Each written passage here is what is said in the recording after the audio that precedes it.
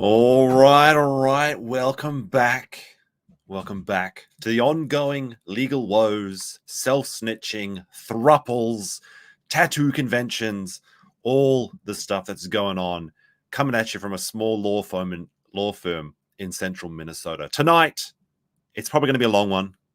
I was going to start, so we're starting a little bit early. We've got the Chrissy Mayr interview, and I was going to clip this up and only get to the relevant parts, but there's basically something I have to say for every other moment, except for when they talk about Alec Baldwin. We'll get into that. But first, I have to remind you to like the stream.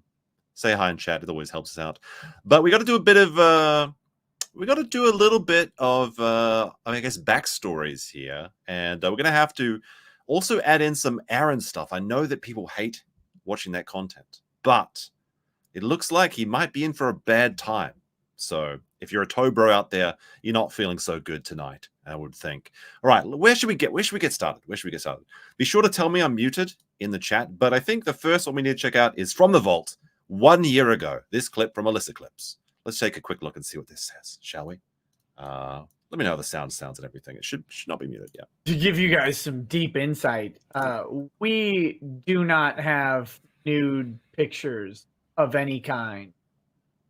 And if we ever did, it would never be in an electronic device, ever. Yep.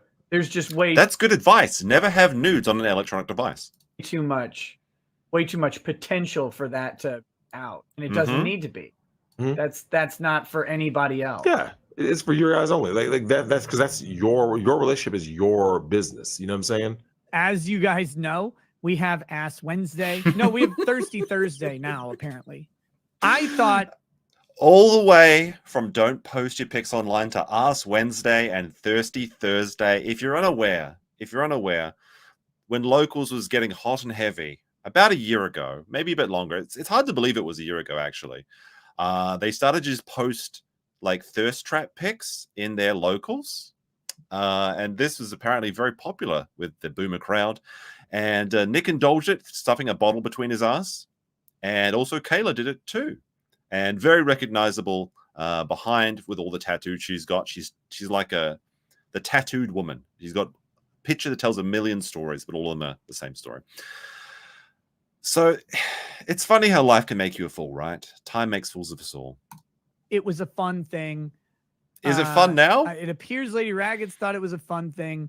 We talked about it, and she was like, "Hey, do you think I could post this picture?" I'm like, "It's up to you." No, the answer, if your spouse comes to you and says, "Is it okay if I post thirst traps to your Locals?" You say no. You say no. I mean, I don't see a big deal. Some people think it's a hypocrisy for me. I don't think so. I don't think so. Don't post nude pics. It's funny. I had to bring that in. Now there's a lot of clips. There's a lot of clips tonight. But where should we go to next? All right, I'll give you a brief sneak peek of the Chrissy Mayr interview. So we're going to have such bangers as this one. Let's take a quick look. John Kristen, did Nick please himself on stream, or was he getting a hawk tour?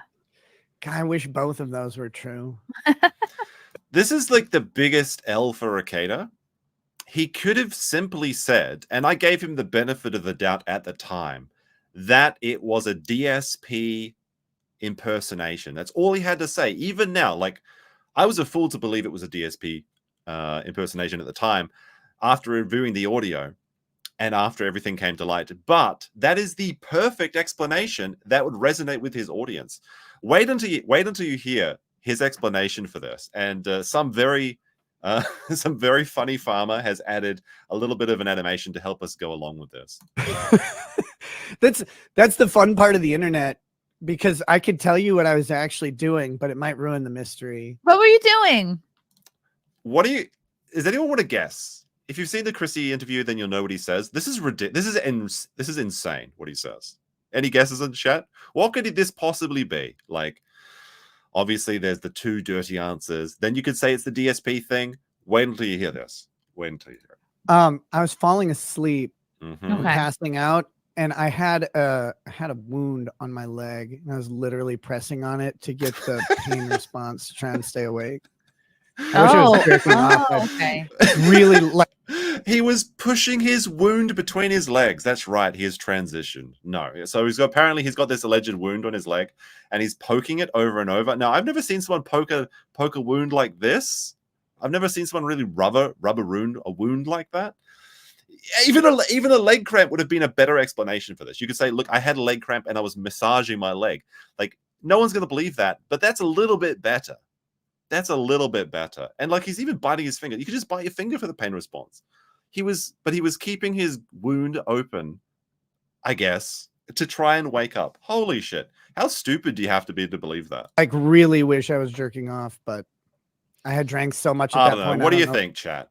A 1 for it was exactly what it seems like. A 2 for it's a DSP, or a 3 he was actually poking his wound between his on his legs. Sorry, on his legs. What would have made a difference? Oh my John goodness! Kristen. Like, how could anyone possibly believe that? It's insane. It's actually insane. All right, that's an all-time banger. That comes out of the super chat segment is pretty rough on this stream. I got to tell you, it's like it's the pot of gold at the end of the rainbow. And it's a long stream. It's like 2 hours. We'll watch it on like 1.25. We'll see how much we can get through tonight. And what do we have here? What was this one? Right. I'm not watching any. All right. This is a good one. Of course. Right. I'm not watching any coverage of me. What I have watched is very limited to basically Robert Barnes did a video talking about hair follicle testing. He's not watching any of the content except being in every Camelot stream, except being in other people's streams, except watching Kiwi Farms 24/7. Yes, if you're a member of my channel, you can use the doubt emoji. Post your doubts now. He's just too busy to be watching all the content. This is the man. He's too busy. He's so busy that as soon as something is posted on Kiwi Farms, he direct messages Noel to say, actually, that's not factually accurate, Mr. Josh Moon. He's not watching any of the content. He just happens to be there at all hours of the day and night. Very interesting. Very interesting. Oh my goodness. This stream was full of so much. So much. What is this one? Okay. Now here is actually an interesting one. This is actually a bit of a which way do you want to go? Which way do you want to go, Western man? Let's see this. Nick, if there are issues with the warrant, why not sign the release for the body cam footage? Nothing but love to Chrissy. People have a misunderstanding about the body cam footage and a release. Now, people obviously very much want that body cam footage to come out, but Nick is putting forward an interesting idea that it's not going to be out until the trial. I haven't seen a release for the body cam footage. The body cam footage right now, I believe, is considered confidential information as it's part of an investigation. And so under the Minnesota Government Data Practices Act, a body cam footage cannot be released even to me. I really have to press X to doubt on this one. I really can't believe that, because as that's part of the discovery, I think he's entitled to this footage before his omnibus hearing, isn't he? Like the defense just can't hide this key piece of evidence from him and then just put it in there. And in fact, if I go to but I'm not entirely sure. If I go to the discovery disclosure, you can go down and see. Let's see. Here we go. Discovery disclosure. So the prosecution says to Rekieta, his wife, and his lawyer that these are the items in discovery, and they've got the incident reports, the police reports, defendant's driver's license, criminal record, defendant's statements, witness statements, interviews, transcripts, search warrant, inventory sheet, photographs, crime scene evidence defendant, video recordings, body cam videos. It's all here. Now, it does say at the bottom of this, all audio or video recordings referenced in reports are available for review at the Kandiohi, I always get that wrong, County Law Enforcement Center. So he must have seen it. I would assume that he would have to have this. His lawyer would have to have a copy of this. Now, is it confidential and then becomes private after the hearing? I don't know. I guess that's possible, but this is in direct opposition to what Josh Moon has said on the Kiwi Farm. So I guess it really comes down to who do you believe? Who is more true and honest? Is it the Kiwi Farms bro or is it Nick? I don't know. Now, I think that Nick is just lying here personally. And interestingly, in response to this clip in particular, Null came out and said he's flat out lying to you, lying to your face. And this makes sense to me because if the police could not show this, if it was really truly confidential, why would they ask for money to see it, to show it to people? And why would they say in a message to Josh Moon's lawyer, who is in contact with the Minnesota, or I guess Kandiyohi, I don't know. I'll just call it Minnesota from now on. If he was in direct contact with the Minnesota department, they said that everything except the body cam was ready to send out on a flash drive, they said. Are they just lying? Are they just gaslighting Josh Moon? There's a little bit more. Let's listen to this. Except as part of discovery. So there isn't like a go sign a release. Like I don't have the ability to authorize the. And wait a minute, just thinking about this for a second. They literally submitted a document to the court to suppress this information from the public. So if it was confidential and then becomes private, and if it's private, he has the option to release it, why would this filing be made? It makes no sense. The release of the body cam footage, nor does anybody else involved in it at this time. That would be when it moves from confidential information to private information. I believe then, I'm not an expert in this area of law, I've never had to deal with it, but I believe at that point people could sign releases and have it released. If someone was told that they were going to get access to the body cam footage prior to that occurring, they were probably not told the truth. So this is an interesting thing he has said here. Are they just lying? Are the cops just straight up lying? I don't think so. If they're going to take money for something, this seems just to be flat out false. Now, it may be the case that it is confidential until the hearing date, like until it's actually brought to trial. But Nick absolutely has a copy of it, or at least his lawyer does. I mean, why would Nick actually need a copy of it? Because, I mean, it's his house. He can see the dirty laundry anytime he wants. But there is no way his lawyer does not have a copy of this. And if he wants to disclose the information, he could just ask for a copy of it. I don't see any reason why it would be confidential. Like, he didn't have to sign a confidentially waiver to his own footage of his own house. That's just ridiculous. What I think is happening, and this is my headcanon, you can tell me if I'm wrong or not, is that Nick is pinning every single hope on the omnibus hearing. And if that happens, that they can throw out the warrant as, government conspiracy, Barnes tier. Like this is a disgusting flouting of the Constitution. If that is the case, if that's what he's pinning all his hopes on, I don't think it's looking too good. Now, I also think that there's probably been a plea already offered, but he's still pinning on hopes because if he can get if he can get the search warrant thrown out, then in theory, and I have asked some people about this, but I haven't received a response yet. In theory, every other piece of evidence is thrown out as fruit of the poison tree? That may be the case, and if that goes through, if they are not able to just get that Hail Mary victory in August, then I think he's just going to immediately take the plea deal. That's my headcanon at the moment. This is the only way it makes sense to me. I could be wrong, but let me know what you think in the chat. But there's not like the state has not sent me a thing like sign this to release the body cam footage. They've never asked me. It's never been brought up to me in any sort of way. So people have this idea. It's like, oh, Nick, just go sign the release. Like, well, I mean, like they would never actually send you a release to do this.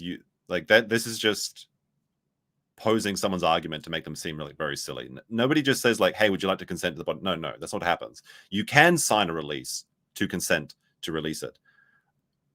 Bit redundant there, but whatever. But again, he does this a lot. There's a lot of these weasel words, a lot of tricky language to make it sound like, oh, this is ridiculous. Why would someone say that? Why would someone say that? Like, what release?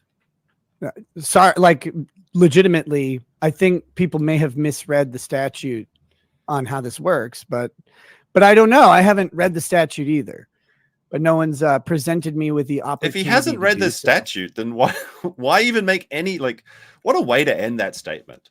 There's no way this is real. I haven't read the statute, but there's no way it's true. Okay, well, I haven't read the statute either, so I guess we're even there. But I thought I would remind people, this is a good reminder about Nick's integrity. So the one thing I will not ever do, ever, this is my pledge. I will never lie to you. I have no reason to lie to you. I'm sorry I let you down by never promising anything. So, Oh man, time makes fools of us all. Like, why would anyone ever say, I promise never to lie to you? Because if you're going to lie, then surely you could lie about promising. It's like every time I hear someone say, I don't lie, I never lie, I would not lie, I immediately am suspicious of them. But he's a good boy. He never lied. He never told a single lie in his life. But wait until we hear the rest of the stream.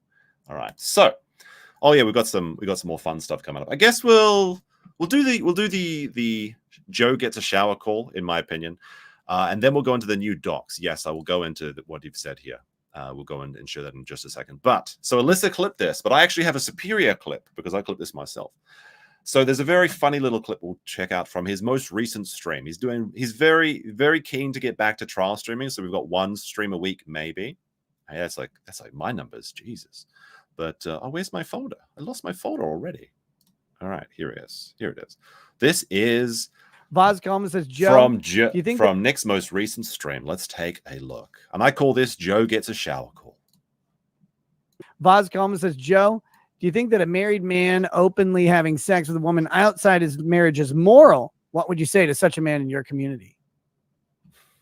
A married man openly having sex, he means like Joe's like, poor Joe. He's like, why would you ask this to me, Nick? I came on your show. I've been a good boy.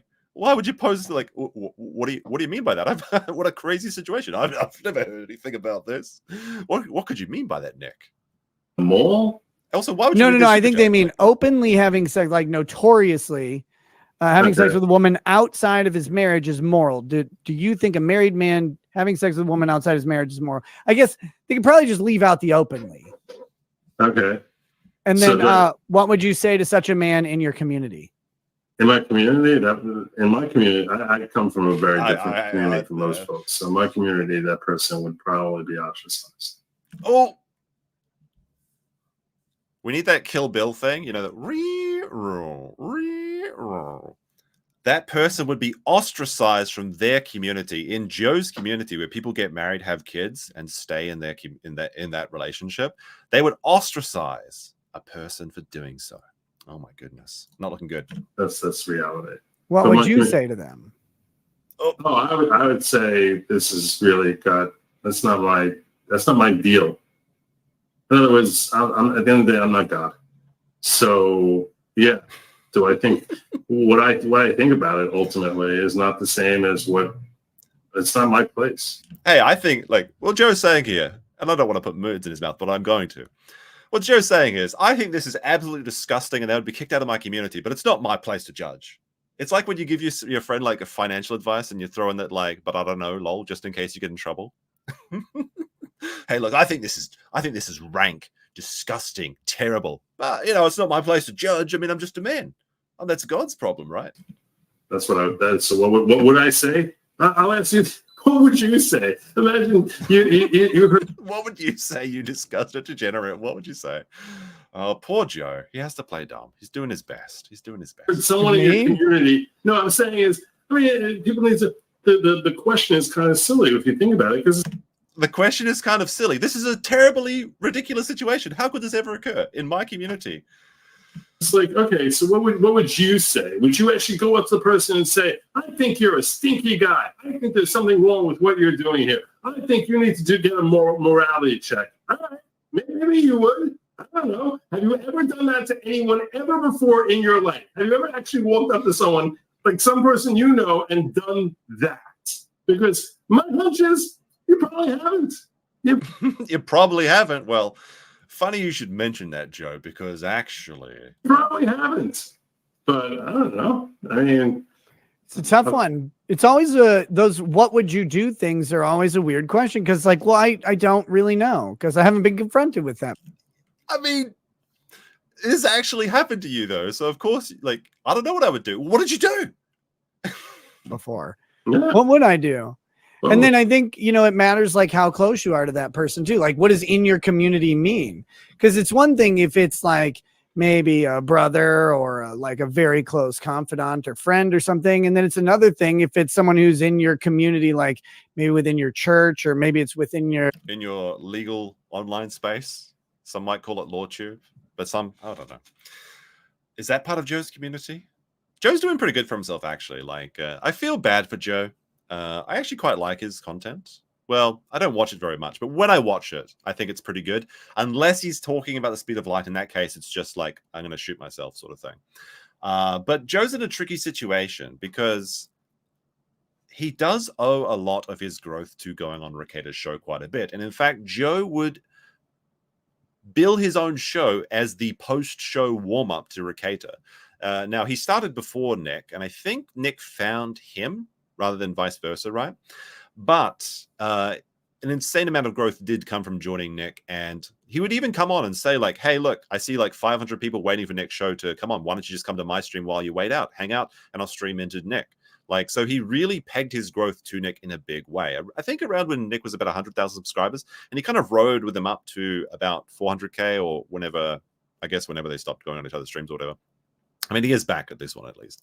But this is a tricky situation for old Joe, because he stands to gain quite a lot from Nick's downfall. Not that I'm saying that he's doing that, but you know, that conservative audience that, you know, likes and like someone telling them Joe can appeal to that audience quite a bit. So he can't exactly disavow Nick, because then he would just piss them off. But I don't know. I feel like he's in a very, very tricky situation. But you know, that's his problem, not mine. Your literal like community you live in. It's like, well, I mean, know, it is your true. neighborhood. It is true. Dragon's Treasure. an actual man who like owes a lot of his success to Nick as well, but then came out and said that Nick was a piece of shit. Dragon's Treasure decided it wasn't a tricky situation, or he decided it was pretty easy. How's it going, Dragon's T? What is it? Dragon's. I actually don't know your first name. Do I? I'm not sure. Go to the Dragon's Treasure. Go get some tea. Use code COPE. I'm not sure if that code is still active, but if it is, go buy some delicious tea. But yeah, Dragon T's video. Actually, I will. You know what? I'll show that very briefly. I'm not going to watch it, but if you really want to see someone who decided that their morality was more important than clout, Dragon's Treasure on YouTube. He talks a lot. His first name is T-Man. I should have known. Here it is. It's actually a very powerful video. Very, very. I would recommend it. It's called "The Downfall of Nick Rekieta, the Man Who Helped Me No Longer Exists." So yeah, I'll check that out. I'd recommend it. Dragon's Treasure on YouTube. All right, where were we? Here we are. Team who, like, you know, you basically never talk to him, and you give him a high five if he makes a good play. It's like, would you go over to that guy and start? I would tell you, I would almost definitely not say anything to that guy. You know. Yeah. So there's a lot of variables in that. I think it needs to be more specific. Maybe be lengthier. Probably it's probably going to take you at least like 200, 300, maybe 400 characters to spell it out, and then I can walk you through it. So like so obviously Joe knows about the situation, but what he's trying to do here is he's trying to throw Nick a bit of a bone. He's basically saying, throw another super chat if you want to ask this question again. Trying to give Nick a bit of money. But you know, it's nice of him to do that. But the funny part of the thing that Alyssa Clips missed this part of the video, because it's really funny. Just check maybe this out. 400 characters to spell it out, and then I can walk you through it. John Jelaine says the pen is the focus of the POTUS. They all ran after it. And with that, let's wrap up the show. All right, let's wrap up the show. Joe didn't give the right answer. It's time for the shower call. Joe, you better stay on the line because you're about to get an earful. Ladies and gentlemen, thanks for joining us. I hope you found our conversation stimulating. And Joe, thanks for being on with me tonight and catching me up on some of this stuff. My mic now? Are you going to fix my mic with me? Yeah, we're going to end the show and then we'll talk. We're going to end the show, and then I'm going to give you a brow beating. You insolent little worm, not doing what the Balldo-bros said. Awesome. He was supposed to come on. All right, guys. It's always great seeing you, brother. Yeah, man. Let's do it again soon. Yep. All right, guys. Thanks for hanging out with us. Time to give that tech support. Peace. Oh man, seething, Cope and Sneed. I can't believe that Alyssa's clip doesn't actually have that when they end the stream. That's the funniest part of it. He literally ends the stream as soon as. I guess it was the super chat he saved for last, but like, what a way to go out! Holy shit! Alrighty. So we're almost to the Chrissy Mayr podcast, but I guess we should go on to these new documents. Yes, we have here. Let me see. Interesting new matter of public record from the Minnesota leaker, the most popular person on the farms. Let's have a look. Now, this is pretty hard to read. What? No, that's the wrong one. My bad. That's not it. It's this one. So, in the newest piece of information posted that's almost impossible to read, the parents' joint witness list. So this is who the Rekietas are bringing to defend them in their trial. Now, you can see here we have Dan. Is that Dan Gentile? Can't really be Gentile. Okay, Dan Gentile. Pathological. So this is his description of his testimony. Pathological impact of the children involving children in a negative conversations about their parents. They're bringing Brooke Leclerc for comprehensive assessment, formerly Rule 25 assessment and recommendations. Aaron Olson, questions concerning the validity and efficacy of hair follicle testing. So these impossible test results are going to be challenged in the hearing. Interesting. And there's also going to be Kristen Barber, Gaudium ad litem, for findings and recommendations of the Gaudium ad litem. I think that's the most interesting part of these documents. We could go through and read it all, but it's actually, there's that much to see apart from who they're bringing. Let me see what else. Let's have a quick look through this. Yeah, that's about that there. This one is the parents' joint exhibit list. So what are they presented to the court? We have the transcript of the May 28 hearing, transcript of the June continued EPC and admit deny hearing, comprehensive assessment letter from Nicholas Rekieta, July 9th, comprehensive assessment letter from Kayla Rekieta, July 9th, CV and summary of and by Aaron Olson, and CV and summary by Dan Gentile. So they're introducing these items so that they can show that the people that they are bringing to the stand are the real experts that know a thing or two about hair follicle tests and why it's bullshit and why it's an impossible result according to them, which is what they do. Like, that's what you do in these sort of things. But that is the most recent document, I believe. So there you go. They are going to challenge the validity of the hair follicle testing. Now, this, I think this is a shot in the dark. Like, this is a really unlikely thing that's going to work out for them, I think. Apparently, and very unfortunately, these hair follicle testings, specifically for this substance, are very accurate. It is almost, not only is a false positive ridiculously unlikely, they can just do the test again and retest and, in theory, get the same result. And if they get the same result multiple times, that really is going to put a lot of doubt on the possibility that tests are incorrect. Now, actually, interestingly, in the Chrissy Mayr interview, which we'll get to at some point in the next 2 hours. Well, actually, let me make sure this is on 1.25. It's still going to be a long one, boys. It's still going to be a long one.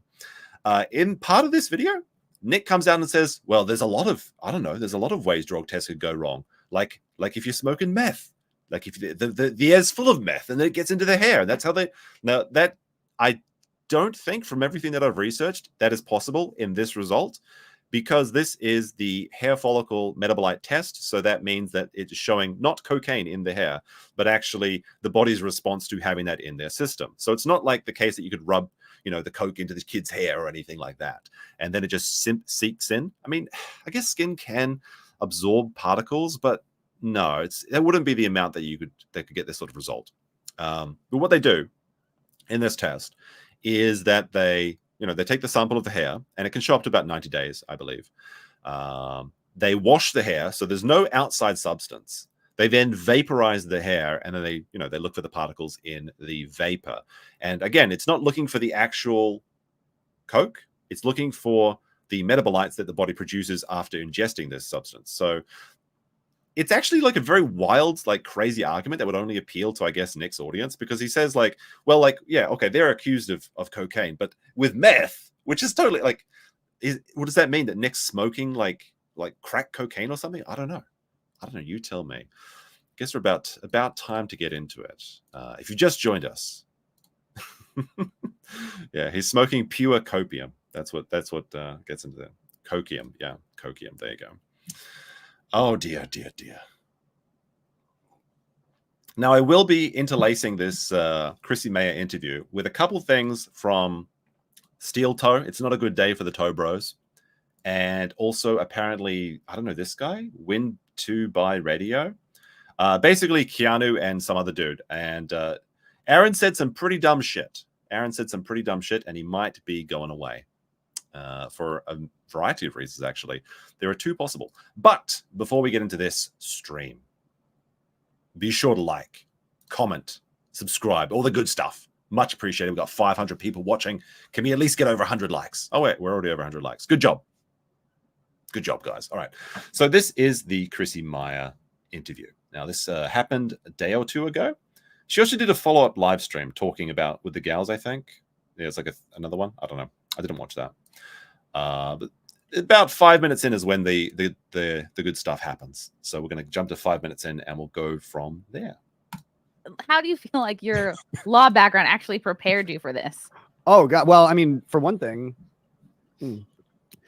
sorry, not very well because he talked to the cops immediately.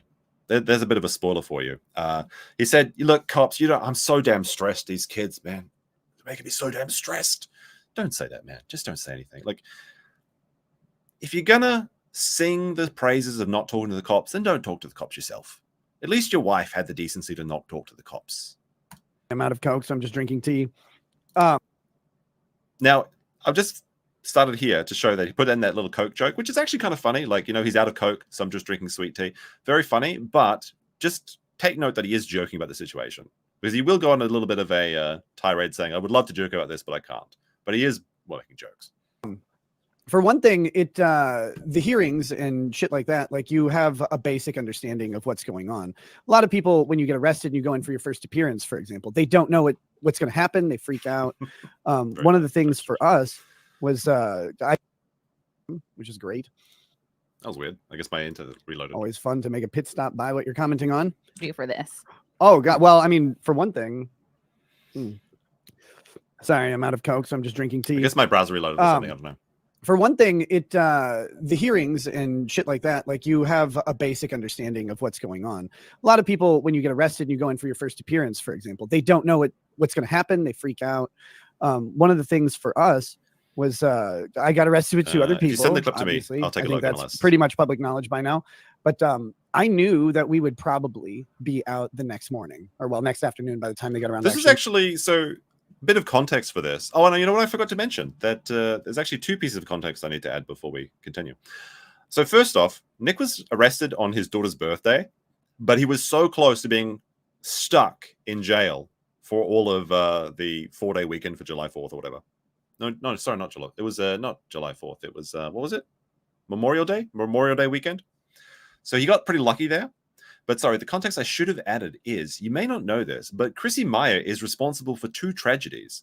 She actually introduced Nick to Aaron and, what's her name? April. Aaron and April. She introduced them on her show. Now, we can forgive that. We can probably forgive that piece of bad judgment. She knew there was a couple people living in Minnesota. She's like, why couldn't they be friends? She wouldn't know what was going to happen, right? But she also suggested Nick that he should start his stand-up career. And for that, there is no forgiveness. I'm sorry, Chrissy. How could you? That failure in judgment is unforgivable. Throw her in jail. Jesus, my brain is not working today. Lock her up and throw away the key is what I wanted to say for that lapse. Thinking that Rekieta could do stand-up? What are you, high? What are you? What are you smoking? What are you drinking to his blood and getting high? I don't know. Let's continue. Sorry. Letting us out of jail. But I knew we were probably not going to be in jail forever. In theory, we could have been in jail for quite a while. We could have been in jail. We got arrested on a Thursday. So we could have been in jail until a Tuesday because of the holiday weekend.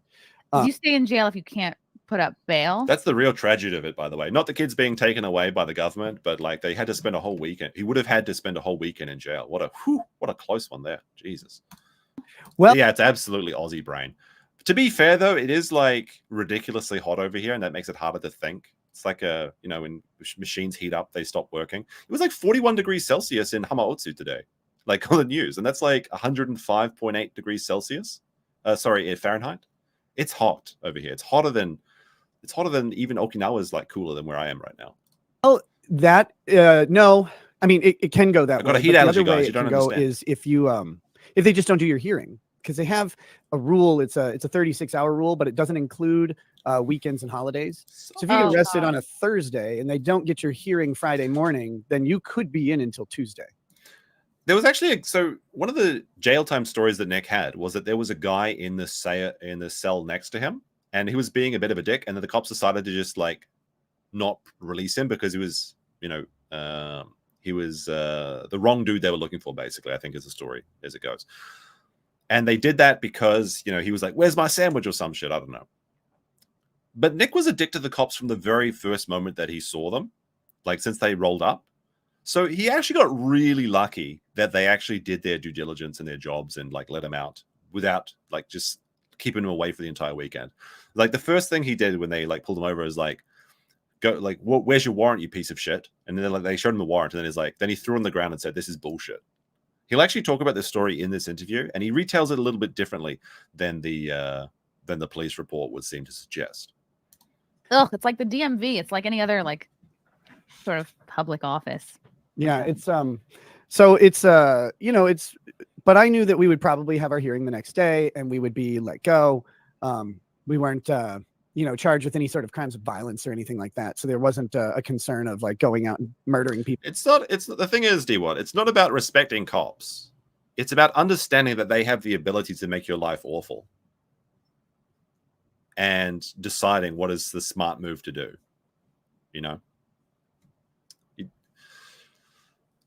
Given the choice of having like a moral victory and call them a piece of shit over like losing your like a week of your time or something, like you've got to choose what's the smartest decision.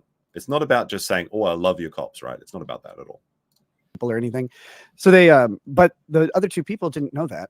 Like they've never been through that system or experience. And so like for me, it's like, well, I just have to wait. And for them, they're kind of, really stressing out about it quite a bit. I'd be like, do I have to get my butthole ready for jail? I would be freaked out. But joke's on you guys, my butthole is ready for jail. There you go. It's pre-prepped. Okay. No, and then that's the first. If you're playing the Rekieta gay reference drinking game, take your first sip. I warn you though, it does come with a risk of botulism, so it's a risky one. But I forgot. I didn't see this chat until now. Alan says for $10. Thank you very much. He says, I recently asked Nick when he was going to grow a Jack Murphy beard on the Chrissy Mayr stream he was on. He's halfway there. His beard's scruffy as hell. Did you not see his last stream? The look in his face was worth the money. Very good, very good. It is funny though, like who would you honestly say is a worse person? Because Jack Murphy, while being a degenerate cuckold, didn't involve children in his degeneracy. So you can definitely make the argument that Nick is much worse than him. But that's up. I guess you'd have to decide, right? The Pie Baker for 5, much appreciated, says, I miss the days when Rekieta would ask for a time. I miss the days when Rekieta would ask for a time he lied, and we could say stream start. Oh, I see what you're saying. Stream start 11. Now we know why his nose is so big. I have my own headcanon on this as well, and you can you can call me crazy or not. I think Nick is intentionally late on all of his streams because I think he's got like the kind of like the rock star personality where it's like, well, make him wait so that they just they're just like chomping at the bit for me to come on. I think he does it because he doesn't respect his audience as well. Like being late to your stream is actually incredibly disrespectful, I think, to your audience. Now, of course, sometimes I'm a couple minutes late. The odd occurrence I've been like maybe 15 minutes late. But if you know that this is your job and you're going to come and do it, and you've got thousands of people waiting for you, why wouldn't you just be prepared like an hour ahead of time or some shit? Like it just doesn't make any sense. I'm pretty sure being late helps the algorithm. I don't know about that. Maybe. I have heard that if you get 100 likes before the stream starts, it gives you a bit of a boost. I don't know if that's true or not. But there are certain thresholds of liking the stream that does help out. Like 100 likes is good, 400 likes is good, which means that if half the people in this stream like the chat or like the stream right now, we're going to have 400 likes, which will help push my stream out to YouTube. So much plea to like the stream to you people. And also, Amica Cream became a new mid member. Thank you very much. Much appreciated. But yeah, I find it pretty disrespectful, honestly. And I think it's because he thinks he's a lot more important than he is. But I mean, what do you think? Let me know. The other part is just kind of knowing, knowing what to yell at everybody. Like, because you have to yell at the cops. It's a requirement when you go to jail. You have to yell things all the time. Like from your cell, you have to be like, "Hey, where's my sandwich?" Did you have a mug to clink across the bars? No, there's no bars there. It's just since county jail is just cement walls and cement everything. Oh God.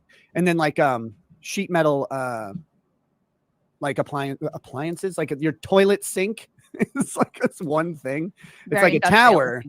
Right, it's like a tower of. Okay, they kind of ramble on for the next 2 minutes, I think, because my next timestamp that I had was at 10 minutes. So I'll skip ahead for that. Because I'm pretty sure they just talk about how amazing bathroom toilets are in prison. You know, they've got like the sink on top of them so you can wash your hands at the same time as you're taking a piss. So, I mean, how convenient. Actually, all toilets in Japan like that. So that's why I always wash my hands, despite what you may have heard. I never lied to you, chat. Away, I was like a half mile to a mile away from my house. And all right, no, so I'll go back a little bit. So this is when the warrant arrives, right? And said they wanted to open the door. I'm actually still in my car.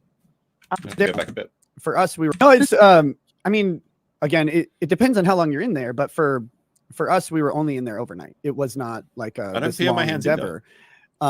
It's not fun. Don't get me wrong, but there's not like anything to do. If you're there for a longer period of time, you have to worry about stuff like that. But it's really just like, you know, you pee a couple times and then you're. Where does your phone go? Mine was actually still in my car. Oh wow. They Nick missed an opportunity to say prison pocket. You know he wanted to, but yeah, he was arrested in his car driving with one of his kids. Not the Law Pope car though, not the Mustang. Also, been there, done that. Member for 2 months, much appreciated. Love you. Because if people don't know this, I was not home. Like I know how he always says is like people don't know this. You know, most people get like most people don't know. Like everybody fucking knows. Like I don't know who he's referring to when he says most people don't know this because everyone knows about this. Like, is he just talking to his brain dead audience that still think he's done nothing wrong or something? Are those the only people that don't know because they didn't read the docs? I was in my car, and so most people think that you were home, and everyone's no. I don't. Who said this? Who said that Nick was at home when he was arrested? No, he was driving. Everybody knew that. Like, come on now. Oh, like they're gonna see them breaking down the door, and everyone's gonna be home, and yeah. Well, like, okay, so she's saying like, you know, the body cam footage that people want to see there, that will be on the body cam footage. Breaking down the door will be there because the police that broke down the door were wearing body cams. There was like 5. No, wait, was there more than that? Was it like 9 officers? I think it's like 9 officers with 2 hours each of body cam footage that they need to blur out the kids' faces and things like that, understandably. And you know, even if they didn't, I would do that before I would throw it on stream. But no, so there's the police body. We should, in theory, we'll get both ones. So the ones when they arrest Nick and also when they break down the door. Now, what we learned recently from the most recent April docs, Ape Escape is off the table. She's back on for charges. But her documents revealed something that the previous documents did not, which is that at the time of the arrest, when the police were banging on the door and the kids didn't let the cops in, April and Kayla were upstairs in the bedroom, I would assume, just being lazy pieces of shit and not dealing with their children. Now, maybe one of them went upstairs to grab something, and that's the moment the cops actually showed up. But no, the kids were down there by themselves, not letting in the cops as they were breaking down the door. And that's going to be pretty hard to explain to your audience when that actually does come out. Now, again, Nix is praying at this moment that it's all going to be sealed, but he hasn't been so lucky in his pleas so far.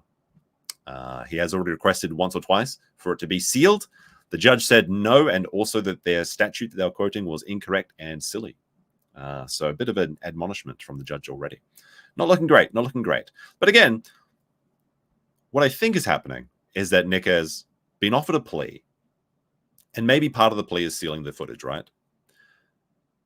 And he's really hoping that everything just gets thrown out immediately during the hearing, the first hearing in August.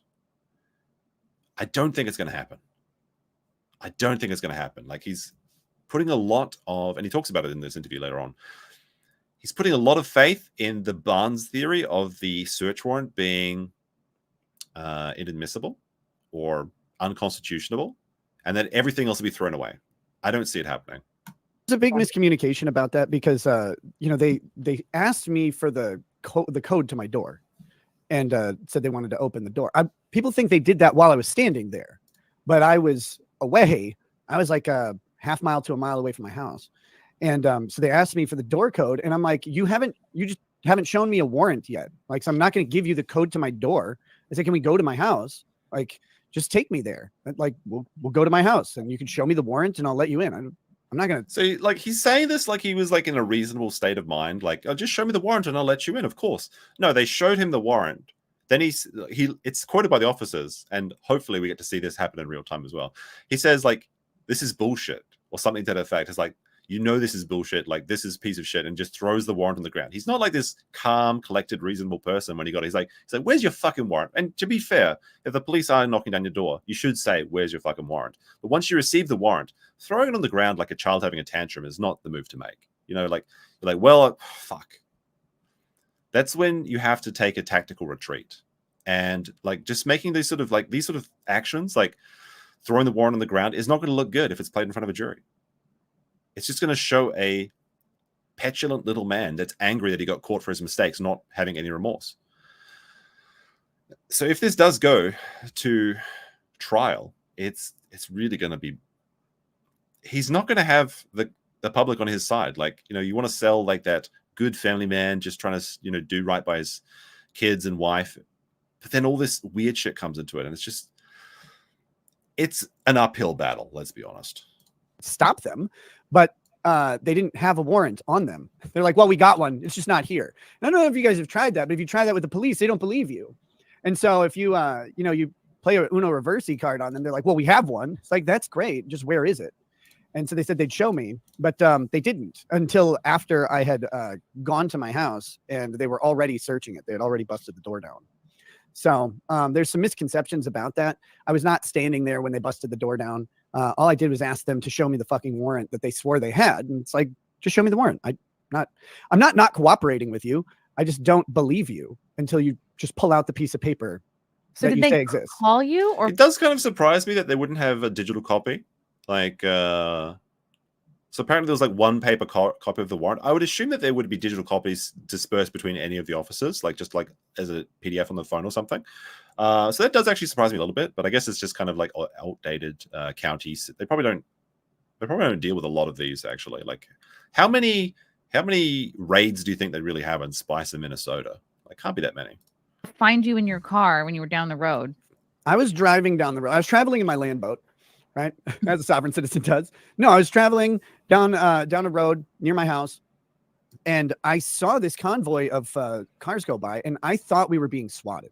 Okay. So I actually pulled over, and I was getting ready to turn around, and then one of the cars peeled off the convoy and came up behind me because it obviously must have recognized my plates. And I was not in my Mustang, just so people know. Like, it was. So the reason he mentions that he's not in his Mustang is the Mustang is the one that has the license plate that says Law Pope, which is a very funny joke and not serious at all. And you know what? It was a little bit funny at first. But people actually believe this shit. They'll be like, whatever the Pope says, I will wait. I will defer my streaming to you, my Law Pope. But it wasn't that car. It was his Navigator, which is the big family car. You know, very expensive one too, actually. Apparently cars were even more expensive because of the koufaning. But you know, when you get those big stream bucks and nothing bad is going to happen in the future ever, of course, why not just splash out, get a nice, get two nice cars. Why not? You'd earned it. Was my Navigator.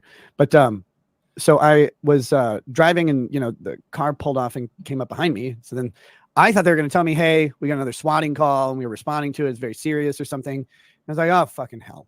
But no, they came up and then asked directly. They're like, I need you to step out of the vehicle for a search. I'm like, well, that's not how this works, right? Like, I'm not going to do that. And then the whole thing started with, well, we have a warrant. It's like, that's fine. Where is it? And well, I don't have it on me. Like, what is there? Are you out of paper? Do you have like a phone you could show me the warrant on? Like, anything at all? Ah, yes, the Diablo 3 mobile edition defense. What, you guys don't have phones? No, I mean, he is right here though. They should have had multiple copies. It doesn't help him. Doesn't help his case that they didn't. But they absolutely should have had at least extra copies for fun stakes, right? Also, Excumer with a very good time super chat, because I was about to restart the video with a 50 North Korean coronas. Or can't talk about this case, but also talk about the case. Can we keep the Balldo bunker people after it's over? Their retaliation is on another level. I did say that silly on purpose, or did I? But yeah, that's the thing. Nick goes out to say, I can't talk about the case, proceeds to talk about it like every single time. 2-hour cope not talking about the case right now. Oh, and they're like, Screenshot. we just don't have it. And it's like, how many people do you have all these cop cars? And they literally had one paper copy of the warrant and no electronic copies that they could show me or anything. And I'm sorry, I'm just cautious. I don't consent to searches. I don't consent to anything without just seeing the reason I'm supposed to allow them to do it. And so, you know, like I said, I told him, I'm like, if you just show me the warrant, like you can search me, you can search the house, whatever you want to do. No, wait, I gotta go to the tapes on this one. Like, I'm not sure if I actually have a copy on me. Who has does anyone have a quick copy of the probable cause affidavit? I don't have it on me right now, I think. I'm always certain that as soon as he sees the document, he's just like, fuck you to the cops. So when he says, like, just show me it and I'll let you in, that's not even remotely close to true. Remember, he never lies, guys. He's never lied to you ever. And they didn't until they were, you know, midway through the search. So it was fun, but it's like, it's weird having that happen. But yeah, I was just traveling down the road in my land boat when I was pulled over, and the rules of admiralty, they said didn't apply, but I screamed that they did a whole lot.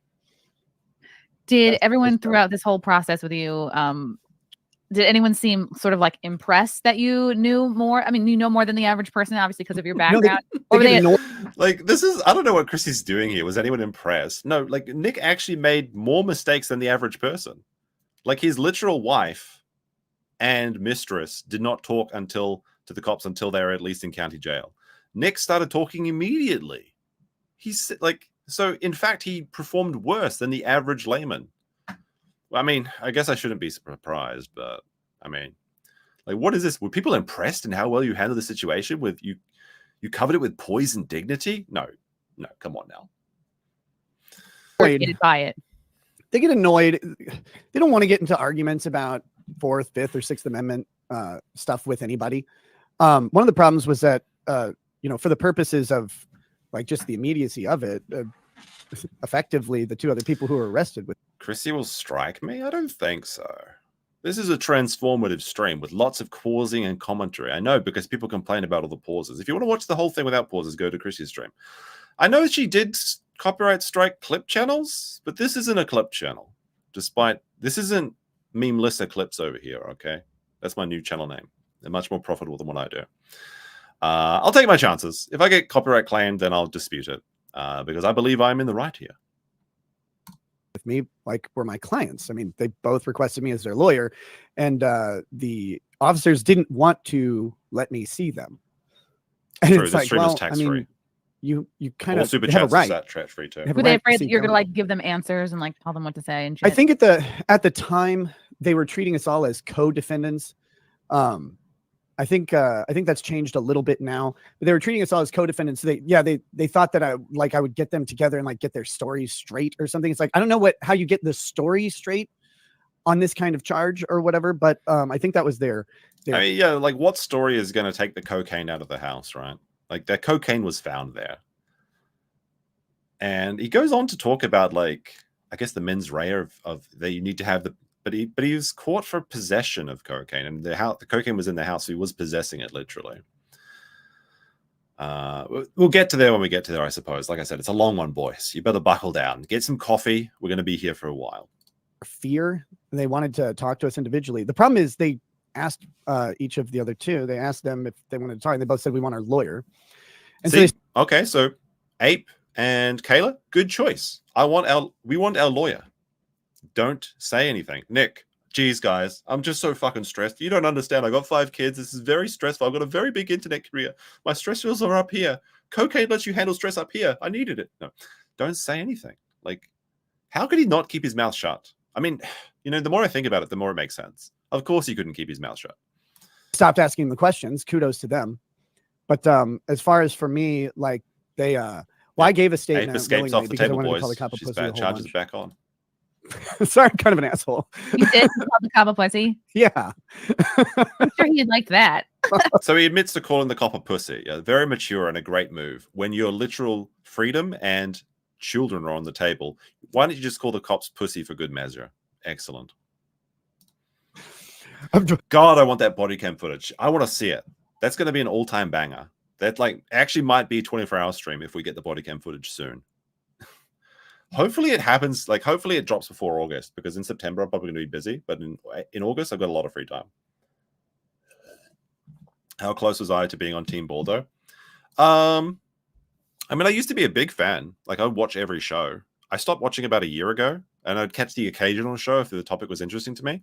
But it started to fall off of me quite a while ago. I was coping a bit, like saying, well, you know, maybe he was just doing a DSP impersonation. Surely he wouldn't actually be getting a you know, spit and polish underneath the table. But then when I was like, oh, shit, I looked at the audio myself, like, how can you really? I was like, shit, well, okay, this sounds exactly like it. And I had to go and check the audio myself. And I remember I was in Discord. I was like, oh, shit, fuck. Oh, well, it is what it is. Believe me, that wasn't going to get me in any worse issue than I was in at the time. So it was like, I said, where's your probable cause statement for the warrant? Like they showed me the warrant, which just says they have the warrant to search your house. And I was like, yeah, based on what? And I said, I know your probable cause is bullshit. So show it to me. He's like, oh no, I got it. I got this probable cause. And I'm serious. This is how he was acting. It was funny. He's like, I got your probable cause. I was like, yeah, sure. Where is this? This is like the live stream equivalent of like a web comment where you make your opponent look silly. It's like, I'm silly and loud, when obviously he's the one that's spurging out like an actual child. Oh dear. We'll have to see though. Like, you know what? We could all be. It's always possible. It's always possible that I am wrong. And I'll do an apology stream if that is the case. If it turns out that it was a giant government conspiracy, we'll do the I'm sorry Nick stream. How about that? What's in the mug though? Iced tea apparently, or Arizona sweet tea mixed with Skittles probably. I don't know. You pussy, like you know it's bullshit. So that was fun, having a nice exchange with another citizen. Yeah, of course. So I want to know who, and of course you, like before we were recording, I was like, oh, and I was like, who's gotten it wrong of all the coverage? And then you were like, well, I'm not sitting home watching everybody who's covering me. And I was like, of course, right. I'm not watching any coverage of me. Fake, not true, literal. As soon as a document is posted on Kiwi Farms, immediate shower call, null on speed dial. How dare you say these things, you wrong and silly man. He's been doing nothing else but watching what people have been saying about him. He goes on to say, like, yeah, I mean, we previewed this a little bit at the beginning, right? He's like, well, I watch Barnes's. Like, he's doing research. Yeah, Barnes, better call Barnes. That's going to be a winning legal argument there. All right, check Discord. I'll take a quick check of Discord. Max seems to have the files, so we'll take a quick look at this. This is for April, right? No, that's not the one I was looking for, Max. That's the Apes one. I was looking for the file where Nick is the probable cause affidavit is what I'm looking for. But that is the April document. We've already read that though on a different stream. But thank you anyway. What I have watched is very limited to basically Robert Barnes did a video talking about hair follicle testing and stuff like that. It's a really interesting video. He has some of the facts wrong in there. Nothing like super crazy. Even Nick doesn't believe in Barnes. Even Nick doesn't believe in the sweetest mercenary model of lawfare. Oh dear. Or whatever about it, but it's just an interesting video about hair follicle testing. I'm not going to say whether or not it applies to my case or not. People should though just all right. Nick's not going to talk about hair follicle testing. Just keep that in your back pocket. Check out what he says, because it's a really it's a thought-provoking discussion about the nature of testing and how the state utilizes testing. That whole discussion is useful for anyone curious about the legal system. I was curious what he had to say about it in relation to my case. Yeah, I was curious about the people that agree with me, what they wanted to say. I guess if you surround yourself with yes men for your entire life, then that's the way to go. His video is not making it into my trial, so it doesn't really matter. As far as other stuff, common Barnes L, by the way, he tries to sneak into different people's cases, like literally ambulance chasing on the internet, and then they always just tell him to go away because he's making everyone embarrassed. Happened with the Covington kids, happened with was it Denzel Washington, happened with Rittenhouse. Barnes just keeps getting thrown to the side. Unfortunate. He's been simping for the Constitution, but nobody wants to simp for Barnes. It's so sad. I really haven't watched it. I don't. Most people don't know enough to make like a fully fleshed out opinion on the legal matters, and that's how. But that is not a knock on anybody. Just so everybody's clear, that's how all of us operate when we're doing the law tube thing. We don't know the facts except for what's presented. Did I say? What did I say? Denzel Washington? Is it Wesley? Well, it's Wesley Snipes, right? Wesley Snipes. Yeah. Trucker Rob says hello there. Hello, go. I do actually have to, lead with my mistakes. So Nick said in one of these previous streams that we did that he was too sad. Oh yeah, you can like and heart things now on this. Just always forget about that. Nick said he was too sad to go to work, and I said that truckers can't go to work when they're sad either. Apparently, a trucker contacted me and said, actually, this is not factually accurate because, if I'm not feeling good, I don't want to, carry a truck because it could be dangerous. So apparently, truckers can take holidays if they're sad. So it actually surprises me.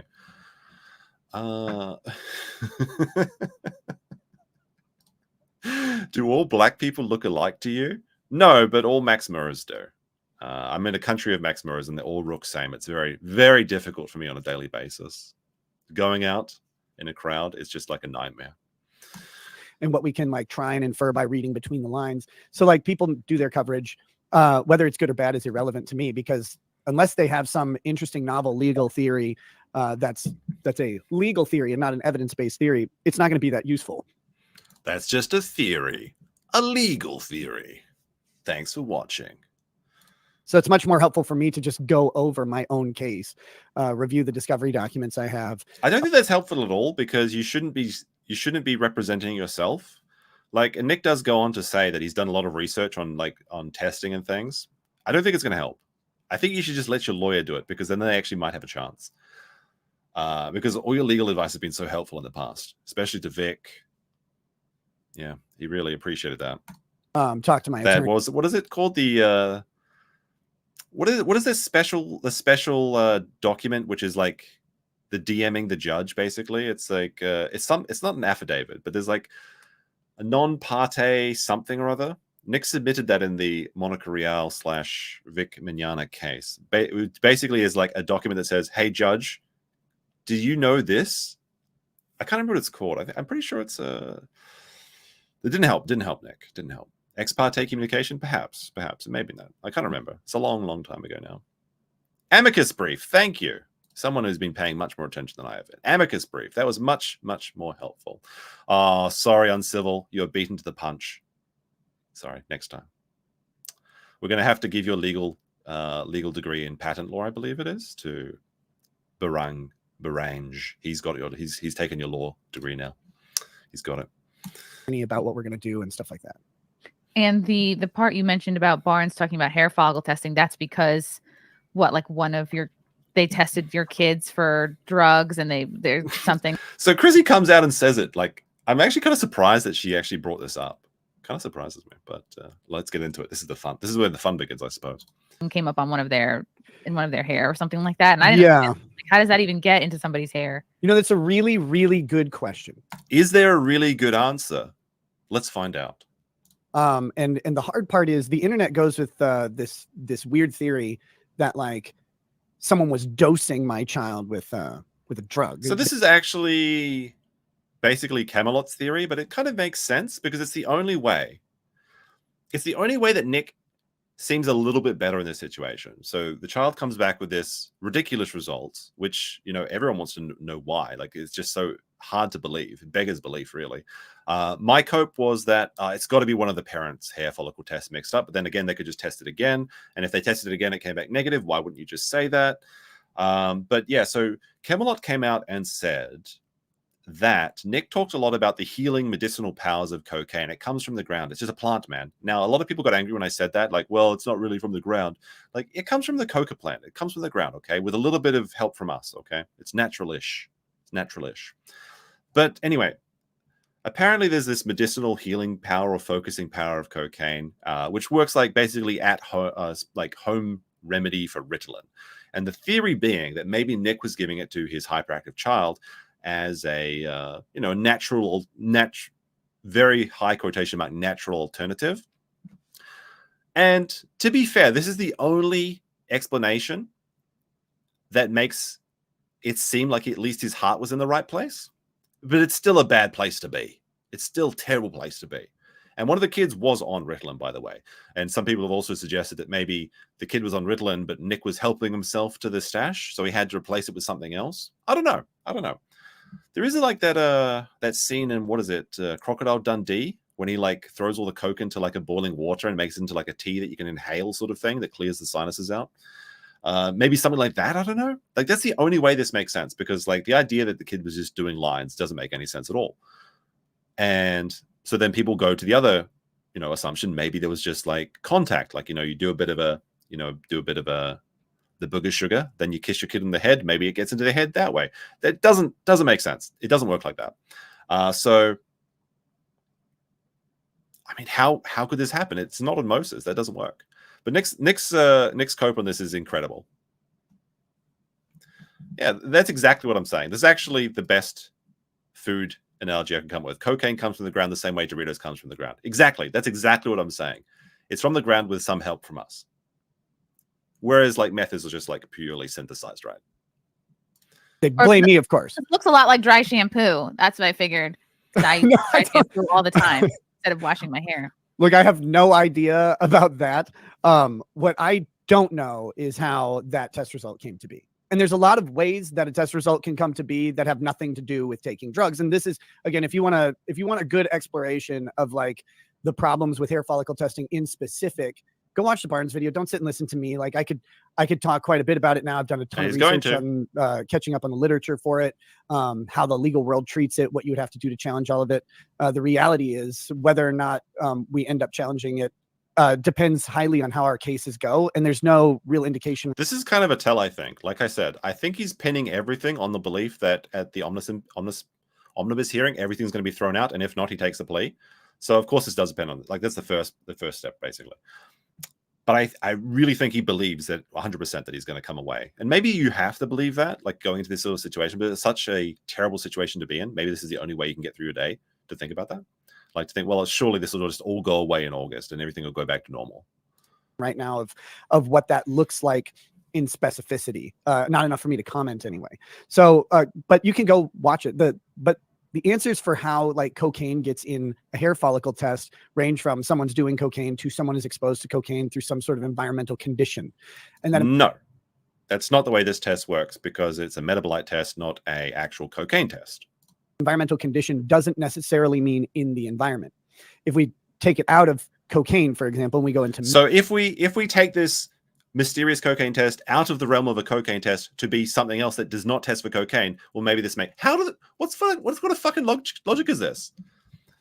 Okay, interesting thought experiment. What if we did a different test that isn't the test we're talking about? No, this is not helpful at all. This is just rambling, and it just like satiates the Balldo bunker remaining, what are they called? Brown shirts. They're the only people that buy this argument. Like, listen to this again. Necessarily mean in the environment. If we take it out of cocaine, for example, and we go into meth, people who smoke meth in a house, there's meth in the air. There's like actual meth fumes, and those can be absorbed into hair follicles. And so what you have is in places where this makes no sense. Like, unless he's like tacitly admitting to smoking crack cocaine, and he's like, well, maybe this is help. Like, which I don't think so. But you never know. I'm pretty sure he's like, I mean, like elephants have their big snots. What am I saying? What I'm trying to say is, with a nose like this, why would you smoke crack when you could just sniff it, right? God's given you this proboscis for a reason. May as well make use of it. There's no way he's using crack. Surely it's all going up the trunk. Exactly. Snouts. The smoking of a drug takes place, especially children can have kind of detection, because it literally gets into their skin on their head and into the hair follicle and then grows into the hair that way. We're not accused of anything like that. We're not accused of our child ingesting cocaine. Now, I've actually wondered about this, and I was wanting to reach out to some legal experts to ask them, couldn't the state just bring these charges at any time? Like, maybe they have not brought the charges yet. Maybe they're waiting until the first hearing. But couldn't these charges just be brought any time? I mean, surely, right? We're not accused of actually anything involving that at all. Our accusation, our charge in the criminal case is literally the presence of a controlled substance where minor children. No, it's possession. It's possession of it. So, like, this is like a very hollow argument. Like, first of all, it's for possession, and you did possess it. Now, he will say that, I don't know how the cocaine got in. Maybe the cops brought it in. I don't know. It could happen. Do you know what's in your house? When do you get to this? But like, that's the best part of this. When he's like, "Well, I don't know how this got in my house." That's gonna be pretty wild. We're only 20 minutes into this. Someone said, like, I got here late. You did not get here late. We're only 20 minutes into 2 hours. You're going to be here all night. Maybe I'll even be here all night. Who knows? Live. That's the or at least until Chrissy copyright strikes us. That's my cue to go to bed is when the stream gets taken down. I mean, I can only pray it happens in the next 4 hours. So, it's people on the internet come up with like crazy theories about it and stuff like that. But the people on the internet making up crazy theories. He's talking about himself. It's like, okay, well, my kids have got a cocaine test, but imagine a different test that doesn't apply. Okay, what if you think about? Does that make sense? No, is this crazy? No, okay, it's not looking good, Nick. Not looking good. We know the truth about it. We know that our child was not ingesting cocaine. That's a very. If they were, they would have been getting so much more homework done, cleaning their room. They'd probably have. Well, maybe Caleb needs to do some coke that she can clean the room. Like again, oh no, the joke police are coming. I can hear them. No, like I said, it's really hot in Japan right now. Like over 100 Fahrenheit, 105 in some places, and people are just falling like flies with heat stroke. Not me though, because I just stay in my little igloo. That's why it's blue. That's why the background's blue. It's not actually lighting. It's just I live in a little ice house. I'm like a little penguin. Hair follicle numbers are really tough, but you could imagine that they would go to a hospital, like that there would be some sort of medical record of that, and there it just isn't any. There's nothing like that. There's no witness to that. This isn't a claim the state is making. The state has their evidence, and they're not claiming it. This is purely an internet fiction, and that's fine. The internet only has what information they have. I'm not begrudging people for it. I do think it's a little ludicrous that people like assume that that's what was going on, but it's I mean, it would have been ludicrous to assume that you're in some sort of weird polycule as well. If you're one of the original long-time stream watchers, it's a ridiculous situation for a man that talked about the virtues and benefits of monogamy, and the only situation that you could raise a family in. Like, let's play the clip. Let's play the clip while I refill my water. I'll be back in like 30-40 seconds. But you won't go anywhere because you're gonna watch this. The hypocrisy. I have dealt with some manipulators in my life, dude, and one of the funniest things is trying to get them to just admit when they're manipulating. Yeah, they won't do it. They can't. They're incapable of saying, "I did the thing."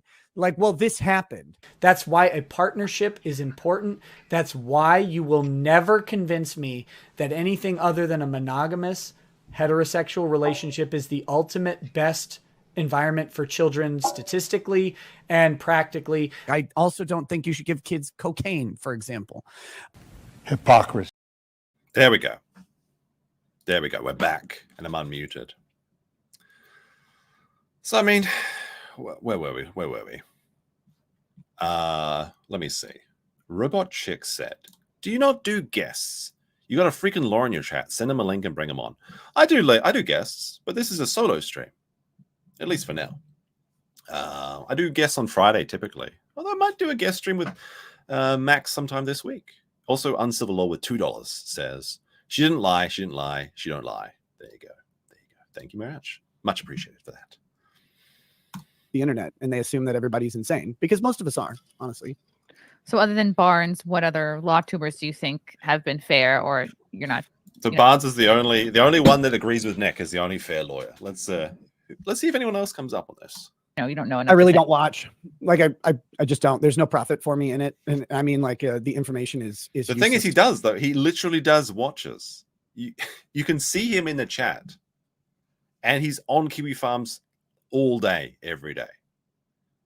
So this is just a flat out lie from the man that tells no lies. To me, for most people, they're going to make claims and speculations and try and explain aspects of the law, and that's great. But I don't need that. done. Like I have me, and then I have my lawyer, and we discuss. We discuss what's going on based on the facts that we actually know, based on the discovery that's out there. And that must be really difficult for that lawyer.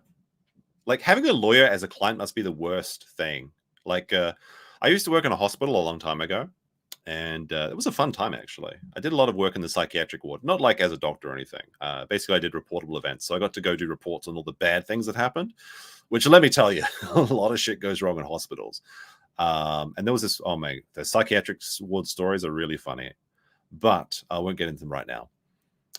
The reason I bring this up is that because a lot of the people that worked with me were like retired nurses that have gone on to different roles, and they would tell how the worst patient to have, particularly if you're in the maternity ward, is a nurse or a teacher. They're the worst people to have because they research everything. They try and research everything, and they try and tell you what they think is the best idea. And it's a nightmare.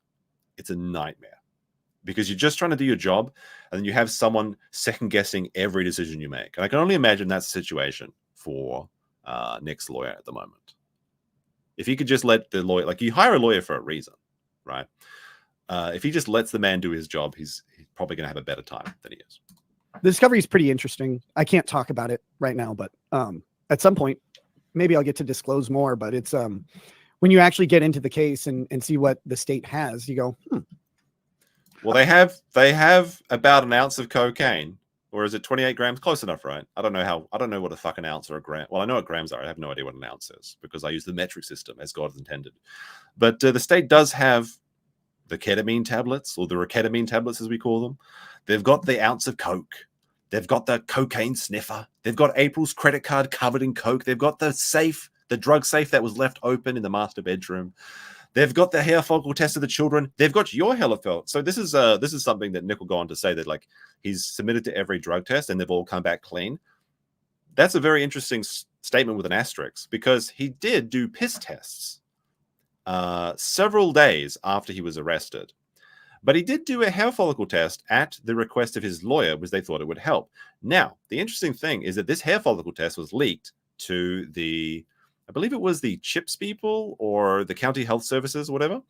And fair enough, they should not have had this leaked by their lawyer, by Nick's lawyer. That should be privileged information. So Nick does actually have a bit of a claim here because that should just never been shared initially. But somehow they got a hand on it. I guess they're just out to get him. Who can say? Maybe the conspiracy is real. But he did do a hair follicle test. I believe Kayla did one too. But they're trying to get that stricken from the record. And honestly, it really should be because it is privileged. But the idea that he's done every drug test and it's come back clean is just not true. Now, the piss tests, like after it's like 48 hours or 78 hours, they come clean from cocaine. So he did submit to a test like a week later. That came clean. And I guess every test since has been clean. But there was never any piss test taken directly after he was arrested when he might have actually been showing positive for that result. All right, let's continue. okay. What's involved in discovery? Because I know that Gina Carano's case, I think, is moving forward. Oh, bit of a. I'm not sure if Chrissy knows what she's doing here, but Nick made a statement on the Gina Carano case saying that there was no way this is moving forward. And actually, Legal Mindset said that actually there's a pretty good chance of this going forward. And guess what? It actually just came forward, and it's going forward. So I'm not sure if Chrissy knows. It's like a subconscious felt here, but a little bit funny, and a little bit of the back law. That Nick was too lazy to do the research on that case and didn't really go his way. Against Disney. And I'm told that that's going to just involve a lot of just opening up emails and texts. I'm like, well, that's going to be pretty cool because I'm very curious to see who had been scheming against Gina since the very beginning and who had it out for her. Well, discovery in civil cases and criminal cases they're similar ideas, but they're different in how they work out. Criminal case discovery, the state has to disclose all of the information that it plans to use against you, and they have a duty to disclose any potentially exculpatory information. We saw this with Alec Baldwin's case, where the state. All right, so this is the one thing that I know that this is the boring part of the stream when they talk about Alec Baldwin. Did I write down when it finished? I thought I did. Skip over the entire Alec Baldwin part if you'll give me a moment. If my internet works. And they're like, oh, just say you hate those people. Especially don't pull a trigger unless you want Somebody. Alec Baldwin has its own issue. Again, this all comes from there's this big gap of information that occurs because the state has. All right, there we go. It sounds like we're back on Nick's case. We'll skip to about 30, but we're 30 minutes in, guys. It's been 1 hour, and we're about a quarter of the way in. So maybe 4-hour stream tonight. Pretty long, pretty long. In regards to us see, at all. We'll see. Which, again, this all comes from, there's this big gap of information that occurs because the state has what it initially has, and then the state has its case that it builds over the course of things. And we're not accused of that. In fact, the state is pretty clear. It's pretty obvious from, their observations and their interviews with us, with the children, with our family members, that isn't a concern of theirs at all. That the children love the hell out of us. We love the hell out of them. They have. I mean, that's kids always love their parents, even if they're pieces of shit. That's the way kids are. That's the way it works. That's what kind of makes it sad, really, as well. I mean, honestly, the best situation would be that they get clean and get the kids back, and hopefully that does happen. Like if we're being serious for a moment, obviously we try and bring a bit of levity to this serious situation. That would be the best alternative. But we'll just have to wait and see, right? A full home of activity and a great environment to live in, that we're very involved with them. And like people have built a narrative based on these initial reports that came in, but those reports were ignored. Well, so I guess what he's saying here is that the pastor or the church members that saw the smelly, hungry kids that were literally complaining of being hungry and not being fed, that were wearing the same clothes for days on end to the point where it was disrupting classrooms. Those reports might come in, and maybe you just don't listen to the first couple of them. Like, oh, it's just one report. Maybe it's just having a bad day. Who knows? But if they keep coming in, then maybe that's that actually made the state finally act. We'll have to see. Initially, they were used as a basis for a search warrant, which that has its own issues to potentially hammer out. But those weren't actually the basis of anything involving the children. Our children were removed due to an emergency placement because, again, there's a statute that says that if there's a controlled substance in a home, the child is presumptively in danger. So, did you know that could happen? Did I know that could happen? Well, sure. That's a bit of a.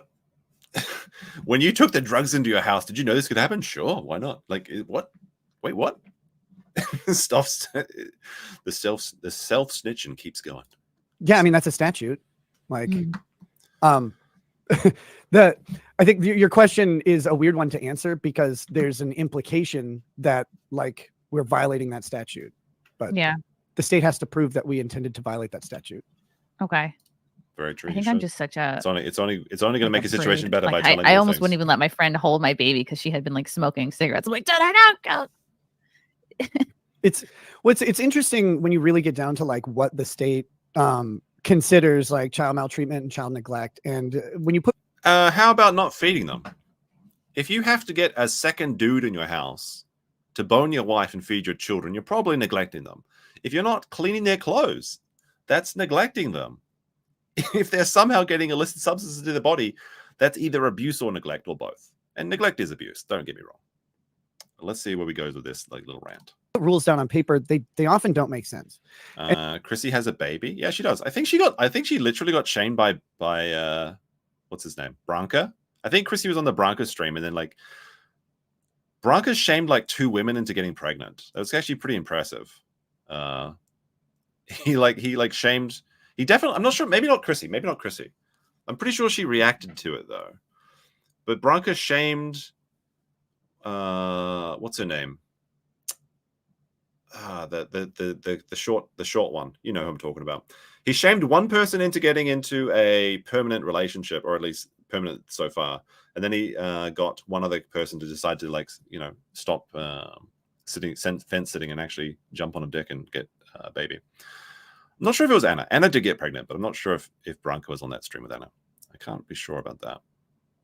And this is the boon and bane of the family court system and the juvenile protection system is that often you get nonsensical results. Like you can have people who are consistently intoxicated, or they have a home filled with like nicotine smoke, for example, and that won't be child endangerment. And it's like, well, I mean, that's probably more dangerous in a lot of situations. Children are. Is this the legal advice he gave to Ethan Ralph when Ethan Ralph was like blowing smoke in his baby's face? In when we get down to it. Nick Rekieta told me I could blow Snake and Cozy Rosie's face. Or you can have, you know, they'll say, for example, you can't have a controlled substance in your house, which sure, that makes sense. That's a sensical law, but there's a whole bunch of substances. No, in your yeah, I'm house thinking of Ari Jacobs. Ari Jacobs is what I was thinking about. So Branka told her that she was going to die cold and alone, and then she got a boyfriend, which apparently she's had for like the last year or something. So good for her. Sounds like she's decided to just be serious. And then I guess Chrissy got pregnant as well. Those are the two women I was thinking of. that are perfectly fine to have that are as dangerous or even far more dangerous to children. Like, wait, I'm going to go back. This is when he starts talking about bleach. This is good. This is the good part, actually. in your house that makes them, you know, they'll say, for example, you can't have a controlled substance in your house, which sure, that makes sense. Okay. That's a sensible law, but there's a whole bunch of substances in your house that are perfectly fine to have that are as dangerous or even far more dangerous to children, like bleach, for example. And you don't get arrested for having like a thing of bleach in the wrong. Oh no, actually, Nick doesn't have any bleach in his house because he doesn't clean. But this is going to be a fun little conversation. But there are many dangerous things in houses, but there's fundamental differences between cocaine and bleach. First of all, bleach is usually out of reach of children and has like a special cap that prevents it from being drunken by children. But more importantly, you don't teach your children to drink bleach. Now, you might say we don't teach your children to do coke either, but children learn by example. And there is no way with 5 kids in the house and 4 adults that are doing drugs in the house that they don't see the adults doing these things, right? Kids basically just copy everything they see adults do. So by having these substances in the house, by doing these substances in your house, you are actually showing the kids that they might want to try it. This happens with kids all the time with alcohol, cigarettes, and drugs. So he's actually teaching them through his actions. You know, lead by example, but then he's making these terrible examples. So they're fundamentally different. But let's go on to see what he says. You don't drink bleach? Well, I mean, I might. But you know what? Oh, you know what? Look at that. We've even got a custom emoji. Custom bleach emoji for the chat. Place, even though that would be more dangerous to children than for example, a child stumbling across marijuana or something in one of the states where marijuana even marijuana like is much less dangerous than bleach, because like a child isn't going to find a bunch of marijuana and then like roll a cigarette and light it up. That requires some dexterity and experience in doing so. Now they might swallow it, sure, but it probably tastes like foul to them, so they most likely won't do it.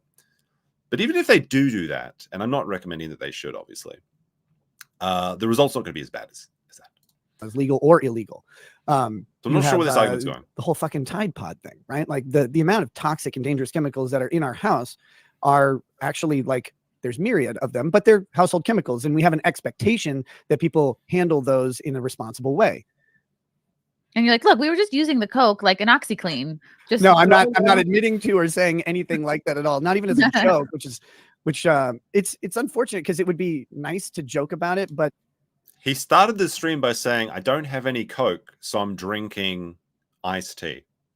It'd be fun to joke about it. Makes multiple jokes about the situation the entire time, which means that I can do it too. Robert Glock with a $12.34. Is there a ref? 1, 2, 3, 4? Okay, I see. I can read.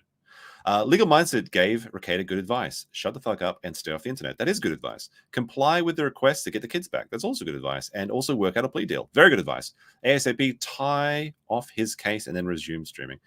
Yeah, like he should never have mentioned any about this. Like the way to get back into like this is obviously you're going to get a lot of shit for coming back from anything like this, any drama.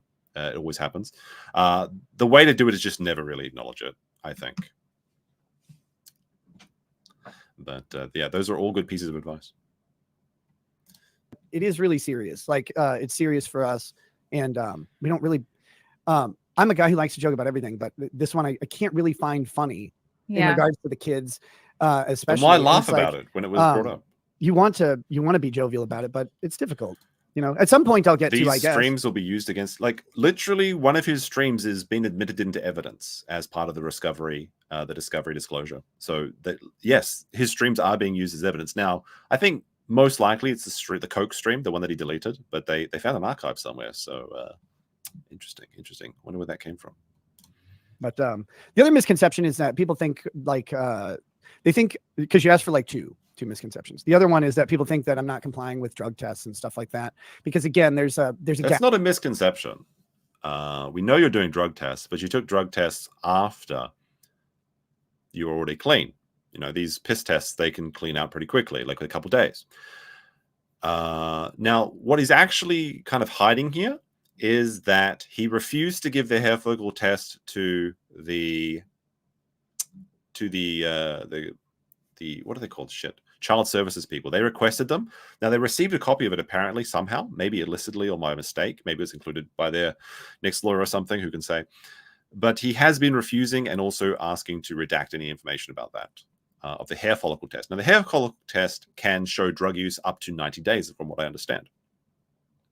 So much more accurate in determining if you're on drugs or not than a piss test in the case of cocaine. App of information. And the reality is that ever since the county actually asked us to do drug tests, we've turned in clean drug tests. As long as it was 7 days after the arrest, yes. And they don't have an unclean drug test. So well, they do, but they probably shouldn't have it, like, because your lawyer suggested you take one, you did, and then it got leaked. So they do actually have one, but they shouldn't have one. It is kind of it's a lawyer work product. It shouldn't be it shouldn't be in the defense's, in the prosecution's hands. But they do have one. They just probably can't admit it to the case, which is kind of frustrating, I suppose, for many of the viewers. There's a problem. There's a problem with that narrative for them. People think also that we were drug tested like when we were arrested. They didn't do anything like that. They have misunderstandings about like procedure and what happened. They're like, oh, they must have arrested them and tested them and they tested positive for everything. It's like, no, actually, they didn't test us at all. They didn't even ask. Wow. Okay.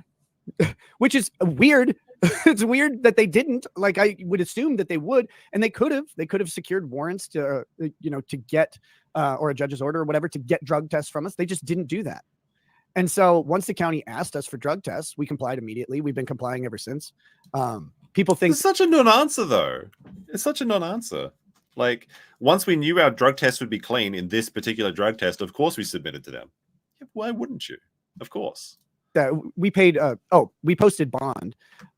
Both. All right. Here comes some lawyer math, by the way. Like, hold on to your brains, folks. This is going to be good. And I posted bond for unconditional release, but that was the criminal case. The family case, we've been under conditions for quite some time, and people may have questions about why you post bond. There's a ton of good reasons to post bond, depending on how long your case is and what you have to do. If you're going to be under, this is just general advice for people. If you have a substance charge in Minnesota and you go and you get arrested, they're going to release you. And if they release you on conditions, the condition is going to be complying with random drug testing. Well, that random drug testing is going to cost you $75 a shot. Okay. So if you're going to be on random drug testing for several months, then you just have to do a math formula of how much your bond costs. The bond was $5,000 each. And how much you're going to pay in drug testing. And so we were arrested May 23rd. Our first hearing is August 21st, our next hearing. And then after that, it could be several months past that.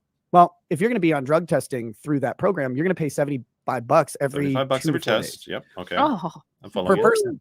So if you're going to do that, well, if you get tested 10 times, it's $700, $750 a month. How many? Several months. Several would be what, like 3 or 4? I'm pretty sure 750 times 3 or 4 is still less than 5,000. So I do agree, though, that there is good reasons to get bail. Like, if you're going to post, that's probably much better than just being out, right?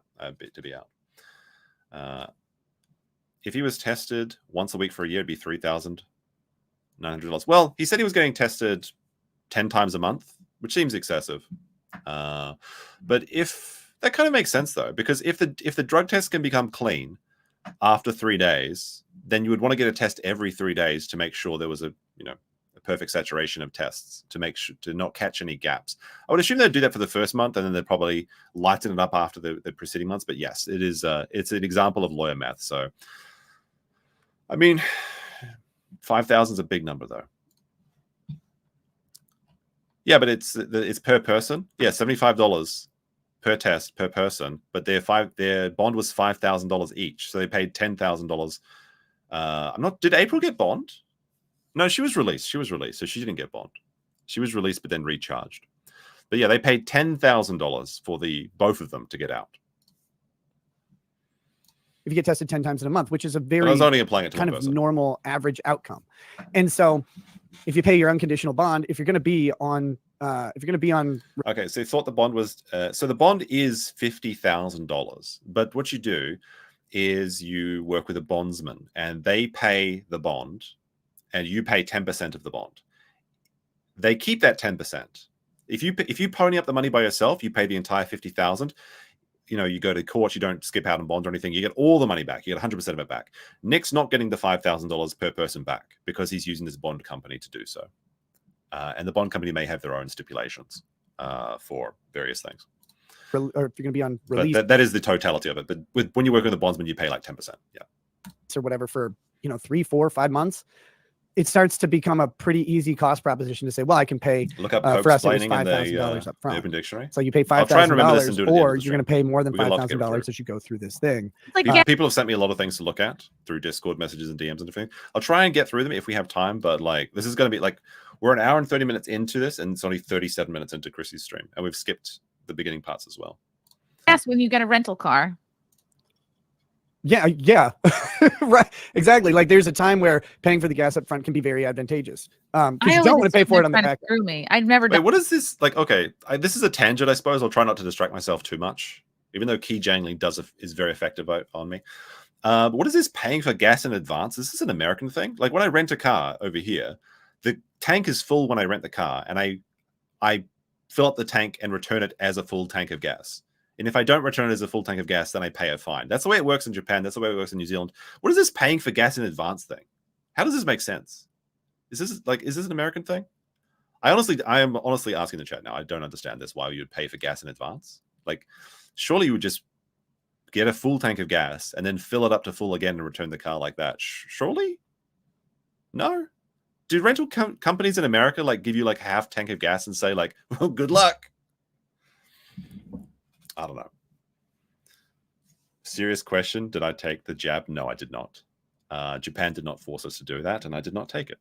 So you can't blame any of my idiocy on jabbing because I was unjabbed. I'm just I know your tricks. Usually get a pretty good price on the gas. And The trick also, they want you to pay in advance for the tolls, and I don't trust that either. I'm you don't know where I'm going. You don't know what I'm doing. This doesn't make sense either. Paying in advance for tolls doesn't make sense either. Just pay, you got to pay the toll, but just pay as you go, right? Okay, I haven't seen the toll one, but I haven't rented a car in a while. So. Yeah, I'm a big car renter. But yeah, so people assume that because we paid for our unconditional bond in the criminal case that we haven't had drug testing and we haven't complied or some other nonsense. And it's no, I think the first drug test we turned in was at our hearing on June 7th. And then after that, he was arrested on May 23rd. So that's 2 weeks. 2 weeks of being clean. And they're yeah, why not? Why not submit a drug test? Okay. Now, people have pointed out that he's in for possession, not for use. That's true. But one of the requirements of getting his kids back from the, child services is that they are clean of drugs. That's one of the requirements. So there is 2 battles going on here. Well, actually, there's a third one, but that's with Montegraph. That's a different thing, but that's not related to this. There's the legal aspect, and then there's also the get the kids back aspect. That's important. Arguably the more important of the two. We were ordered, it was June 6th or June 7th. After that, we were ordered to comply with drug testing. And we have the entire time. And shocker, they're all clean. It's amazing. But I have not heard this before. Yeah, people assume that we're just sitting around. And that restriction's great. That includes alcohol and everything. You can't do anything. It's amazing. How fun. just your thoughts. You're alone with just your thoughts. Just your thoughts and your sweet tea. Okay, so he's not alone, not by a wide. He's got 2 women in his house. He got April, and he'll claim that she's living at a different house, but she's not over there all the time. I can't understand this. What is the idea between having a throuple? Surely one woman is too much.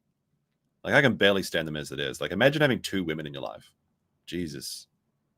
Imagine the nagging. No, just kidding. I love my women. Have you seen your kids since all this went down? Mm-hmm. Yeah, we see our kids. Right now, we see them 5 times a week, and they'll be back in our house really soon. So that's nice. You get to see them Monday to Friday, then you can go be dinner on the weekend and go to tattoo festivals. That's wonderful. Good for you. Good for you. Wouldn't you want to see the kids on the weekend? Am I wrong here? Isn't the weekend the best time to see the kids? Yeah, let's see the kids on the day that they've got school, so we don't have to spend a whole day with them. Oh, wow. Okay. Again, it's another misconception. People think, again, they've created this Scissor fiction in their head sisters? that the state Maybe. thinks that we like abused our children or that we did anything. Look, you did abuse your children. I'm going to say it. Abuse, neglect is abuse, and you definitely neglected your children to the point where they were hungry, that another man was feeding them, making them SpaghettiOs, and they weren't being fed, clothed, looked after. I'm going to say you abused your kids because that is abuse in my books. That's how I chalk things up. Anything other than the state's position is that there's this statute that says this happened. And again, without making any admissions or denials on stream publicly, that's the state's position, is that we're charged with this under the statute. All of the other stuff that people have created about like child endangerment, child neglect, child maltreatment, that's not in the state's case. They don't believe that that's happened. It could come up at any And time. guys, they talk to the kids. They talk to fucking everybody. So 5 times a week, the kids are at his the kids' grandparents. They're at Kayla's parents' house.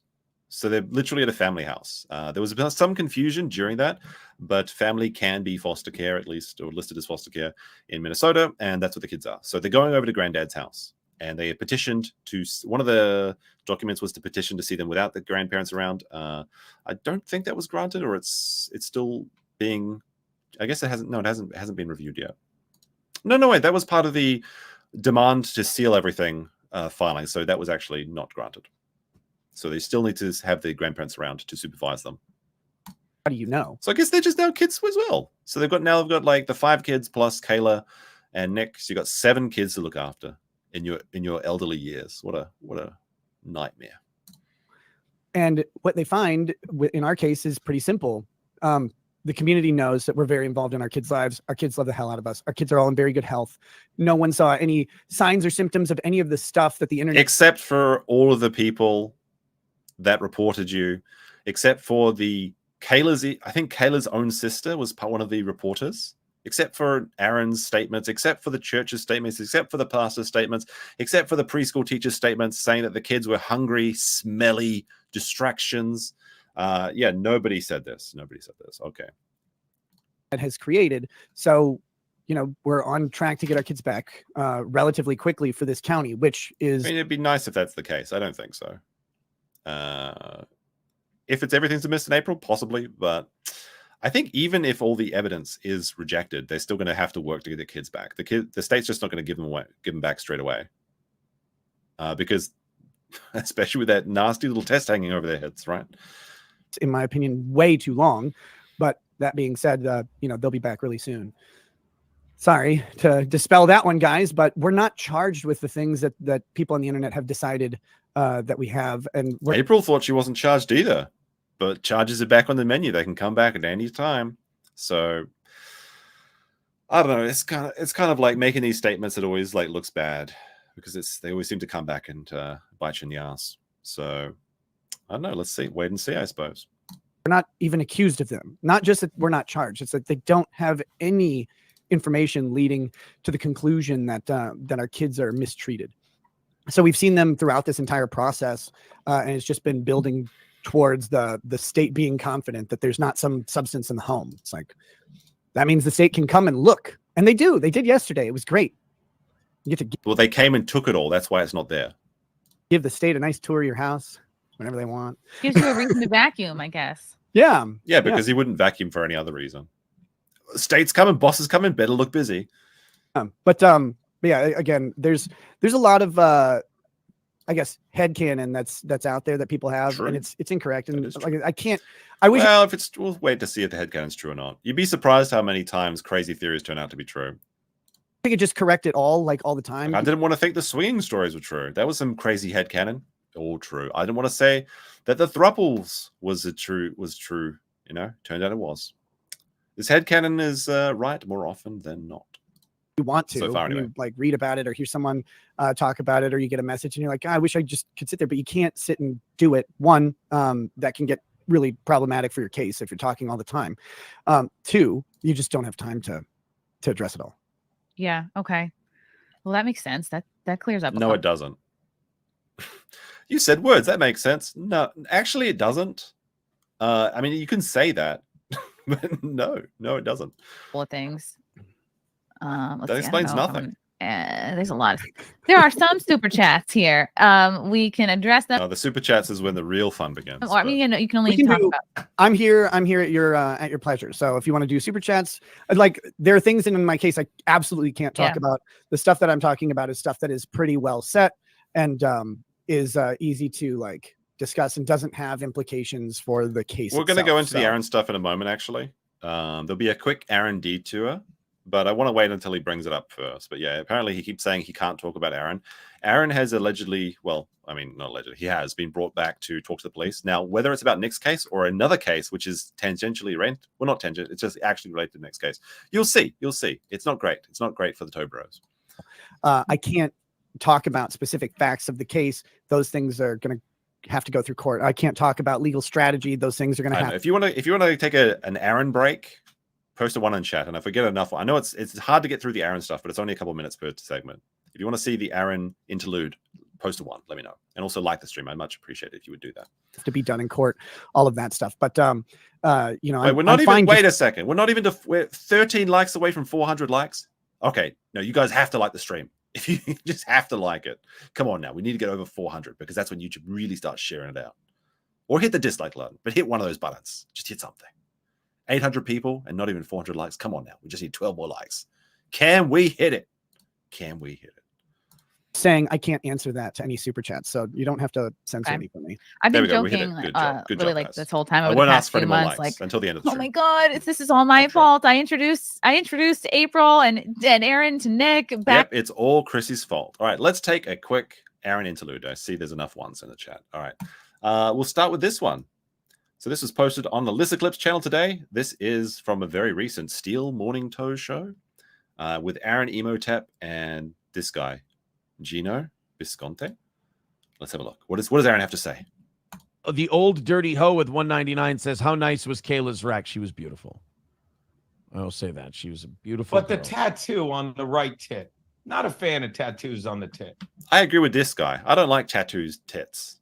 I don't like tattoos in general, really, though. So, bit of a preference thing. Oh, the rosebud or whatever that was. I just saw. What the fuck are these Citizen Kane titties? Rosebud. What the fuck are you? Never mind. Part of it in the mugshot. What? Sure. What? Come on, not say, please. And I can say this because I'm a supermodel. So Aaron goes to his phone. What's he doing here? You know, I can judge other people. I'm just saying, not a fan of the tattoo on the tit. That's all. I mean, that's that I understand, Gino, and that's. I'm not look, saying like if a hot chick like her had a tattoo on her tit, I'm like, Citizen no, titties, yes. yes. Just saying, what are your thoughts on that? The big old tattoo on the tit. well, here, give me 1 second here. This doesn't look good, Balldo-bros. I don't feel so good. Oh, here we go. And what is it while you're looking about that? Like Kiana has tattoos, and I don't know if you'd met it. It's nuts about the girl. Love her. Greatest thing ever. Check. Like, Keep your. What's that? But there are women He was going to say, keep your phone off screen. I guarantee it.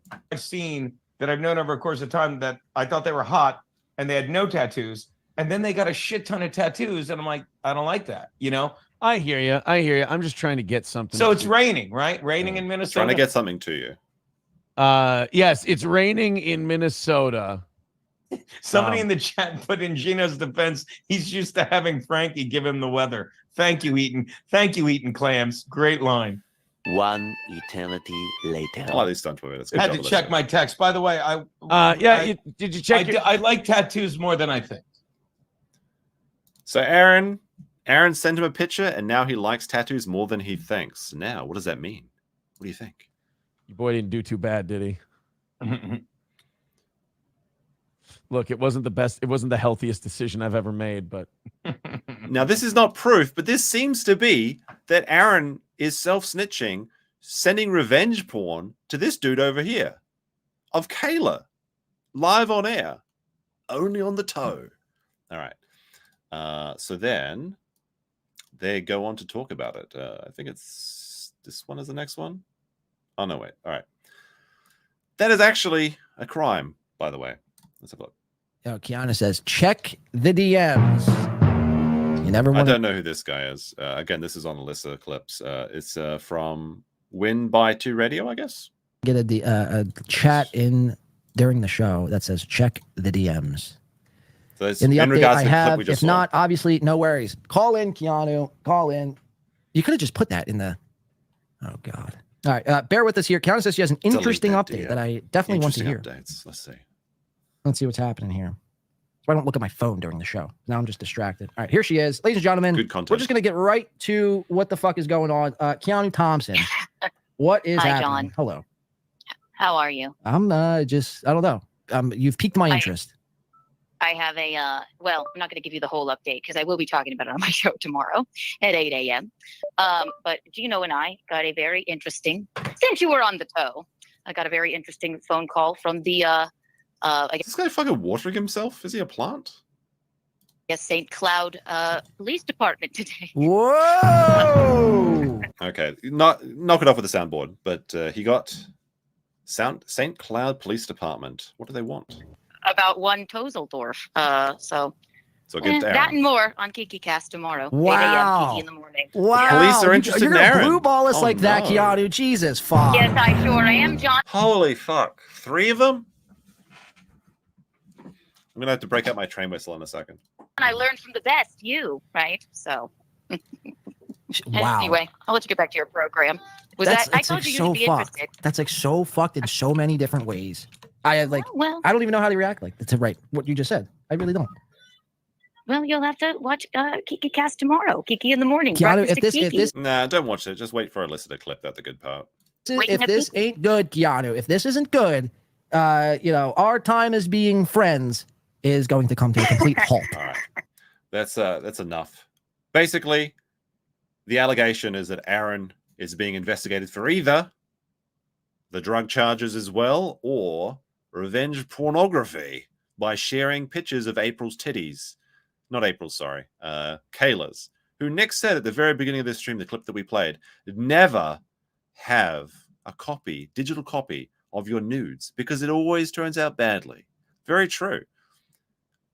Very true. And now you're in a situation where two guys are literally doing a morning show about your wife's tits and the tattoos that are on them. So good job. Yeah, good job being an honest Christian man. Yeah, I'm not sure what part of the Bible that's in. Although I have to check out the next Bible stream with Rekieta. That was some good times, wasn't it? Jesus, not actually just a regular dude. Actually not the Son of God. Apparently, Christian Man Rekieta 2024. Let us get back. We have distracted you enough from the Chrissy stuff. We're back into it, guys. But first, with £5 from I says, "Don't blue ball us on the next super chat slaughter." Come on, you got to wait for the end. That's when the super chats come. Back in October, And the then you, show. then you left. You abandoned me. Because Also, new member. we Thank went you to very much, Anime Nicholas. last August already, and I did that show at the Secret Group in Houston. So and how many lives were ruined by Anime Matsuri? Moral fig. Look, I'm not a moral fig. If you want to be a degenerate, go ahead. But don't be a hypocrite about it. And don't involve your children in the degeneracy. If you believe and you state to the world that the optimum, the only way to raise children is a monogamous relationship, no wife swapping, no cuckoldry, and then you go and do it, then you're just a hypocrite, okay? If you want to be a degenerate, be a degenerate, but do it away from kids. How is that moral figging? Come on now. Let's continue. like you and I had that funny like banter. Like I was on stage and I was like ripping into you a little bit, and you were like funny banter. I'm gonna have to press X to doubt on that one. I don't know about that. firing back, and I was like, Nick's kind of funny. And then I was like, you should do some time. I'm gonna do this show in Minnesota. You should do some time, really, Chrissy. That is actually kind of funny, actually. But here you go, Chrissy's self-snitching that she was the person responsible for making Nick do stand-up, which is unredeemable. Also, Tingle Tits McGee, welcome to member. Thank you very much. Much appreciated. You should do some. This is your fault. This is your fault. Oh shit. On stage. And God, you and the Imholte were the only people I've ever heard of living in Minnesota. So I was like, you guys should meet. And then now look what you've done. Look what I've done. You've really fucked over my summer. That's for sure. I messed up your wife. That's the real crime. Not that the kids were taken away, but his summer vacation plans are fucking ruined. Unbelievable. How could hasn't he suffered enough? Hasn't he suffered enough? He just wants to go down to Florida and visit the beach. Come on. And fuck me. He can't even go on vacation when the kids are gone because he has to do these drug testing to get the kids back. How unfair can the state be? Boy, Summer. Oh, hey, Lila's in the chat. Hey, what's up, Lila? Oh, hi, Lila. We love Lila. Lila has famously said on Simcast, "You fucked up." Oh, no. How have things been with? How have your relationships been? I mean, Chrissy knows everything about it. Like, how have your relationship? She's not even pretending. Not even pretending. How you guys? How are things with? I don't know. It sounds strange to be like, "Oh, how are things with your wife going?" Yes, but relationships. It's the good. It's this is really stressful. It's really hard. There's no peace when you're in the criminal justice system. There is none until you're out of it and out of it. Like there's the out of it, like, oh, you're past your charges or whatever, and then there's the out of it as in any sort of probation or whatever that you have to do is sister wives done. even. Yes. So it's constant stress. You know, you are in this community, and there's a stigma attached to you because of the charges, and that's just something you have to deal with. But other than that, I mean, it's good.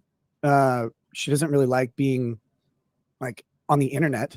Like she doesn't really want to deal with that shit. So I think that April has said this as well, that she no longer wants to be online because she did want to be online, but then it didn't work out.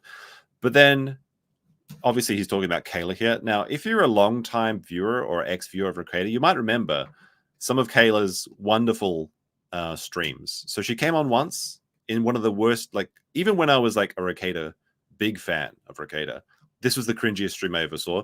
He got his wife to come on his stream and start shilling CBD oil. She's like, "Oh man, I joined like a multi-level marketing for CBD oil. You should buy this shit. It's great." And Nick's just sitting there going, "Yeah, honey, tell them about the CBD oil. This is good content, honey." And then there was another stream where she comes on and tells us what a terrible mother she is. That's an all-time banger. She's like, "I'm such a piece of shit. I don't do anything around the house. Nick does everything." The audience hated Kayla from the beginning, and that's, maybe that's unfair. It's usually not a good idea to inject your partner into a stream. It never seems to work out. Never ever. Everything goes bad.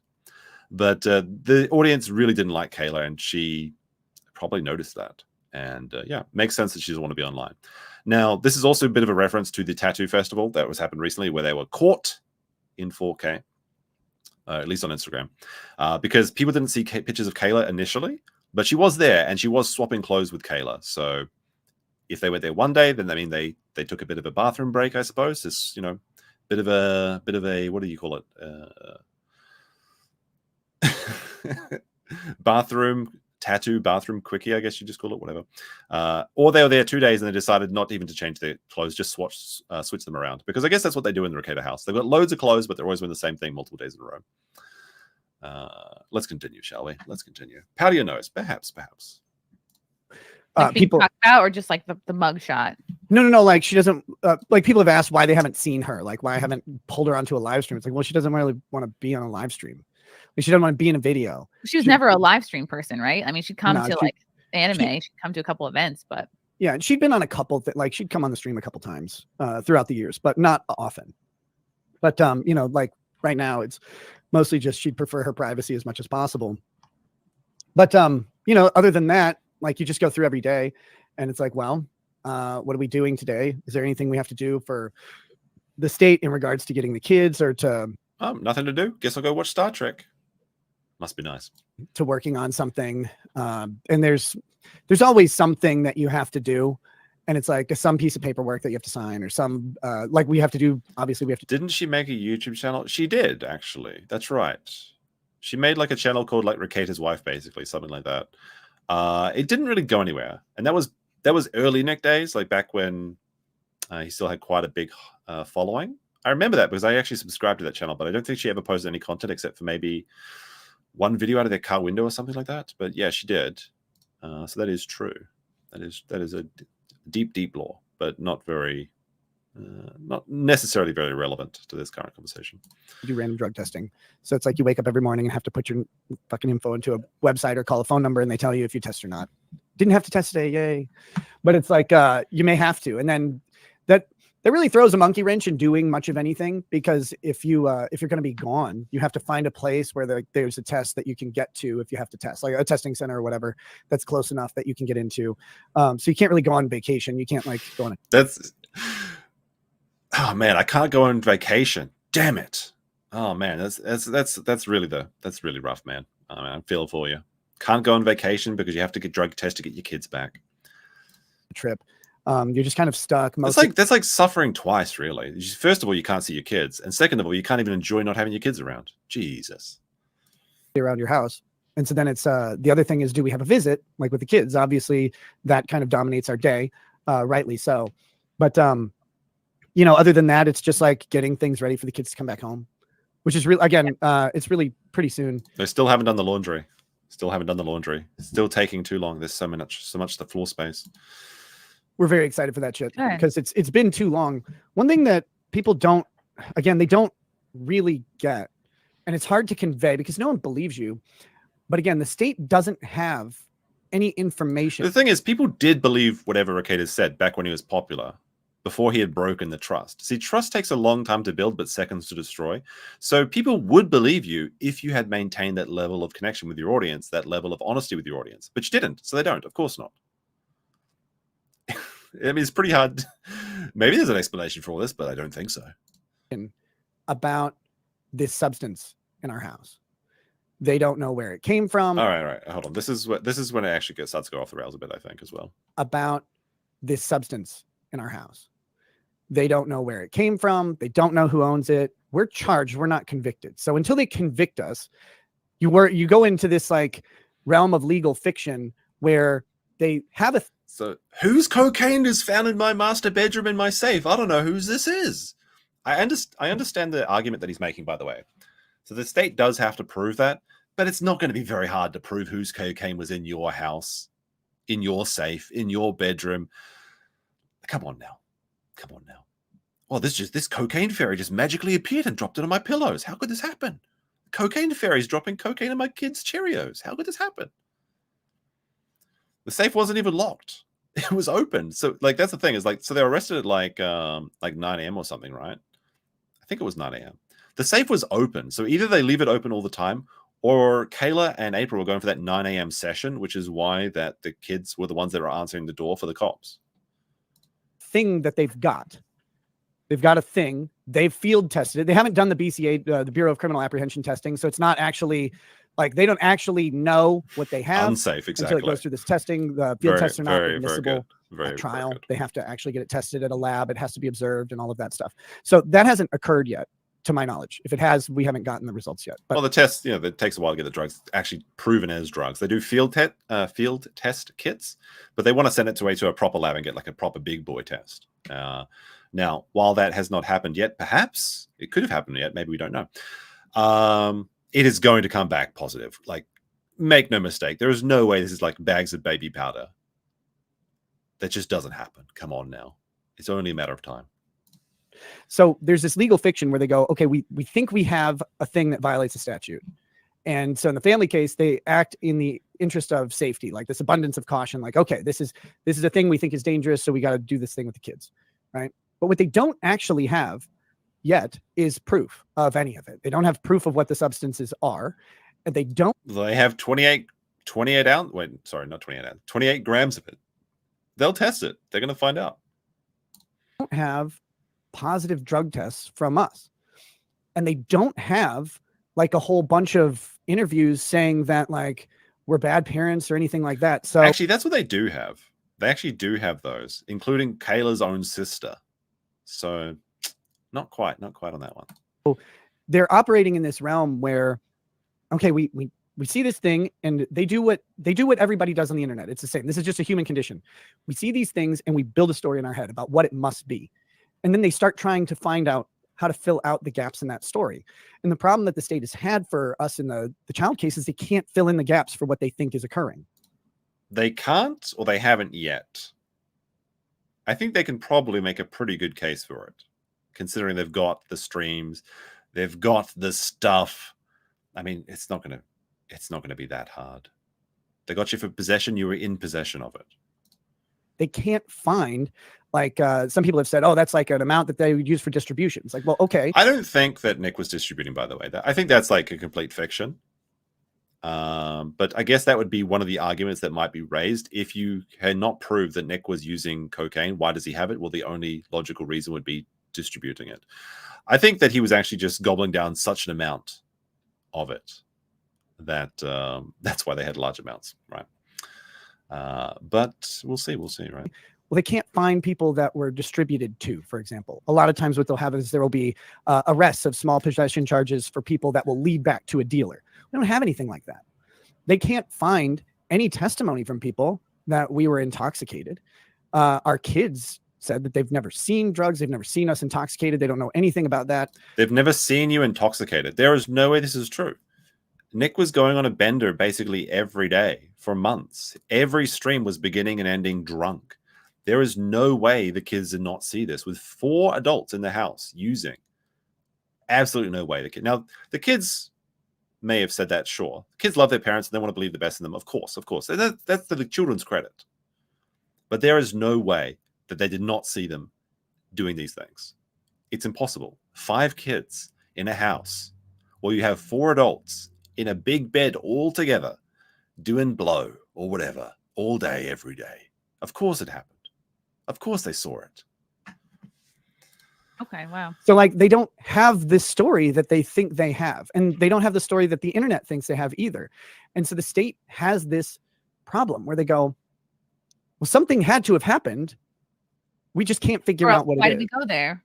Right. And so it produces this weird place that we're in where they're returning our kids because they can't find any evidence of the types of abuse or neglect or anything that accompanies. Well, no, this is what you hope happens. It's not what's actually happened, and not necessarily what will happen.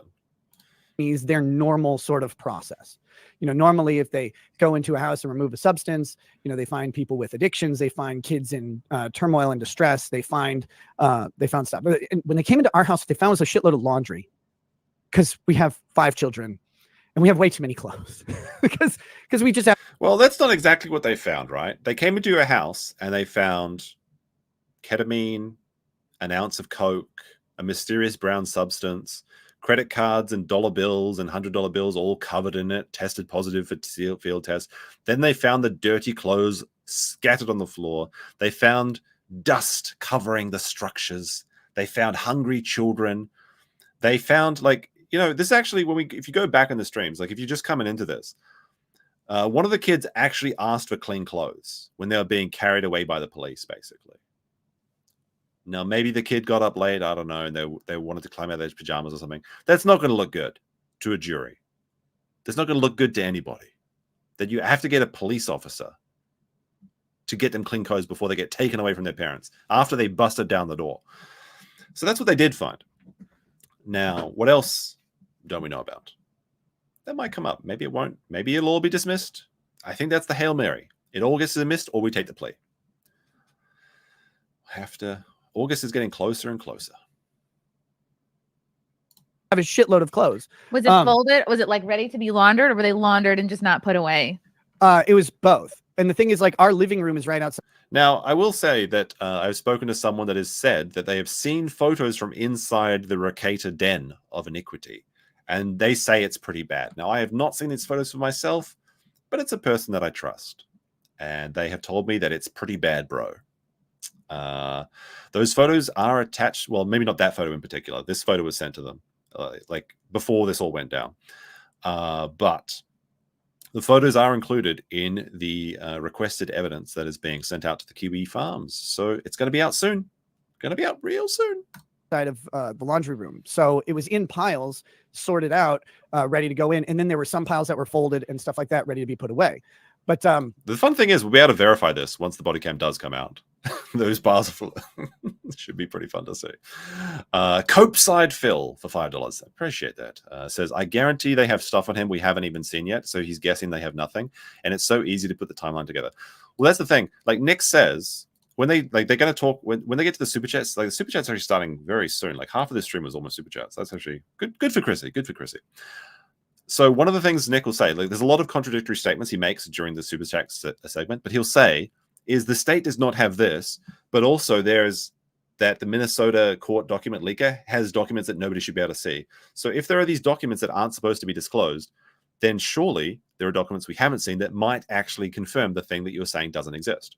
And again, the charges for child neglect, abuse, whatever, that could come out any time. But yes, let us go back to this. That's just kind of the nature You of guys the house. both do the laundry? Is there? Yeah. No, Kayla doesn't do anything in the house, according to herself. She just watches Star Trek all day and gets high and then complains about the internet. I feel like, because it always falls to me. Oh, well, there's a lot. Mm-hmm. If you think about a week of laundry in a house of 7 people, it's 50 shirts. It's 50 Jesus. pairs of pants. Like, it's a You lot. guys aren't re-wearing? I'm wearing stuff till it smells sometimes. Oh, Gross. God, see, no. You can't. Imagine being a woman. You can't do that because if people report, that's another thing. Like there's a misunderstanding of some reports where people say that like some of our kids were re-wearing clothes multiple days and stuff like that. And it's like, well, they've got these important. See, why is it not being done daily? See, Nick has to drive 2 hours to work in the city. No, wait, he works at home. Okay. Well, Kayla, she's got that job. Oh no, wait, she's a stay-at-home mum as well. Huh. Interesting. Why isn't it being done? That's a very good question. They had 4 adults in this house, and they're blaming the kids for not doing the laundry. Makes you think. Really makes you think.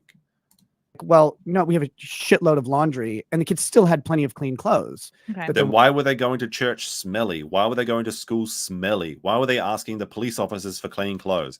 If you had all these clean clothes, are these clean clothes in the room with us now, Mr. Rekieta? Chrissy and Keanu Reeves? No, the girl, right? Were kicked off a plane for looking and smelling like street. Like, I vaguely remember them being asked to leave a plane because they weren't dressed appropriately. I don't know if they were smelly. I think that's some headcanon you're making up or some fiction. But that is true. I do remember that they were kicked off a plane for. Wait, actually, you sent me a message about that, didn't you? Sorry, like, there's a lot of messages I've received. Yeah, okay. So, oh, look, they're even in the news about it. Let's take a quick detour to that, and then we'll get back to this. Women claim airline told them to change their clothes to fly. Humiliating. A traveler was left shocked when she and her friend were asked to change their outfit before boarding a plane. Hey, look, a little possum here. Oh, that's so adorable. Ooh, gross women. I want to look at this possum again. No, just kidding. Comedians Chrissy Mayr and Keanu Thompson told they were forced to change their outfits in public with no cover and demanded American Airlines at the demand of American Airlines. They wrote on Twitter, "Oh my effing G. An American airline employee forced me and Keanu Thompson to change our pants before getting on a flight," which actually turned out to be more revealing. Okay. You know what? I actually think that this is... If this is what they were wearing, they should have been allowed to fly. So this is what they're wearing? That's just like holiday clothes. I don't have a problem with this, honestly. Like if you go... Maybe it's because it's summer right now and everyone's dressing like with less clothes. I think that's L on the airlines, actually. Let's continue. Wearing, but yeah, again, I think that's not so bad. Reports from people who don't live in your house about things, you can't really control what other people say. Nobody's flipping their pants inside out. Oh, I almost fell. I only do that with underwear. But did it actually say they were stinky? Does they look? Send me a picture of the article where it says they're stinky. Good. I was going to say before, because you guys live in. Do you guys live in like a small town? Because that's why I asked about how things are going with Kayla. It's not like you guys They completely made this story up. Now that I would actually believe. That I would believe.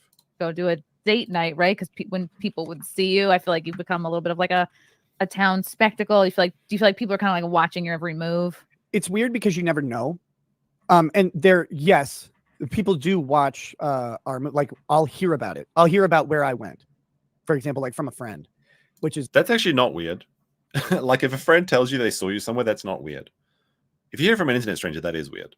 But like if you hear, hey, I saw you down at like Denny's or something, you know, you were there with a cop and he ordered moons over my hammy. Is that what it is? You know, if a friend tells you that, that's pretty normal. But it is funny that everywhere he goes is being documented and found out. It's awkward. But the problem is you never know.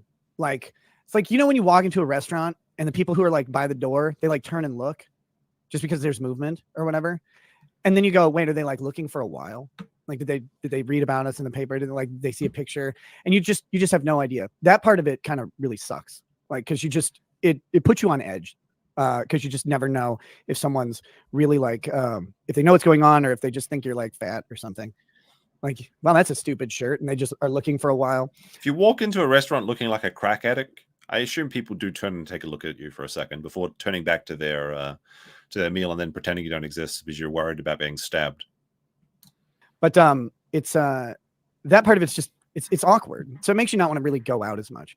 And of course, you can't like this is another fun artifact of the internet. People are like, I can't believe that Nick Rekieta went out and did stuff while the state has his kids. Like, well, you still no. Okay, this is a fiction. People aren't saying that they're incredulous that you went out and did something. They're saying they can't believe you're going out and doing something with April. You know, you're still in this weird throuple, like wife swapping sister scissors thing. That's what people are concerned about. Like, nobody cares if you go out to like Denny's and grab a burger or Dairy Queen and grab a burger or whatever. Nobody cares about that. They care what you're doing is with that extra woman who was also arrested at the same time. Like, why is she still in the picture? Like, if you were arrested at someone's house, you know, if you're a wife swapping situation and you're arrested for coke, you don't hang out with him anymore. Like, what the fuck? Unless you're desperate for it, I suppose. But I guess you could argue that. Also, Alex gifted a membership. Thank you very much. Very much appreciated. Still have to live, and there's only so many hours of the day that you can devote to doing things. Like, there's no photos of Rekieta going to the laundromat to wash clothes by himself. You know, there's only like the photos that people see is like, well, you were at the tattoo festival with two women, one of them whom is not your wife. And like, yeah, of course, a man can go out with a woman that's not his wife, but specifically the woman that he was in a wife swapping relationship with, who people thought that she would ditch them after she got away without the charges being dropped. But there's back on the table. Maybe because she couldn't quit him. I don't know. That's the problem. Like, this rephrasing it to make it sound like you're the crazy ones. Like, oh, no, I'm not the crazy one. You're the crazy one. Absolute reframing of reality. For like to get your kids back. Like, there's not a thing to do most of the time. So it's like, well, do you go out to eat? It's like, well, yeah, I mean, you have to eat at some point. Yeah, you've already said you prioritized anything you have to do for the legal stuff, and you prioritized anything you have to do for getting your kids back. So with the rest of your time, you're gonna go get a tattoo or something. oh, you're gonna bring up the tattoos. See, only because it's in the super chat. So the tattoo. Well, I got my snake tattoo filled in. Okay. Oh, so it was great life choice, by the way. Very, very, very good life choice. All right, we're gonna solo layout this. Yeah, so it was. Wow, look at that bad boy. Wow. Look at those track marks. No, just kidding. I don't believe in the track mark story, but there are a lot of sores on this man's arm. It goes all the way up here, but no, it's I've been waiting. Also, don't ever take your shirt off your arms if you don't have any musculature there. That's a mistake. For the tattoo artist who started. Okay, now I'm. Okay, hold on. That was uncomfortable. Oh, that was your super chat. There you go. And you're doing them for free in my chat. Oh my goodness, I'm so generous. So generous in my chat. But leave it up a little too long. But no, like the artist in January had sketched out the snake, and then he was coming. He's coming back in July. So I knew that he was step coming on back snake. And had made an appointment a long fucking time ago to get this to get the rest of the snake done. So like that was just a product of timing. People like, can't believe they're going out to a tattoo convention. It's like, well, I mean, again, no, it's not. Again, it's not that you went to a tattoo convention. It's funny that you were spotted at a tattoo convention on an Instagram account that only had like 40 likes or something. That is funny. What people are talking about is that you're at the tattoo convention with April, and at the time, people couldn't see Kayla in the picture either. She was there, by the way. But then it turns out that you're also swapping clothes, which would suggest either you're there for multiple days and just sharing clothes rather than having extra clothes, or you're going out for a bit of a sesh and a bit of a glory hole sesh, and then you swap clothes just for fun, just interchangeable, right? Because if you do look at the photos, and we did look at them before on the previous stream, so in one picture, April's wearing a black top, and in another one, she's wearing a white top, and then Kayla's spotted wearing the exact same top. So they literally just switch clothes. And there you go. Nathan C with a 2 and another 2. Very much. Thank you for that. Appreciate it. I love all my chats, especially the money ones, though. Boogie has a better tattoo than Nick. Well, at least Boogie's tattoo is accurate, right? But I won't talk about Boogie this stream, or probably ever again. It's all kind of manufactured drama, I think. But anyway, let's continue. We'd done But another everything two, we still could do more. up Yes. to that point. Thank you very like much. you still have the rest of your life to live. Like you still have to go do stuff. So that's just how it is. Now, Did you get him? Yeah. Where did the Nathan Balldo had asked- touch me? Where did it touch you? The Balldo was funny. I will admit that. I did think the Balldo was a pretty funny joke for a little while, but it got old really fast. And it was just everything became about the Balldo. It got too much. Like Nick is a self-described comedian. You'd think you'd realize that like you can only use jokes a couple times before they become stale. Just like the wives swapping clothes became stale when they don't wash them and trade them. Seeing if you got matching tattoos with April.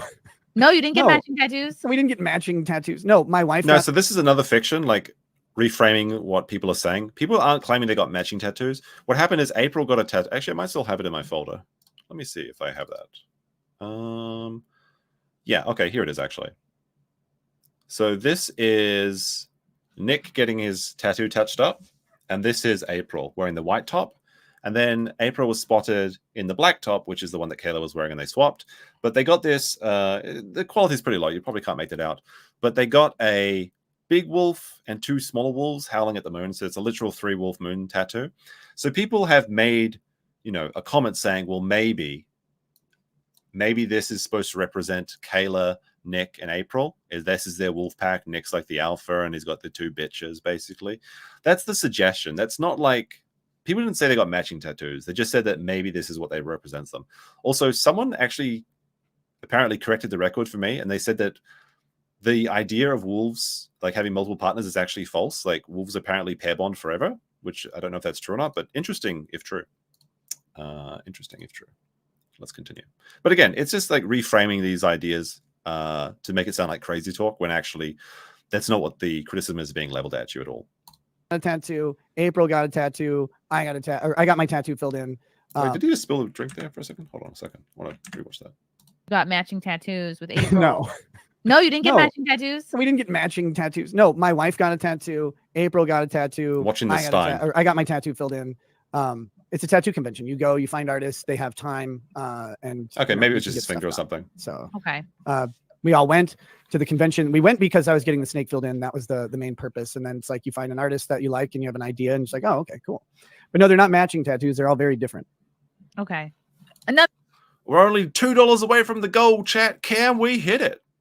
Nathan with $2. That's so still an additional $2, but we're almost there. We almost hit the goal. God bless the goal. Every super chat is tax-free. Remember that. Another rumor dispelled. I guess. Is it a rumor that they're matching tattoos? Yes, I've heard. Like, I that. don't have wolves on question my here forearm, from guys. a, Like, from a regular non-super chat. But why is Rackets keeping the Stein on string constantly? It's like a habit. It's like literally why it's literally just a habit from always having his like whiskey glass. Like he'd always have his whiskey glass like this, so he could take a sip while talking. And I do it with water actually, but I'm not drinking in. It's dry July for me. Although I did have a one night drinking. So, but yeah, it's literally just a habit. He's just so used to holding something that he's just conditioned himself to always be drinking, and ABC as well. So you've got the ABDs, always be drinking, and ABCs, always be coping. But speaking of cope, but not quite right. But let me see. Exit with a 50 says, no idea what the goal is or why that's a thing. We hit the goal. Goal, we hit it. All right. So that means I'm going to play tax-free. Well, I need to fill up my water. My mouth is getting parched, actually. But I will give you a little bit of a... I'm not sure if Lipstick Larry minds or not. I think it's okay, though, because he liked my tweet when I talked about him. So I'll be right back, like literally 30-second break. Go subscribe to Lipstick Larry, because this is the creator of the best song that I've heard ever. I'll be back in like 30-40 seconds. So Did you hear me? we hit the goal. Tax-free. Every chat is tax-free for the next 2 minutes. My hookers, Be right my back. super chats too. Hit that button, cause every single super chat I got it tax-free. Tax-free. Take out your pill bottles, shake your pills, shake your pills, because it's gonna be tax-free. Tax-free. Tax-free. Tell your wiggies that we got it. Tax-free in my little tin shack. Cats flying in tornadoes. Gun flopping up and down. Let's get the guns out. Gun, gun, gun, gun. Shake it around. This is such a banger. Such a banger. Bill stream time. Wiggle, wiggle. I'm gonna link that in the chat for Lipstick Larry. I'm not sure if that actually original song or not. I'm gonna have to contact him, but I'm gonna link that in the chat. Go subscribe to Lipstick Larry. Every chat is tax-free for the rest of the stream. If we hit the second goal, we'll play the song a bit more. How about that? The goals are completely arbitrary and made up. It's like whose line is it anyway? But honestly, real earworm, that song. Let us continue. Except we've got to play it again. No, a little bit. $20. Cringe. Now, there's actually like the deepest lore of this song is great. There's like cats flying into tornadoes and everything, which is based on a true story. When Ralph abandoned his cat to fight a tornado by itself while he fled Merida to go to Mexico City as part of a pill stream. We might do a Ralph stream at some point in the near future. I can't promise it just yet. Let us continue. We're only halfway through approximately of this. Holy shit, we're not even actually halfway through. We're 2 hours into this stream. Jesus. Might be the all-night goal. I'm not sure. It's not the same thing. All got matching tats. And Oh, no, I have very no unmatching. tattoos. So that is the ultimate commitment for me. Like Mary. Okay. Actually, that's not factually accurate. It wasn't a tornado, it was a hurricane. All right, my mistake. It was a hurricane. But cats don't scare, bish. Cats don't scare. Okay. It was a hurricane, not a tornado. There you go. That's actually correct. That's a big deal, but a tattoo is forever. Jesus. That was depressing. So are you guys, all three of you are kind of just like really Exactly. hanging Cats out don't most of the fold the time bullshit. as much as before? Cats don't. Yeah, fold the April bullshit, lives really guys. close by. All right. April lives close by. This is another, you got to be careful. These are those lawyer, like, well, actually, it's kind of true. So April does live by. She lives next door in the house that Rekieta owns so that she can be over there every day. So it's like, oh, she lives close by. Yeah, factually, that's accurate. Okay. But really, what she's doing is she's moved into his next door neighbor house and just spends all day at the Rekieta residence. But for legal reasons, she doesn't live in the house, right? Like, make no mistake, she's there 24/7. The only time she probably goes, like, it's literally like when the landlord comes over to check for the cat. When the cops come over to check his house for coke, they send April to the second house. And that's what he means by lives close by. Hang out a lot. And by hang out a lot, they mean hang out all the time. I don't know. We're still friends. And they're also still swinging. There's a weird thing that happens when you go through something like this with someone else. Like it's simultaneously extremely stressful, but also like it's my trauma bonding. I'm bonding over this terrible situation. We escaped from April. When did he get the house next door? He's had that for ages. He's complained about it on stream quite a bit, actually. That's his old house. Safe person to hang around Is it like April's a safe person to hang around. I'm going to question that. I'm not sure she's safe. In fact, I'm not sure he's even safe to hang around, since he does literally expose children to cocaine. Not only in court records is this accurate, but also anecdotally from Aaron's story, where Nick dropped a bullet of cocaine next to a 3-year-old, I believe it was 3-year-old, in Aaron's own house. So what does he come off talking about being safe around children when he himself is not safe to be around children? trauma bonding? Maybe, but like, okay, so like you can't just sit around talking about your lawsuit with people unless they're also unless you're on stream right now, I suppose. You can't just sit around talking about your lawsuit with people. I'm not going to talk about lawsuit 2 hours later. Okay. so like in the same boat. So it makes it convenient because you don't have to like worry so much about what you say. You don't have to have like a is this going to get like recorded and put yeah. back? So what happened is he had a family living in a secondary house and he was trying to sell the house for a long time. And he complained about this many times actually on stream. Like, I'm trying to sell this house, nobody's buying it, blah, blah, blah, blah, blah. He got doxxed at one point, but they doxed his old house. So he's like, checkmate, haters. You didn't get my house, you got my old house. But apparently it was right next door. But yeah, apparently he kicked out the family so that April could move in. And I think that I've heard that maybe he didn't even buy the house, like his parents bought it as well. We don't know that for sure, though. I'm not sure if it's a granny flat. I suppose you could check on Google Earth, but I'm not going to bring up his address on stream. I think that would be a bit rude. Act somewhere or whatever. Like you don't have to have those concerns. I have the right to remain silent, so shut the fuck up. I choose to waive that right. The pausing will increase until morale improves. You could just be, which is a really nice thing. You gotta get that Coke sip. You know, unfortunately, like some of the people you know and would normally talk to, they develop opinions too, and you can't. Again, you don't have time to dispel everything. So that stigma that sits around, it kind of in a way pushes people close together, but it also does make it really stressful. Like it's not always fun. People are in bad moods a lot because, oh, hey, you know, there's a felony charge waiting for you at the end of the month or something. And so you're like, you're there. But yeah, like we hang out and I don't know, just try and live. They hang out and wife swap. That's what they're doing. Is there other moments where like people are blaming each other, or is there kind of like a collective, like, all right, we're all kind of sharing this together? April probably blames Nick. Well, maybe not. Maybe she blames Aaron, and she thinks that Nick saved her from Aaron because everyone hates Aaron. Even though he's the shiniest shit in the toilet bowl in this story, he's still a piece of shit. I think Kayla's just too coked out to have an opinion about anything. That's what it seems like. Seems like she's like doesn't think she can do anything as well. So Nick's just like holding it together, I suppose. They blame Kayla. I don't think she's proactive enough to bring Coke into the house. I think that had to be Nick. He's the one that's making those trips into the Twin Cities to get hand jobs, and he may as well pick up a 8-ball of Coke while you're there, right? Weird question to answer because like the answer to it could imply like some sort of like admission of guilt. No, though, not really. Like you're just there and you have this looming thing. Blaming anyone or anything, trying to do that, just I don't think that's really in anyone's sort of vocabulary. Well, anyone around here. I mean, there's certainly other people who blame all sorts of people for all sorts of things. But do you think when this is all over, would you consider?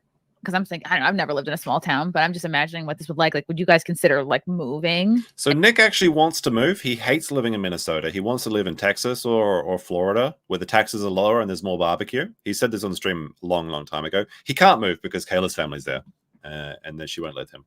But PH Joy says, anyone know what's up with Nick bubble streaming from some wooded paneled apartment? He said he was kicked out of the house. That was a joke. It was his kitchen. He just had the windows closed. But no, he's not kicked out of the house. And everyone's there. The threesome is still there. And you can tell that because when he has a hot mic on stream, Kayla was absent, but April was listening. She was corner demering while he was looking for his ethics complaint. Caught on tape. If to get away from. It's hard to say because you know, the likely outcomes of our case, even in situations where if we're found guilty, for example. Evening from Perth, Australia. What a coincidence. Well, how's it going, V? That's interesting. Outcomes of our case involve a strong potential to have no jail time at all. People misunderstand that too. That's not a great statement to make. There's a strong potential of no jail time at all. Imagine going to bed. Oh man, strong potential of not going to jail. Another big Rekieta dub. Like what the fuck? Like imagine for a moment you actually let this situation happen because of your own life choices. Oh, BP's back already. Oh man.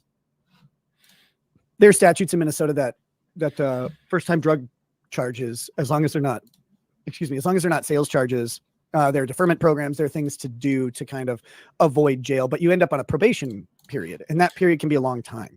So without knowing how long you might be required to remain in the state, it's hard to consider, do you move? Like, do you move within the state? You can't move out of the state, or maybe you can. Maybe we just go ahead and win our case and we're out from under. Yeah, I suppose. Let me see. So on the civil law says, I agree there's likely no jail time for the present charges. I've discussed it. The sentencing guidelines recommend suspended sentences on this fact pattern. I would agree with you there. In fact, I have a $20 bet that says that this is what's going to happen. However, there are some extenuating circumstances, such as if this cocaine test in the kids comes back as true and accurate, that's going to add some little bit of a problem there. Also, another fact is that Nick decided to get rid of the judge that he had maybe this was a good idea, but he requested a different judge, which was the one that he said that he was going to drink beer out of her vagina or some shit, which is probably not the best move to make because this is the same judge that is taking his defamation case with Montegraph.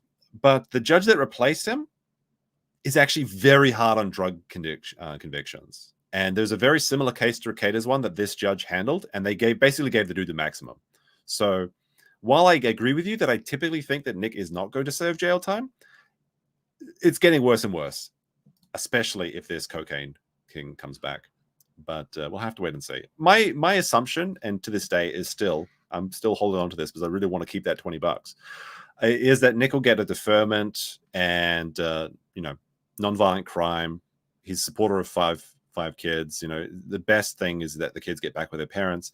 Probably get something like a lot of probation and I don't know, some sort of massive community service or something like that. I don't know. We'll have to see. The state's thumb entirely, and then you can move wherever. But until you kind of figure out what timeline you're on, it's hard to make any sort of decisions or even have good discussion about it. Because I don't know. We live out here because family's out here. Right. So it's like, much to his chagrin, if you move, you leave family, and that's tough to do.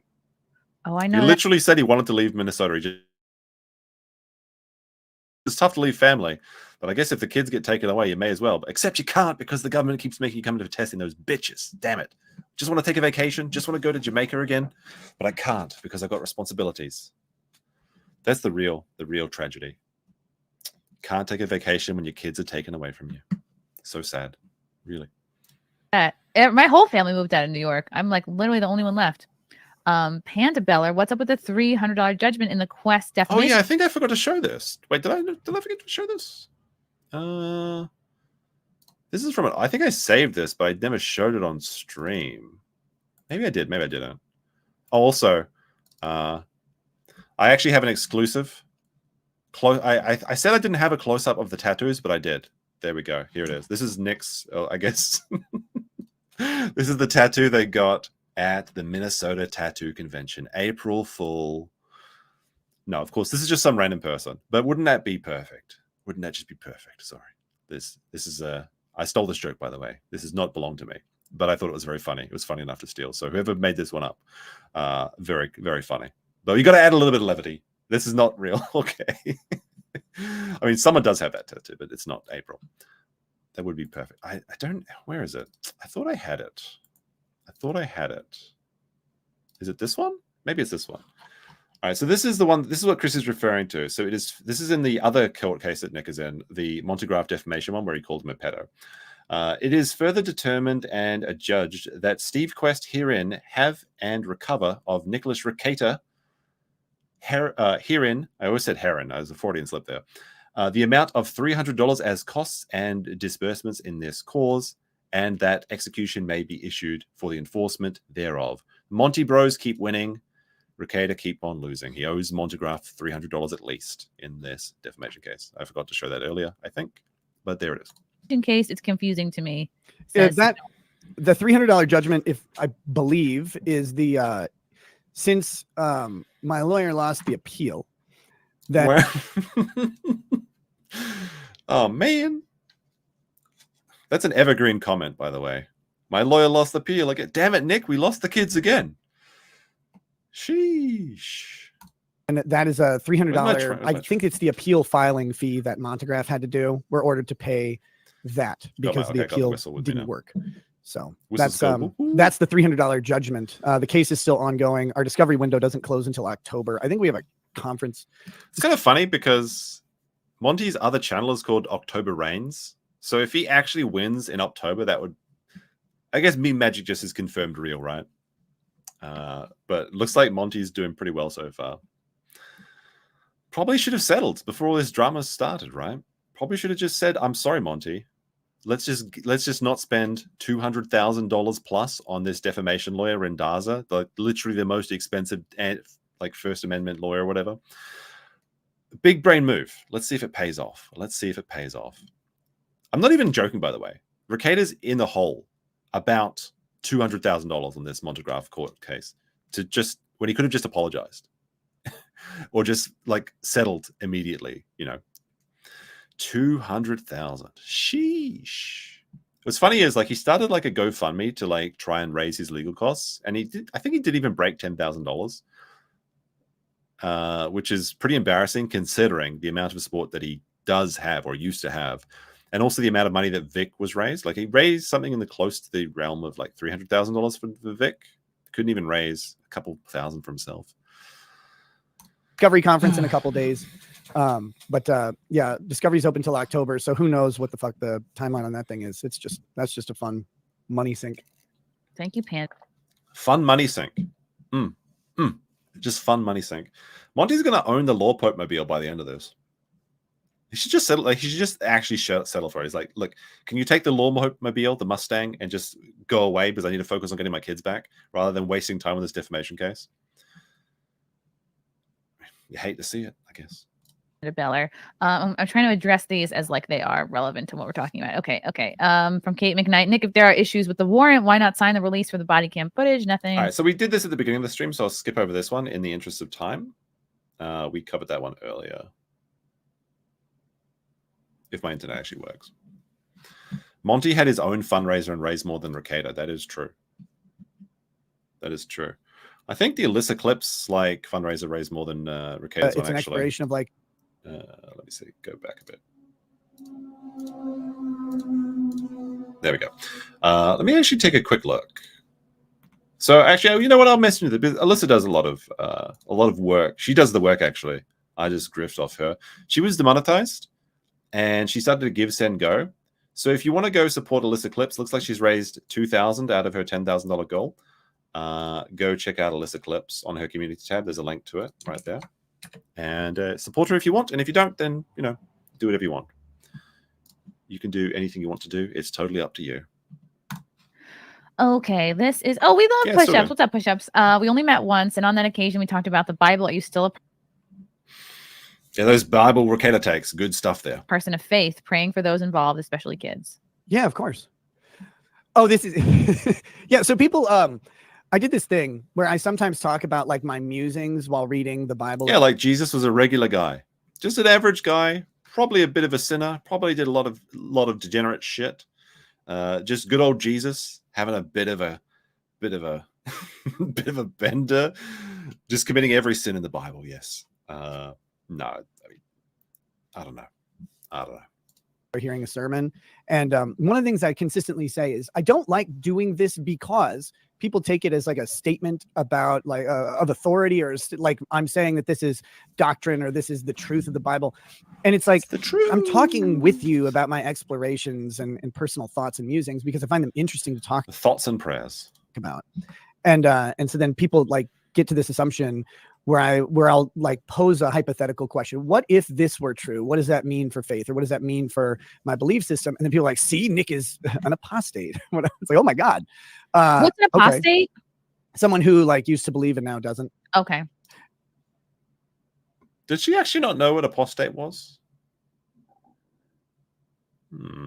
And it's like, well, no, like Not sure if she's being it's just me facetious. like thinking through things like I do with everything. Like if I'm reading a series of books and I'm going through, I go, well, what does this mean and this mean? Like, what if this character has this sort of ideas or interactions or motivations? Like, how does that change the story? Does that impact stuff? Yeah, so uncivil law correcting the record. He apparently doesn't believe in the divinity of Jesus, so I don't know what he's talking about. Yeah, so I mean, you can have that opinion, by the way. Like, you can, if you're an atheist and you want to claim that maybe Jesus was a regular guy and religion was built up around him, sure. But if you believe in the divinity of God, then why would you make the argument maybe Jesus was just a regular guy? It makes no sense. Like, if God is God and can do anything, why would not he send his son down to the earth, right? It doesn't make any sense, in my opinion, at all. And it's completely contradicted by the words of the Bible, but I guess you just make it up and as you go along in his Bible. We did the Bible stream on the last, I think it was the last one, actually. That's some fun stuff to go through that. Does it teach me anything about the human condition? And I do that with the Bible frequently. I've heard all the Bible stories and all the Bible readings. Grew up Catholic, so I've been through the Bible several times growing up. Now it's just it's an exploration of like, what is it? Yeah, so he's been through the Bible a few times and he started a new game plus where Jesus is a regular guy and can't walk on water. It's the Dark Souls of the Bible. You know, mean and what does it mean to me and about the people I know? And that's why one of the reasons I've always hesitated, again, speaking about it publicly, is because when you talk on YouTube or wherever, you're like, see, they're saying this is the truth. It's like, no, I'm saying I don't know exactly what the truth is, but what does it mean if this thing were true? It's an exploration. But yes, very much still a person of faith. And wait, what? I'm not sure if this is true, but what if this was true? Interesting. Real makes you think. Okay. That's never faltered ever in my life. Probably more so now. I've never lost faith in God. I've lost faith in people a whole bunch of times. It happens, and then you like build back up faith in people, and then they shatter that expectation over and over. I think we all go through that. Yeah. Okay. Let's see. There's a couple here about. I'm trying to group the ones that are all similar together. From Derek C. Is the pleasure you experience from living a hedonistic lifestyle worth all the trouble? Well, I don't know. I think this is actually a direct reference to the Medicare stream where he said, "Was it worth it, Nick? Was it worth it to throw away the family, the wife, the career, the kids, the car, the house, throw it all away for some extra taste of snatch? Was it worth it?" The answer is, of course, no. But let's see what he says. Have to live a hedonistic lifestyle and tell me about the pleasure you experience and decide if it was worth it. I think he means, dabbling outside your marriage. Dabbling outside my marriage. Again, there are a lot of assumptions and presumptions that that people have about relationships, about activities, and about like things people do or get into. And the internet is really great at taking bits of information and making sensational stories about them. But that's true. They do sometimes run with the narrative a little bit too far, but no one believes that you're not banging April, that you weren't wife swapping. We saw it happen. You told us about it. You did it in plain sight. Now, it took us a while, some of us a while, to actually admit it, because we didn't want to believe it. We didn't want to believe it. But the facts were just overwhelming. And the fact that you're still hanging out with April just goes to show how damn bad you are. Magician Sapphire with a $10 says, just wanted to add that the belief in God, but not Jesus, makes someone a deist. Apparently, some of the US founding fathers were as well. Interesting. I don't know too much about American history. I've never been to America. Maybe one day. Remember the catfish, Mandy? Yes, I do remember Mandy. Max told me that Mandy's a real woman, but I don't believe him. I think he's Asians, he can't tell, right? His squinty little eyes, he can't see the truth in front of him. But I do believe the Mandy was a man. Really, I don't know. I don't know what a hedonistic lifestyle is. Like what? Oh, fuck off. I don't know what a hedonistic lifestyle is. The absolute audacity of this guy. I don't know what a hedonistic lifestyle is. Oh, Mandy. What could he mean? What is explain hedonistic life. What does hedonistic mean? Makes you think. What the fuck? Like, that's just how could anyone even believe this? Like, what the fuck? The like gall, exactly. That's a much better word. There's a lot of anger behind the word gall. The gall of it all. Yes, very much. Point you tip into a hedonistic lifestyle. Have I engaged? Oh, Max actually brings up an interesting point. Is Nick R still wearing his black I'm a swinger, wanna fuck my wife ring on his hand? I didn't know. I wasn't watching his hands, but he was wearing a black swinger ring in one of the streams we did. In various hedonistic activities? Well, sure. Yeah. I mean, I think all people do to some degree, and don't misunderstand me. I'm not saying like, well, it's the same as putting too much butter on your popcorn. Like, no, it's like that I do. You got to stop that, Chrissy. We talked about this earlier. You got your like wardrobe greasy to the point. Like I want to feel like 2 inches of grease at the bottom of it. All right, we don't want to hear that's fat how the stories. They're crazier than lots of people. Like I'm sure, but like at what point does it tip in to that? I have no idea. So it's like people have different opinions on that. Here's what I'll say: worth all the trouble. Is life ever worth all the trouble? That's a decision a lot of people make every day, and some people make it in a negative way. And you don't just say no. Just say, you know what? In retrospect, I wish I had my kids. I mean, maybe he doesn't wish he had these kids. I don't know. But of course it wasn't. This is an awful situation. Being audited by the government to see if you are both a cocaine user, perhaps distributor, perhaps abuser, having them taken away, having to prove to the government, the person you hate the most, that you are a good father. Of course it's terrible. Of course it wasn't worth it. Just say, like, oh, you know what, made some mistakes. Now, maybe you can't for legal reasons, sure, but there is no way he actually believes this. There's no way he doesn't believe that this isn't all a big fuck up, because it's just a painful, disgusting situation. Nobody could want this. Of course it was a mistake. Have an alternate like universe of you don't know how your life would have gone had this all not happened back in May. Like you don't there's a world where this doesn't like happen, so you don't know what to compare it to. Right. You only have the experience that you have. And that's something that everybody and you wouldn't have had the experience of having your children taken away if you didn't bring the degeneracy into your house. That was actually a huge comfort for me a long time ago. And I'm talking shit like 18, 19 years ago, 17, might have been 17 years ago. Hey, back when you had no kids. Fancy that. But I lived in the Twin Cities and had been through some employment issues, but I'd gotten to like a really like a good job that I really liked and was paying me really well. And I kind of looked back on the random like shitty employment I'd gone through. And I go, well, I literally wouldn't be here without this that happened. Like this stuff happened. I'm not sure what job he's talking about because he just always complains about working and how every job he's had has been like nightmare. And in fact, he's allergic to work because that's what the heat allergy is. I'm kind of wondering, he hated everything he did. Like he hated working for the bank, hated working for all those jobs. So which one is it? Like which job was it that he hated so much that he got into? Or he didn't hate so much that he didn't become a lawyer, right? Like he was unemployed for like 2 years while he was going through lawyer school, I guess funded by his parents. At the same time, he was paying off a mortgage and feeding 5 kids. So, trust fund theory there, if you were so wondering about how he did that. Not exactly a self-made man, by the way. Also, it is worth mentioning that the trust fund is from his grandparents, who were literal oil barons. Millions, hundreds of millions of dollars, I believe. Also, interesting little fact is that Ty Beard was the... is not executor? Was it executor of the trust fund? I'm not sure. He had an interesting hand in that. So, is that perhaps why he chose Ty Beard to represent Vic Mignogna? Some people have suggested that. Now I don't know if that's true. You can watch more about that in the Turkey Tom video. They actually did a really good job on that video. There was some stuff I didn't know about the trust fund in there as well. But yeah. Like I spent a year at Wells Fargo, and that was like the worst year ever. This one's rivaling it, but that year just fucking sucked. And it's like, but because of the connections I made at Wells Fargo. I'm working a stable job. I'm going insane. I can't take it anymore. I have to work a fucking job. Yeah, that's almost as bad as losing your kids. Working a stable job. Jesus Christ. Yeah, really comparable. Fargo, I was able to move on to the next job, which is actually a really good job that I really enjoyed with good people. And I had a lot of good time at that job. And so it's like, well, if I hadn't gone through the shitty part, I wouldn't be here. And I don't know what it would have been like. Maybe I would have had a way better job, or maybe I would have been homeless. I don't know. So you can't like sit and dwell on. And maybe and maybe like the going outside your marriage thing, this could have all still happened, even regardless of going. Chrissy so like he literally says like, people have this weird theory about me being in a throuple, and Chrissy's just like, yeah, this going outside your marriage that we just know for a fact. Like she's not even entertaining the idea that he's not a swinger. Outside of your marriage.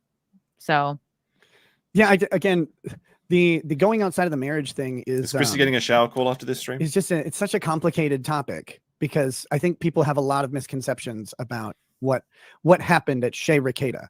And like that's fine. It's not I'm not inclined to talk about it. And people get to have their own perceptions, I guess. Nah, Turkey Dom's a good boy. He didn't do nothing. They're always just going to be their perceptions. This one's about the tattoo from Garfield's Bizarre Adventure. Also, Nick, I saw the pics of you getting tattoos with your mistress. Again, they were not matching tattoos. It sucks that you spend time with April while Kayla is. No, I think you were all there. You said you were all there at the tattoo. Yeah, we were all at the tattoo convention together. It's great. See, people. Is it though? Like, is it really? Again, this is misconception thing. Like people believe that there's some sort of mistress thing going on, and it's like we're all friends. Like Kayla and I are married, and April is our friend. And are you even married anymore? Like, I guess in the eyes of the law, but if you're inviting this other woman to just and your wife swapping, what's the point of marriage? Like, he's like happily married for 20 years. Like, really? Like, what is marriage? If you just fucking anyone you want, like, honestly, what do you mean by marriage? What is marriage? What is marriage even? Come on now. Our friend, like April and Kayla have their own friendship. Oh, Scissor Sisters confirmed, guys. So there's no more like hooking up happening. People are like, well, people think that like there's I feel like there was a lot of softballs thrown by Chrissy, but like she is asking some direct questions. Just Nick is deflecting them all. She could have been a lot more brutal, obviously, but they are friends. So I guess that kind of explains that a bit. But she is asking some hard hitters there. It's a loaded question. So like, that answer it. presumes something was going on prior. That again, like I'm not inclined to talk about any of this stuff in that way because it's not out there for people. But what people need to know is that there's like we are spotted out in public together because we are all like friends. Yeah. Like with benefits. It's so like these labels that people try to use or I guess concepts that get loaded into those labels are often what drive like their opinions about things. But nobody believes you aren't swinging. That's the thing. Chrissy doesn't even acknowledge it for 1 second, even though you've said multiple times in the stream. Well, that's interesting, right? That's a good question. Like people have these fan fictions. She's just like, yeah, but what about the year you spent like fucking around with other women? Like nobody believes this fiction that he's not banging April and others. Nick becomes a Mormon, explains his Bible studies. Actually, that's a pretty good theory, expert. You are the expert after all, so that makes sense. Again, without a grasp of the factual scenario, people are left to make their assumptions, and I'm not inclined to correct them. Accurate. Doesn't really matter to me. But it's people should understand that, like, if you say, like you were mentioning earlier, like dabbling outside of your marriage, it's like, well, that assumes a whole lot of variables that aren't true.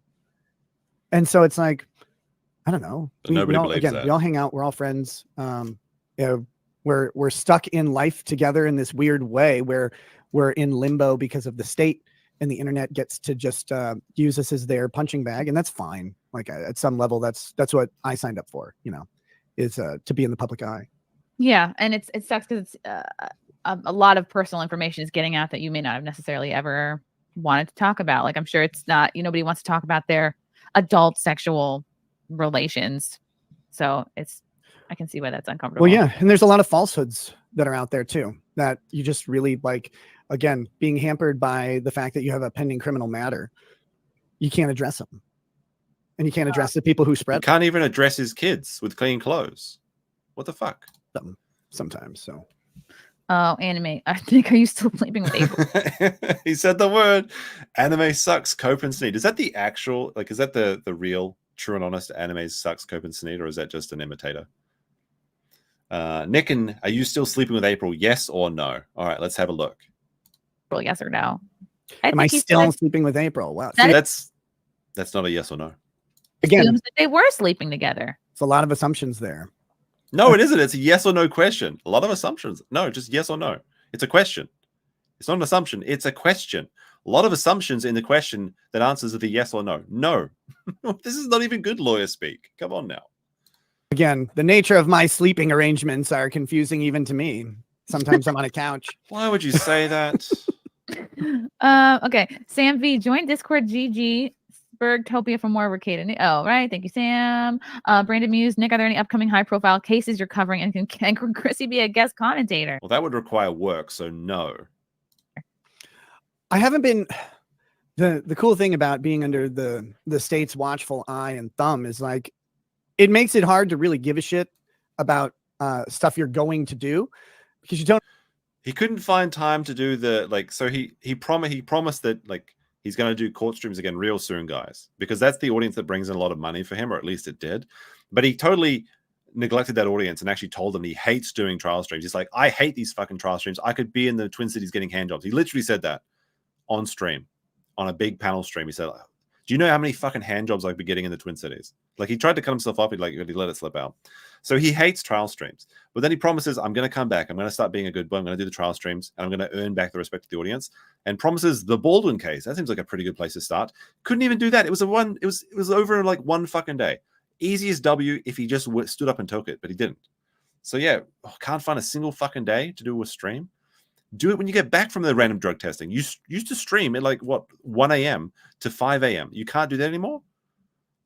You got, the kids got to go to, no, they don't. Like, come on now. I don't always know what your schedule's going to be. I really want to cover the Courtney Clenny OnlyFans. I'm pretty sure the cops aren't going to ask you for a drug test like after 9 p.m., which is when your audience is online. So watch it on replay. It doesn't have to be done live. You can do it on replay. Like people, if you have something that is not live, if your audience likes you, if the audience shows up, if you're consistent, you can play it on replay. Legal Vices did what was it? What was its fucking name?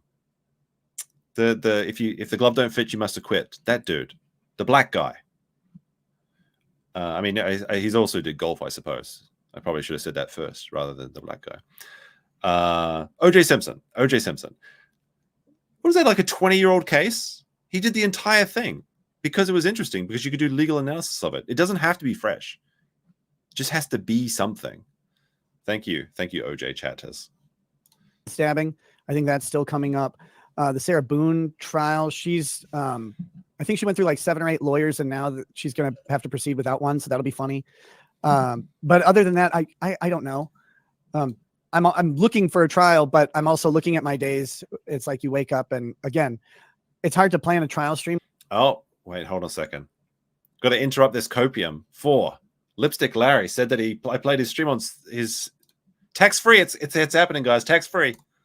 Wiggle, wiggle. It's a tip. So it's tax-free. But wriggle.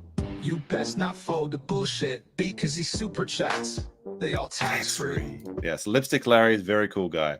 I'm going to retweet that because I like their song and also like it. There you go. There you go. Go watch Tax-Free and Lipstick Larry. Very, very competent, very skilled person. My brain is starting to turn off, like, actually, listening to this this cope. When you might have to go do a drug test. It's getting way too late for me.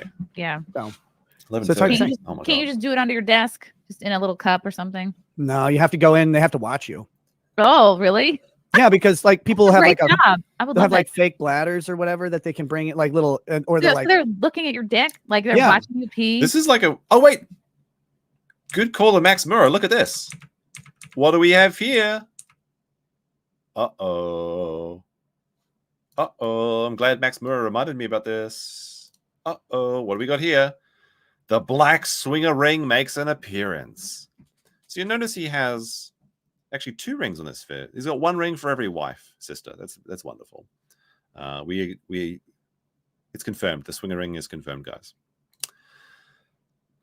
Alrighty. Also, Excumer says with a 50, he did not do the whole thing, May. That was like 9 months. He only covered the N-word issues, mostly because that makes right-wingers ferment by the mouth. Is that true? I didn't watch those streams because it was past my bedtime. I thought he did the whole thing. Oh well. Well, there you go. He did content though. That's the point. But there we have it. The sighting of the black swinger ring. I'll bring this. I'll show you what I mean.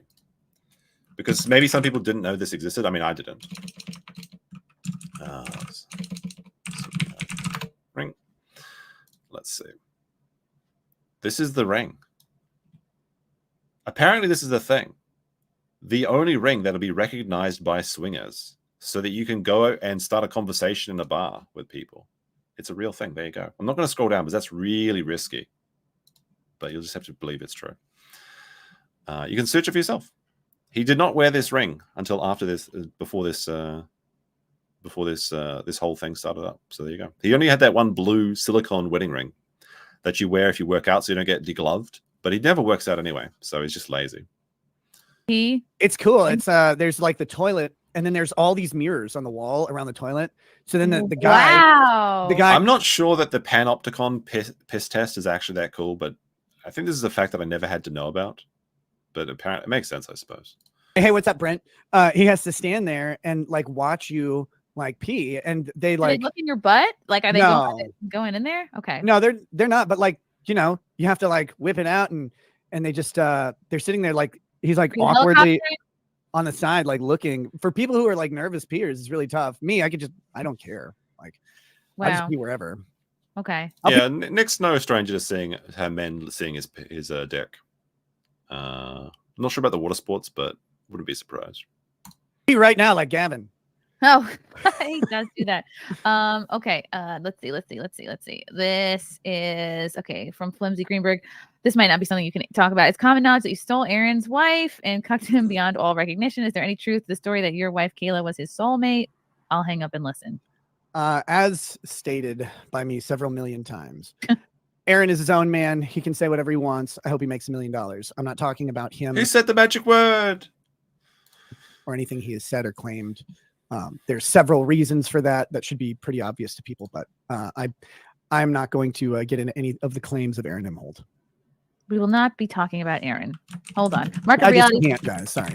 The theater concession kid asked me if I wanted butter in my popcorn. I told her that I'm not that special. Just give me the same yellow grease you put in everyone else's. Yeah, I don't even think it's butter. I think it's just vegetable oil. It's What? yeah. When I worked at a movie theater, which was a long time ago. I was 16. I think I'm going to skip past this butter comment. We all know.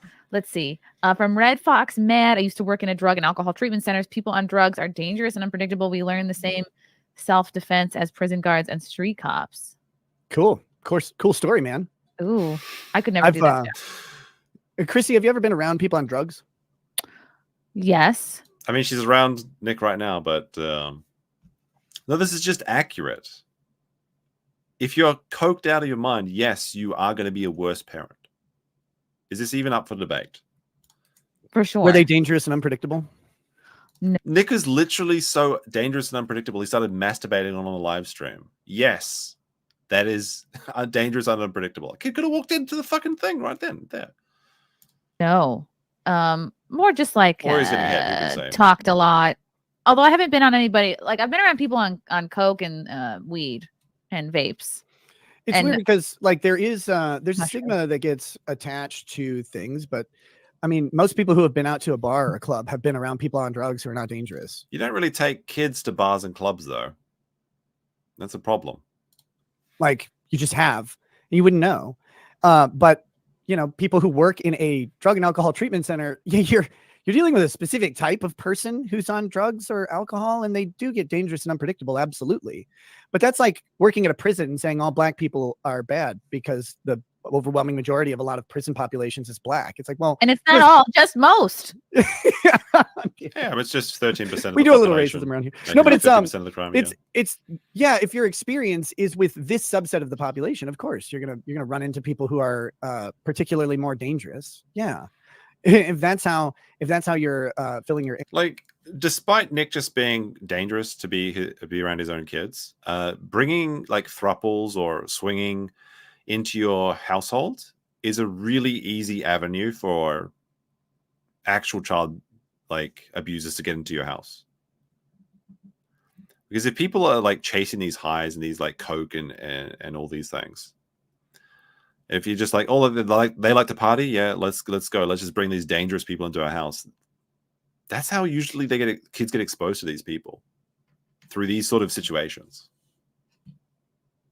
Anecdotal experience, right? Okay. Think. Fletcher boy, Nick, I'll send lawyers, guns, and money to get you out of this. Thanks, buddy. I appreciate it. Thank you, Fletcher boy. Let's see. Oh my God, there's a lot that are like kind of overlapping on the same things here. What is interesting? Alan Tanasi, Nick, when are you going to grow a Jack Murphy beard? I don't know. I don't think I could see you with a dual colored. I mean, I don't like the big beard anyway. I think remember like oh, to two of my favorite peeps. You both look great. Happy to see Nick looking healthy. Hey, thanks, buddy. Yeah. Good to see you. We love Cecil. Oh my gosh, it's Kiki. Hi, Chrissy. Hi, Nick. Tally. I said hi. Aaron sucks. Gonna skip through this one as well. Consensually non-monogamous. I'm talking about it. Brandon Lucas, Nick, do you as a Christian approve of my consensually non-monogamous marriage? I don't give a shit. Yeah, you got it's not my place to figure out like your life at all. And if you're looking to me to like figure out and determine what your life choices are, you should really find someone better to do that than me. Yeah. Just a dude. Someone other than a stranger. Angle of elevation. So many bad faith purity cult LARPers in this chat who feel like it's okay to falsely judge a person by their falls, not by their ability to rise, change, and grow. An element of rising, changing, and growing is admit you made a mistake and working towards fixing that. So it's not necessarily about purity cult LARPers. But Nick has shown no admission of the things that he's done is wrong. In fact, quite the opposite. It is you who did something wrong, you weirdo chatter, for watching him and observing him and judging him. Now, he doesn't need to, I'm not saying he needs to apologize in public, but he needs to apologize where it counts, and that's to his family. And I don't think it's possible for him to apologize for this relationship, if you want to call it that, until he removes April from the situation. Ooh, That's I like nice. rising and growing. I'm a riser, not a grower. Thank you, Angle. Who has April's credit cards? I didn't even mean to click on that one. I don't think that's serious. No, that was they're on the seizure list from the house, so the state does. Oh God, I would hate that. Mark of reality. What was the old trope about the guilty or guilty question? Are you still beating your wife? What? Oh, he's okay. I get it now. Not sure what that relationship. Like when you say still, it right? means, yeah. And the answer is just as hard as I was before. Okay. This is also not. It's hard to know because a lot of these I don't feel like are serious. So It's fine by me. Like either way, seriously, Okay. it's okay. Okay. I'm a big boy. Do I really have to be a critic to say it's bad to give kids cocaine? I actually don't have a problem with people being degenerate. I don't have a problem with people doing drugs, but do them away from people that are vulnerable. That's not like a really wild position to take, I think. Okay. Good. Garfield's bizarre adventure. What hurt more, Nick, when the government took away your kids or when they took away your drugs? Also, relax, buddy. That's a Take rough another one. drink. That's a You rough earned it. comment. Yeah, it's that's a funny one.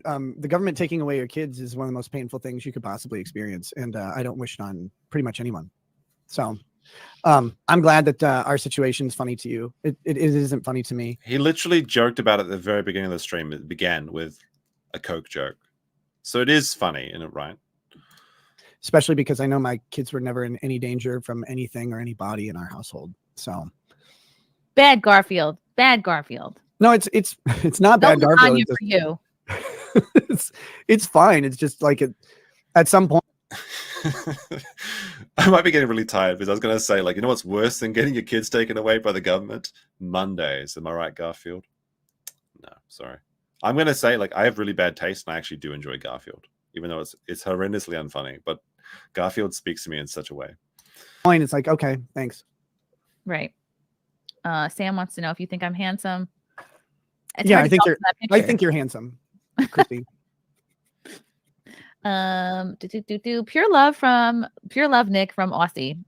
I guess that's Australia. How did Sam Loves Boobs get 2 different profile pictures? That was amazing. Maybe 2 accounts. Maybe. Yeah. Well, Flimsy Greenberg. Adam, name this episode cocaine shampoo. It's because you did the dry shampoo thing earlier. Okay, of course. It comes in spray bottles now. What the fuck is this? The sprays really are better than like Heathcliff the Internet powdered Defense version. Force in the chat. What is this? Let's see. You're talking dry shampoo. Dry shampoo, yeah, you can it's like basically talcum powder. You can shake I've literally put it just on your roots. The only dry shampoo. All right, I'm gonna skip past this girl talk. Met. All Blunt, thank you for the Orange Boy. My first ever episode of FNT was when the 2 of you were guests before Chrissy became a host a few years ago. Both of you were Skip through the glazing.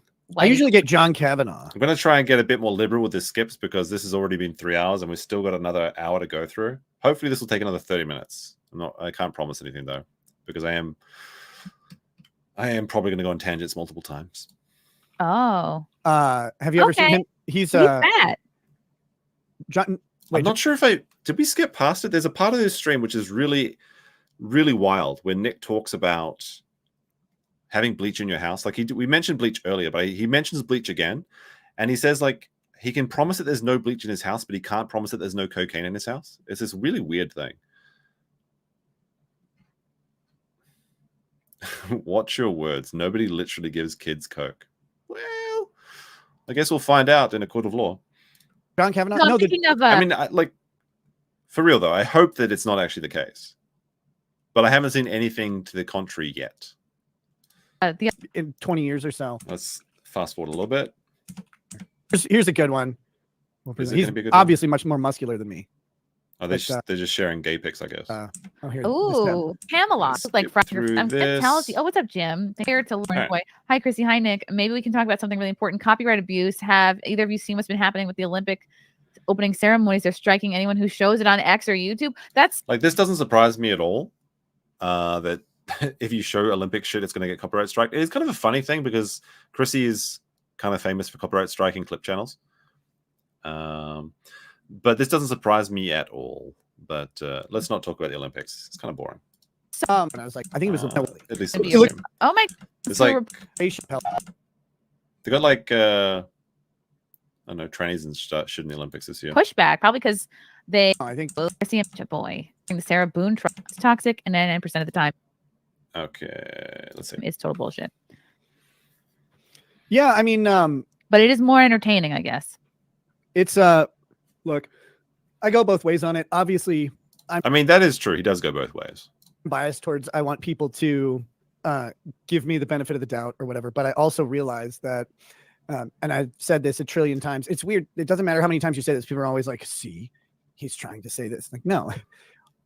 The thing is also is like innocent until proven guilty is a legal standard.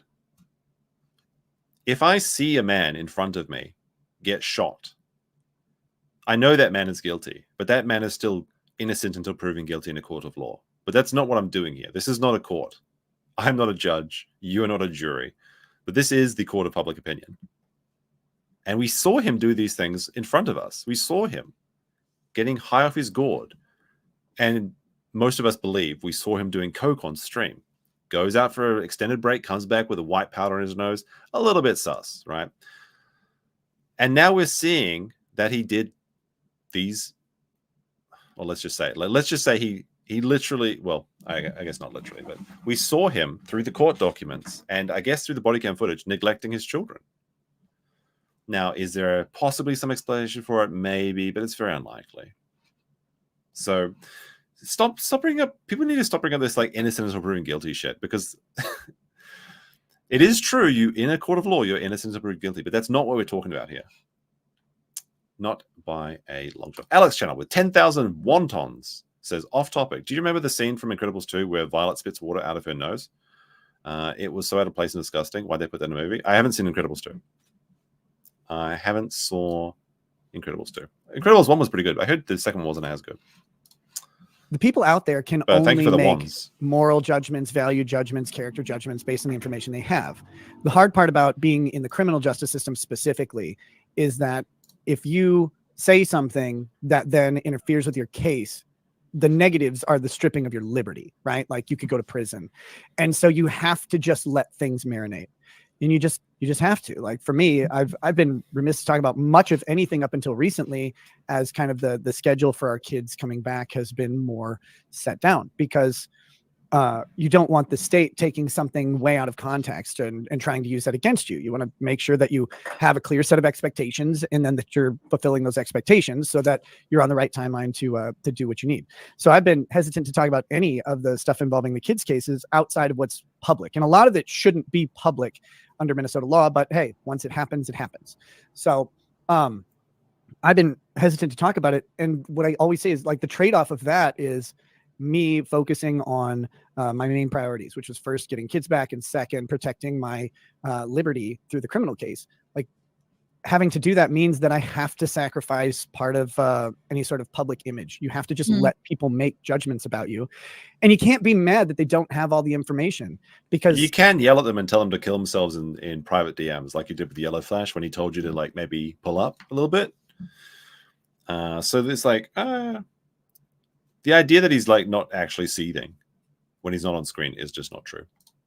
Unless you're going to give it to them, what else are they supposed to do? So like the concept of innocent until proven guilty is a concept that's valuable, and I always believe we should uphold that, but it doesn't preclude people from making moral judgments about someone else. And you can't really bitch about it too much if people just, go based off of the information that they have. So it sucks reading a bunch of shit that isn't true. Or I thought you weren't reading. I thought you were too busy to read the comments about you.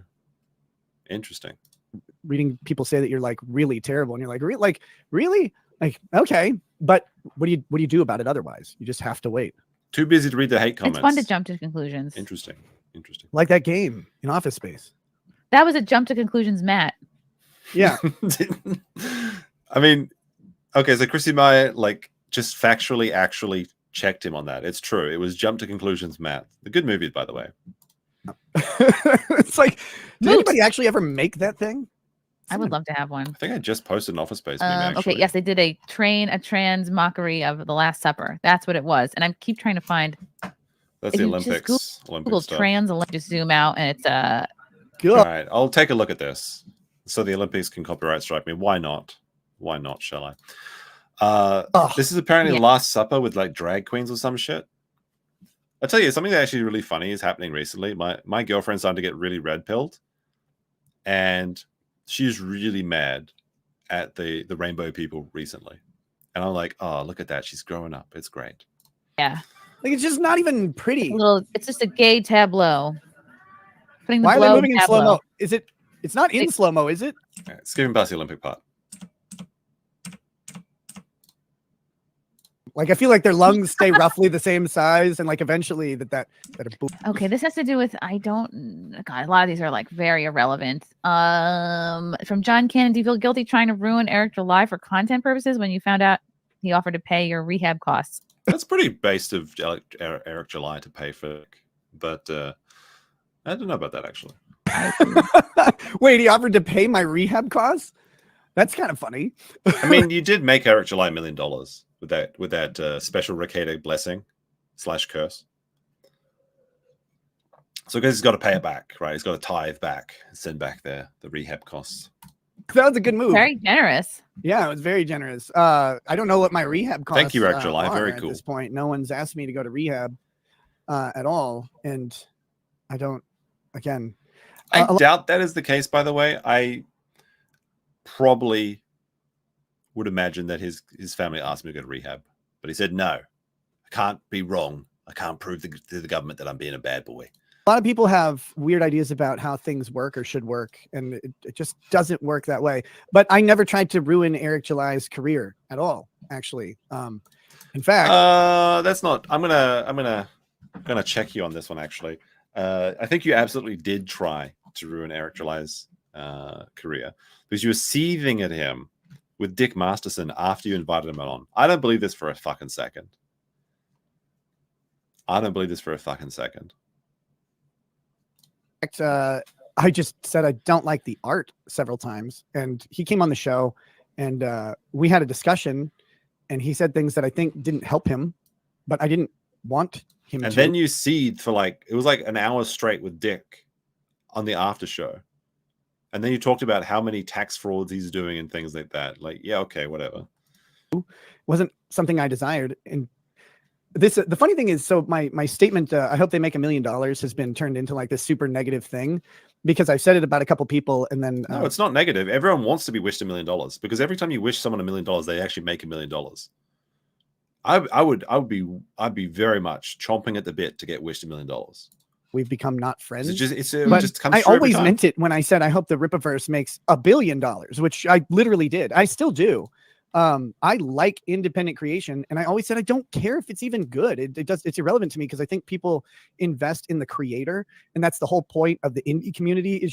It's like I'm buying a book from someone I like and likes me. And that to me, that was always kind of the rebellion against Marvel and Disney, is as these big companies are sitting out there telling you you're a piece of shit, but then please buy the stuff that you like because you love it. There are these other people saying, hey, I don't think you're a piece of shit, actually. Like, and I have this book, and you can watch me, and like you can laugh along with me, and we can laugh at stuff, and then you can maybe buy my comic. I love that model. I think it's great. And somewhere that got lost. I disagreed with some of the stuff with Eric and Riley, and I still do, but I don't hate Eric. Or anything like that. If he offered to pay my rehab costs, it's very presumptuous, very funny, but it's maybe a nice gesture, I guess. I had not heard that until now. That's good. So you're nowhere near needing rehab. You need to pay for his gym membership. He can barely lift this cup to his mouth. You see it every time he does it. His hand is like struggling. It is a pretty big stein, though. By the way, the deepest lore in that stein is apparently you buy it at like Anime Matsuri, and it's like unlimited iced tea all day, which actually seems like a pretty good deal. No, I can't complain about that. Weird choice though. Weird choice for a drinking chalice. No, shockingly, again, as part of all this, they make you do things like chemical use assessments where they have someone go through and determine if you require like services. And rehab just isn't on the menu. I know it's really hard to believe, but yeah, there isn't rehab on the menu at present. Okay. You don't have to do rehab. The idea is it's a gesture to show that you want to change your ways. You don't need rehab to get off drugs. People can do it by themselves. It'd be difficult based on your personality and the substance you're on, of course. And in some cases, you may need medical assistance. Absolutely. I think that's the case with alcohol when you become physically dependent on it. But the idea is that going to rehab is a gesture to show that you want to prove to people that you're off something and that you're going to stay clean so that you can be a safe and responsible person for the future going forward. Garfield's Bizarre Adventure. Can Nick explain? Okay, this has to do with Ethan Ralph, who I don't. That's not even relevant. Oh, actually, there's some fun lore here. So Ralph went on Chrissy's stream and just raged at her.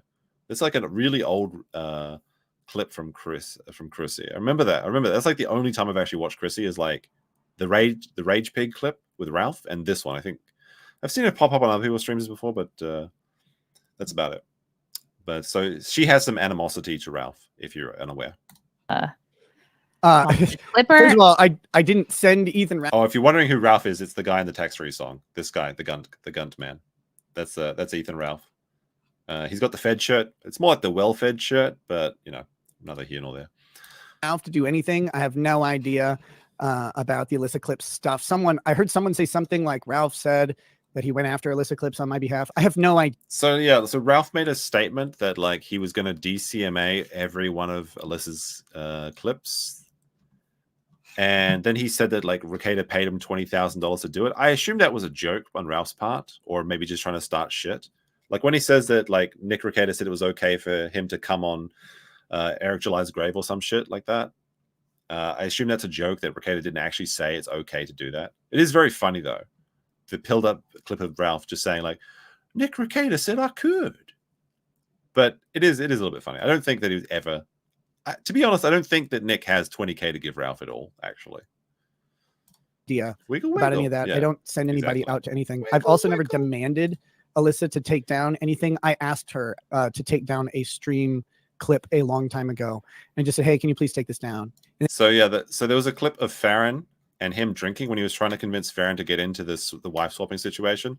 She got completely drunk with her surrounded by cats, like literally like there was just a bunch of like cat houses behind her, and she thought her lower half was off stream, and then she laid back and then wiggled her legs and then exposed her like short jeans slash snatch, but not like actually you could see anything. It was covered. It was covered.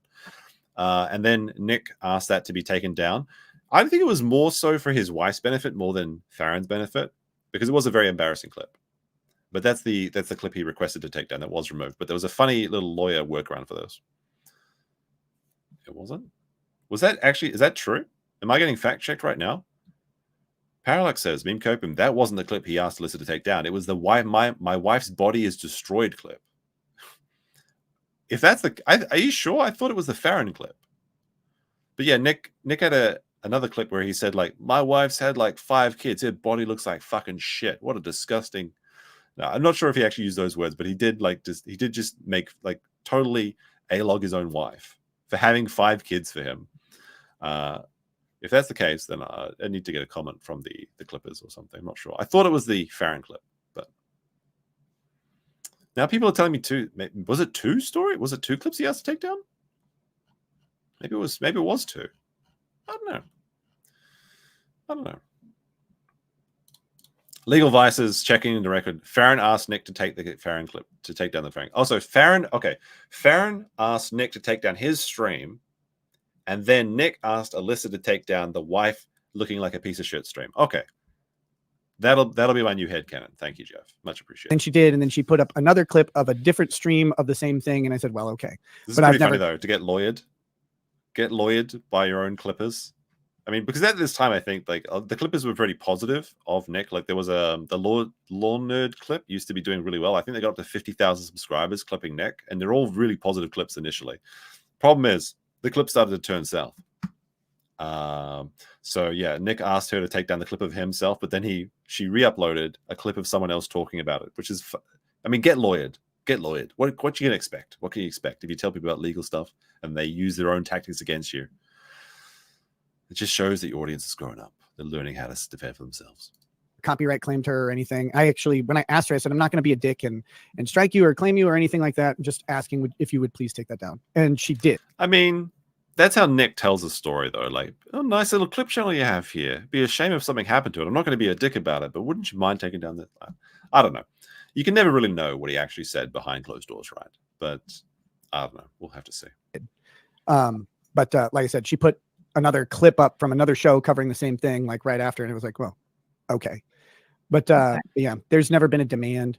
I've never threatened her. Actually, specifically unthreatened. It's like, look, I'm not gonna do anything about it. You don't have to. Just asking you to.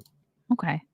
From Slow Mo Savage Nick, do you want to clarify? Did you say bleach is just as dangerous as? Oh, here we go. Okay, this is the point I was really looking forward to. I think this is the rant that I was listening to while I was at the gym today. Cocaine.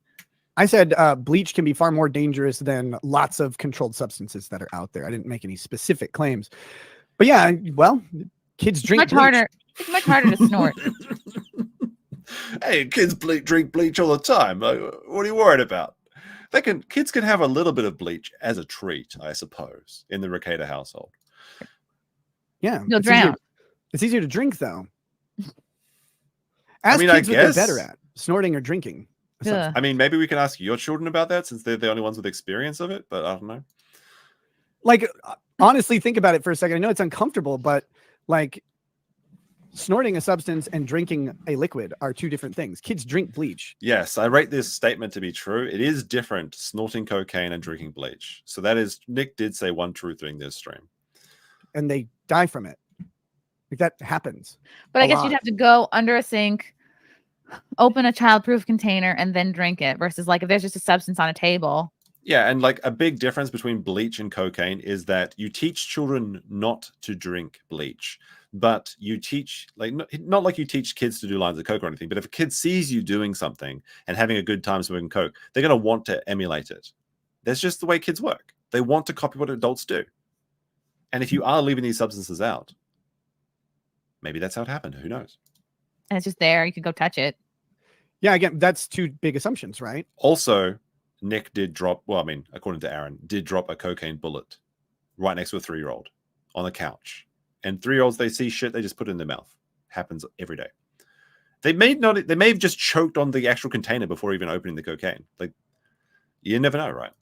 One is the assumption that the one substance is out and available. The other is the assumption that bleach is not out and available, that it is in a childproof container, that container is closed, that container is under a sink, that there's no fault in it, that there's no holes in the container.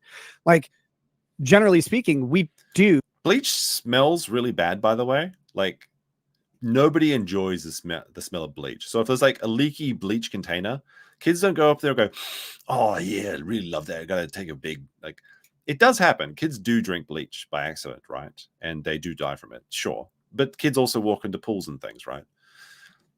They're totally different to leaving cocaine out and doing cocaine around your kids. We keep a lot of things in our houses, we collectively, that are extremely toxic to people. We actually don't really keep bleach in our house. We don't use bleach as a cleaner. Yeah, they don't clean anything in the house. They don't. Let's say, just keep this in mind. There is no bleach in the Rekieta household. We use other things than bleach, but it's like we don't. It's a risky substance to keep around. Is it riskier than cocaine? Really? So there's no bleach. There's no bleach in the house. Wouldn't want to bring bleach into that fucking house. Oh my goodness! Couldn't let the kids be around bleach. Much safer to have around cocaine. Just bring the coke into the house. And what is this? Like, honestly, what is this argument? I wouldn't want to bring coke into my house. That might be dangerous for children. Oh, buddy. Oh, boy. So it's I know it's again, you have to make assumptions to get to a thing, and okay, when you make those assumptions, you start adding facts to the situation. It's like, is a childproof container of bleach properly stored more dangerous than a pile of cocaine sitting on a table? Well, no. But that assumes those two things are the variables we're talking about, right? And only one gets your whites white. That's how Michael Jackson did it. He probably snorted bleach. BYB, did you and Aaron do gay stuff together with a Balldo? I feel like you probably can't answer that. I can't talk about him. Sorry. That's not a no, but I guess you can't talk about it. John, Kristen, yes. just here for the lol cow that Nick has become. Would you consider? Let me say. We are aware Nick's 9-year-old could have easily licked / swallowed the coke, that she didn't necessarily snort it, right? Yes, of course we are. It's just the way we're talking about the situation. I don't think that they actually... My theory is the theory, like, that they were giving some form of diluted form of cocaine as a replacement for Ritalin. So it's the Camelot theory, basically, that first put forward this. This seems like the most reasonable theory where you can kind of make sense in your mind, because it makes no fucking sense that the kid is doing coke on the regular, unless the parents are somehow involved. Are they licking surfaces around the house because there's nothing else to eat? Perhaps. I don't know if that's enough. Like the test is really high though. That's like if it was like a small amount of cocaine, then I would assume it was an accident. But because of the level, if it's an accurate test, you know, maybe that's a big if, you could say. If the test is accurate, it's habitual use, which would, to me, suggest that the parents were using it as some sort of alternative or not homeopathic, but some sort of holistic home recipe, right? You know, like I said, like you mix cocaine in with hot water and you like inhale it, sort of thing. Perhaps. Again, we don't know, and I still hope that the test is false, but nobody's provided an alternative to this story yet. So why should I not believe the simplest answer, which is what is in the documents? Yourself a lol cow. I don't think a lol cow can properly consider themselves a lol cow. So in the interest of remaining a lol cow, I'll say no. Sam loves boobs. Sounds sus. Thank you, Sam. Anime sucks. Copen Sneeds. Can Nick please give his opinion on Kiwi Farms user MN Public Records who always cucks his streams? Very interesting. So like, I think I showed it at the beginning of the stream. This is just a hilarious image though. There you go. An interesting matter of public record attached. So what happens is every time Nick streams, this is dropped down, right? Like new documents come out. And I actually think he's gun shy about streaming now. I think that the reduction in streams has literally been because he's afraid that more shit's going to come out. His first stream back is when the cocaine kids document was dropped. Is there going to be anything else big coming down the pipeline? We don't know, but we'll have to wait and see. But we're all waiting with bated breath. Ars Nerd says with a $5. Fun fact: cocaine is one of the few / only drugs that makes you randomly have a heart attack. Used medically, it's fairly safe. Abused, you're rolling the dice. Is that real? Because according to Aaron, Nick said that he just built up like he could take as much cocaine as he wants, and it just added to the timer. Like it's like he was saying there was no way for him to OD on it and stuff. I don't know how it works because I'm not a user of cocaine. But apparently he was like wikifaxing or wikimedding or whatever it is, WebMD, all the cocaine, and he was just doing a lot of it. And saying like, yeah, it's fine. I looked up WebMD. There's no problem. Just do another. It doesn't make me more high. It just makes the high longer or something. Like adds to a duration like a video game or something. It was pretty weird, pretty wild. Anyway. Interesting Kiwi Farms account. They post documents and seem to have access to those documents before anybody knows they're around. Some of them are public and some of them aren't. I have no idea. Like speculating on it is really weird. So if Nick confirms that some of these documents are not available to the public, that really does beg the question, what haven't we seen? And if Nick keeps saying there is no charges coming down the pipeline for me in these sort of things, how do we know if we haven't seen them? So, okay. John Kristen, did Nick please himself on stream, or is he getting a hawk tour? I wish both of those were true. No, he was just touching his sore leg, as he said. He wasn't beating off. He wasn't getting a blowjob. He wasn't gooning. He was poking his sore to wake him up. We watched it at the beginning of the stream. Very funny. I'm going to skip past this so we don't have to watch it again. Really wish I was jerking off, but I had drank so much at that point. I don't know it would have made a difference. Do you feel like you had a rock bottom moment through any of this, or? You always hope you hit rock bottom, right? Do you though? I've never woken up and said to myself, you know what? You know what really hit the spot is hitting rock bottom today. Only way to go is up. No, what is this? You really does anyone actually hope they hit rock bottom? Like maybe you can't get better until you hit rock bottom, but nobody hopes to hit rock bottom. What the fuck are you talking about? And like you always hope that that's happened and not something worse coming. For sure. Okay, that's good. But Daniel, man, that was I drank so much on that stream. Like I found a clip of it or a re-upload of it the other day. Is Nick just shouting out a list of clips? Found a clip of it. Oh, but I don't watch any of the content about me. Too busy. And someone categorized like all the drinks I took with timestamps. And I was like, holy fuck, that's a lot of liquor. Wow. I was like, that absolute hero rewatching that stream.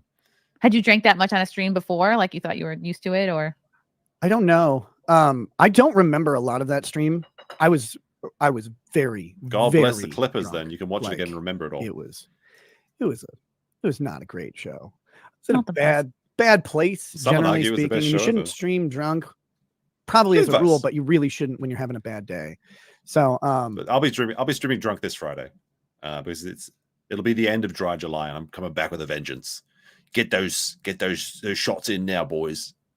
that one. But yeah, when I was reading the comment with like all the timestamps of all the sips of alcohol, I was like, Good holy point. Why did he fuck, I delete it drank if it was a good fast, I stream? drank hard. And I think it was Elijah Craig single barrel, which is like 60% alcohol too. Woo. Yeah. Yeah. Yeah. Where Are Nick you a is up. puker? Like, do you guys puke then? I don't know. I usually don't actually. I very rarely throw up from drinking. I don't remember, again, I don't remember a lot of that stream. And I don't remember a lot of that night, but I don't think I threw up. I remember. Check under the dirty laundry. There could be vomit under there. You know, or maybe they just cover up the vomit with the dirty laundry. Maybe that's why there's laundry everywhere. The floor is just full of puke. Who knows? I was doing a Yellow Flash stream like a year and a half ago, and we were supposed to be taking quarter measure shots for whatever super chats, but I was taking full shots of liquor, and I puked. Like I puked. Did you do it on stream? Like, did you like turn the camera off and like grab a bucket? And, like, I think I think we were finished, and then of all the like the funny thing is that you don't actually see more puking on stream with all the like. If you think about last year, we were doing a lot of drunk streams. I don't think we ever had puke on stream. There's only one unfortunate soul that had puked on stream, and it wasn't on my channel. I think that clip still is on Alyssa's channel, but I don't want to call him out. But that was a pretty wild clip. That's a pretty wild clip if you haven't seen it. Oh man, the guy's doing his best. it was really bad. I'm so bad with hard alcohol. Like it's. I've gotten. Well, I obviously haven't been able to drink for a while now. It wasn't. Jeff does hold his alcohol pretty good at like getting to a point of intoxication or whatever, and then just kind of not going further. But that day it was like I drank fast too. Like if you go back and watch, he was drunk from the very beginning of the stream.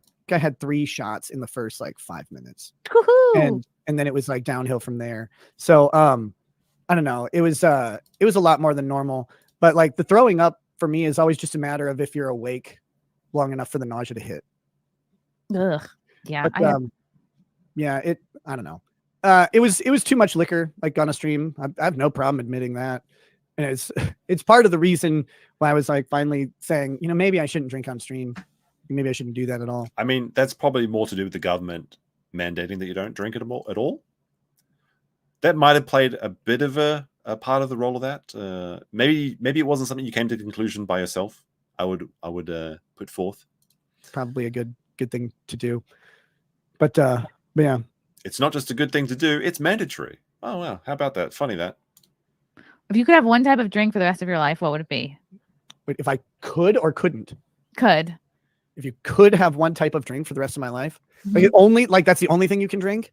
I mean, you can have water to stay alive, but like water and one other drink. An adult, beverage. Oh, an adult beverage. Oh, it. What were you gonna say? Orange juice? No, like if I have one drink plus if I have water and one thing, it's like, well, I wouldn't pick alcohol because it's gonna be something with sugar in it. I'm guarantee it. Oh, I would probably pick sweet tea, honestly. Like that's because that's what I like to just drink. What a boring answer, Nick. I know, but I was going pragmatically. But if you're saying like what fun drink to have, it'd be Kentucky Owl Last Batch Rye No. 4.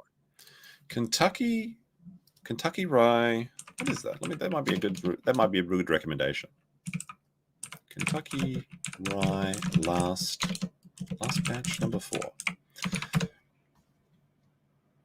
Okay. This is a $300 bottle of whiskey. That's outside my price range.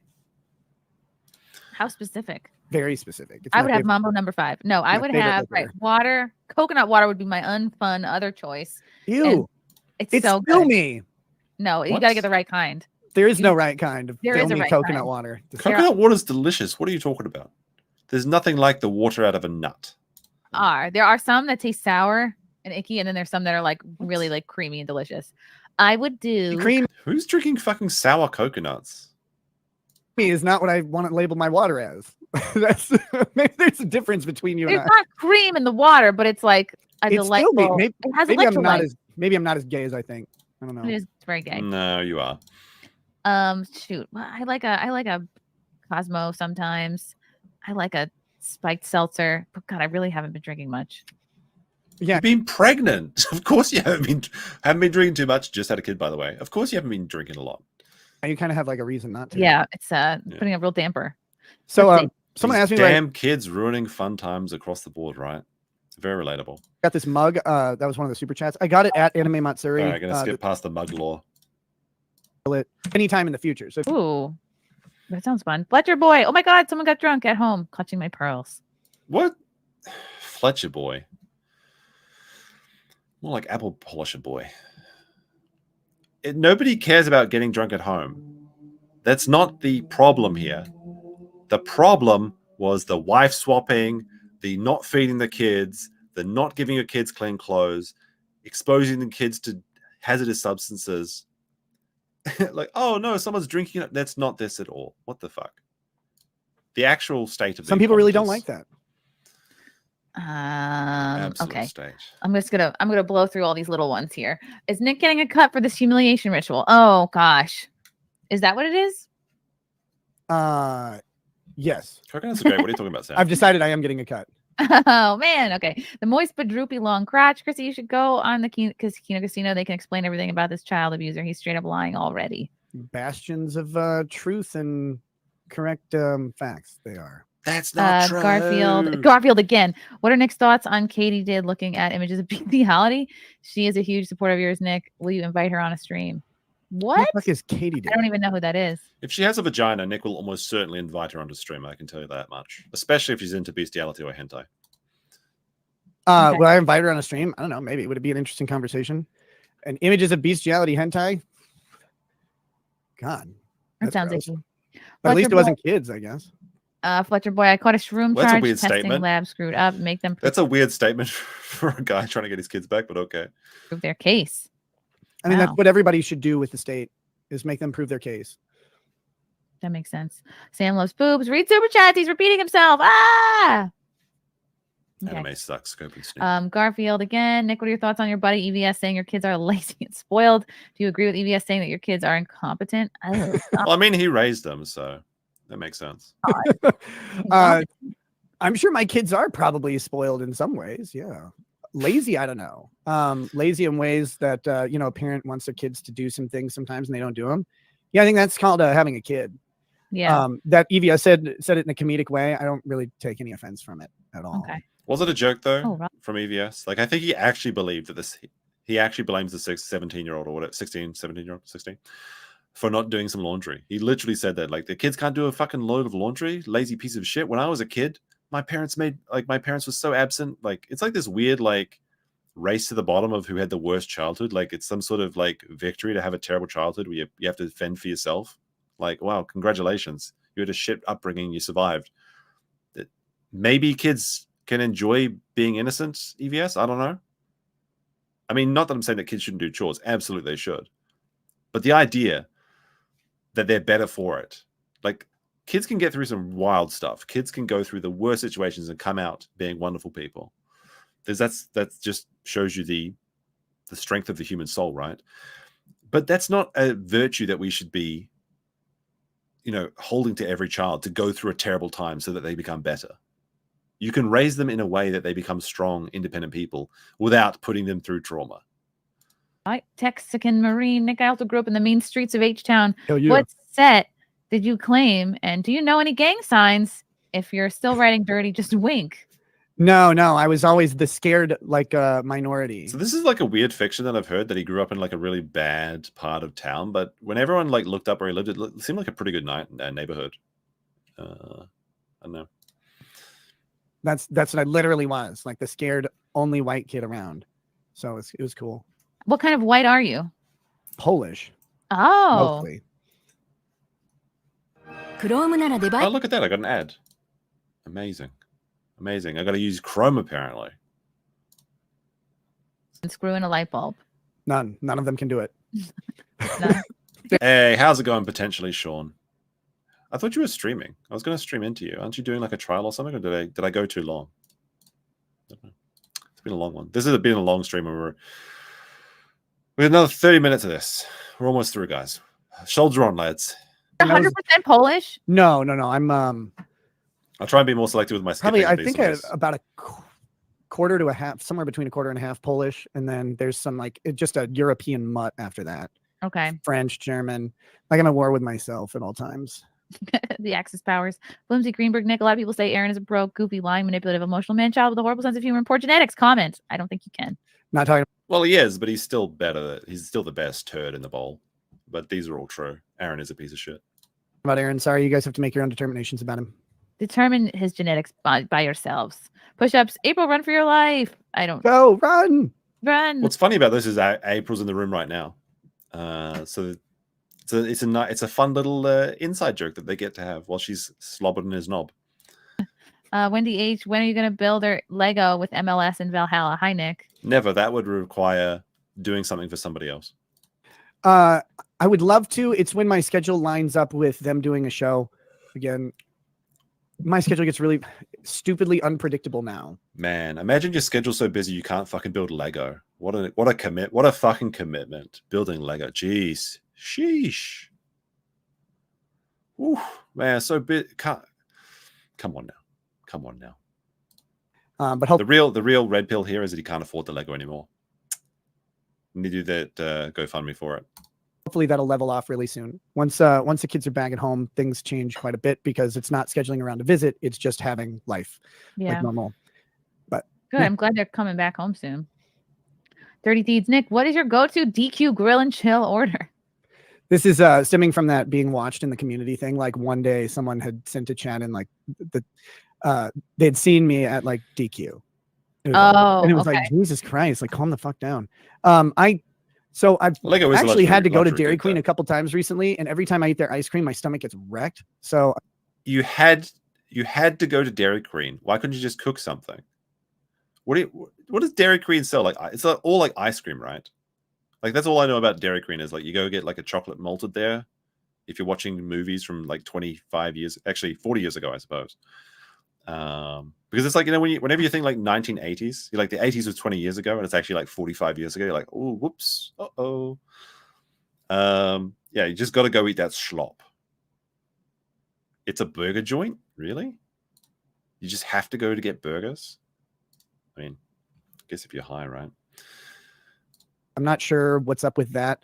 Maybe he had to meet his kids at Dairy Queen. No, he can meet his kids at his grandparents or his parents' house, their grandparents. So now it's just fries and a drink.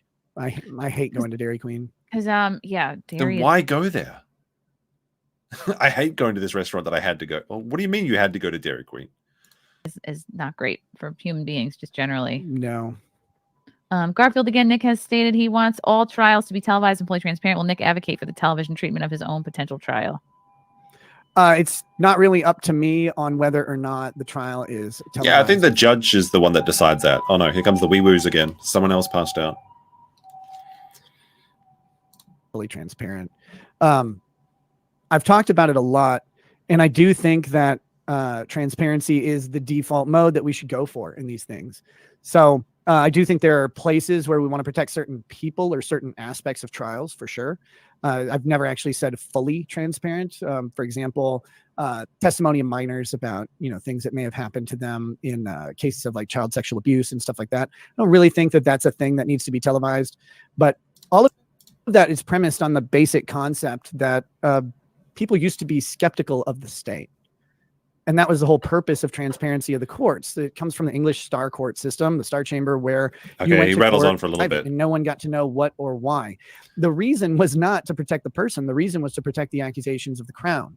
The Crown's accusations were not able to be measured by the public. All right. Long story short, Nick claims. I'm gonna have to start to be a bit more selective with these. Nick has claimed that he wants any and every trial to be publicly live streamed and available to prevent any injustices caused by the government. Now, he is now claiming an injustice by the government, but he does not want his own live stream, his own court case to be live streamed. In fact, he's petitioned for it not to be, in fact, and everything sealed in regards to his case. So in the one time, he wants it all to be private, but the government's trying to do a big conspiracy against him. Interesting. Unfortunately, the judge declined to grant him that protective order. He said no, and he also said, check your homework. Literally, the judge sent back saying, apply yourself or see me after class, because he sent the wrong, his lawyer sent in the wrong statute for it. He created the American legal system. The idea was that accusations and trials would be open and notorious so the public could make sure that tyranny wasn't happening. That's kind of changed lately, but I still believe in the underlying concept. Again, in the theory, nature of how law has rules for thee, but not for me. Changed, and how sort of accusations have changed over the years. there are certain places where maybe Fukuoka? it's not Cool. appropriate. Again, I heard that they're trying to make Fukuoka like a if really a international 5-year-old is city. testifying Like, they're about really pushing for that sexual this year. abuse. Like, we probably don't want that to be just broadcast to the world and to have that follow the child. Google decides how many ads happen. Maybe you should get YouTube Premium around, right? Like that. I just think that maybe is one of those reasonable accommodations we can make. But generally speaking, sure. Yeah. Okay. From Sean, just joining the stream. Sorry if you've said it already, but how did this start? How the hell did this get to a warrant? I'm hoping you beat this, Nick. Well, you can find out how it got to a warrant by reading the affidavit that was filed for the warrant request, and you can make your own determination as to how it got to a warrant. I can't really comment on that too much, but remember that the entirety of Rules how for a thee, but not warrant for gets me. approved has to be contained within the affidavit for the warrant. And that I do have YouTube Premium, just not on this account. I have a lot of YouTube accounts. I'm not getting YouTube Premium for like 12 different accounts that I have. affiant signs that Arguably, affidavit I and should have executes it on oath. this account though. So if I they agree. misrepresent things or fail to represent things in there, it is technically perjury. But you'll have to determine how that got to a warrant at all. And I would encourage people to read the affidavit and ask themselves the basic question: what about the affidavit? And this is just a good exercise in general. What about the affidavit says that they will find evidence of crime on the date that the warrant is executed? And if you find that they've met their burden, then if I prove to you that I have Premium, what will you do for me? I could switch to YouTube Premium right now if I wanted to. But why should I, Elder Gusto? What are you going to put on the table to prove that I don't have YouTube Premium? I put that forward to you. the warrant is good. If you find they haven't met their burden, you have to ask why. But those are things that you guys got to do for yourselves. I can't tell you the answers to that. Tedpool says, you know why it doesn't matter if my home is searched? I don't use drugs and there's none in my house. You know what's interesting is that you may not know what's in your house. Woohoo! Now, the man who knows for a fact he has no bleach in his house. But you don't know what's in your house. But I know for a fact I don't have any bleach in my fucking house. But you don't know what's in your house. That's why you got to do a spring cleaning. Any cleaning at all would be good for a start. I don't know what cops bring into your house either. You think cops They brought could be bringing bleach into your house and you wouldn't even know about it. stuff into your house? I didn't say that. Oh, okay. Generally speaking, people are like, oh, I'll consent to a search. Everything's fine. Ask a bunch of people about how well that went for them, because there's plenty of stories out there where they didn't know that something was in their house. Yeah, I think this is a bit of a giveaway to his legal strategy. You don't ever consent this could be to a anyone's search. cocaine. In my bedroom, in like my that, master bedroom, legally in my speaking, safe. there is no benefit to consenting to a search. If the cops want to search you, they will, and you should not resist them, right? Go home alive or go to jail alive. Don't die, but don't consent. Make them do their job. Make them have probable cause. People consent to searches that the cops did not have justification for all the time. Some people get burned. If you've lent your car to anybody, are you 100% sure your car doesn't have something in it? You're probably not. What is this? Like this, I know what is happening here. It's like putting in the plausible deniability. Like, if you cannot say with 100% certainty this is my cocaine, then how can you truly convict me? Sort of argument. Sure, but then whose cocaine is it? Is it Kayla's cocaine? Is it the children's cocaine? Is it April's cocaine? Is it Aaron's cocaine? Whose cocaine is it, Nick? Did the cops sneak this into your bedroom? Well, that sounds like a government conspiracy, but you do not want your case to be open to the public to make sure they're not pulling the old ruse on you, right? Interesting. Can't be sure. Can't be sure what's in your house. There's absolutely no bleach in my house, but cocaine. Who can say? Who can say? Well, if it's me borrowing your car is going to have more gas when I return it to you, because that's how I roll. Yeah, it's but if people have been in your house, are you 100% certain they didn't leave something in your house? Do you know? Is always a good question, especially because things like possession crimes, this person's referring to having drugs or whatever. Possession crimes require the intent to possess the drug. You have to know and intend to possess the substance that is identified as a controlled substance. The cops have to prove that. And so if you consent to a search and they find it, well, I mean, then you're defending yourself. If you don't consent to a search and they don't have the cause for it, then, But they did have a warrant.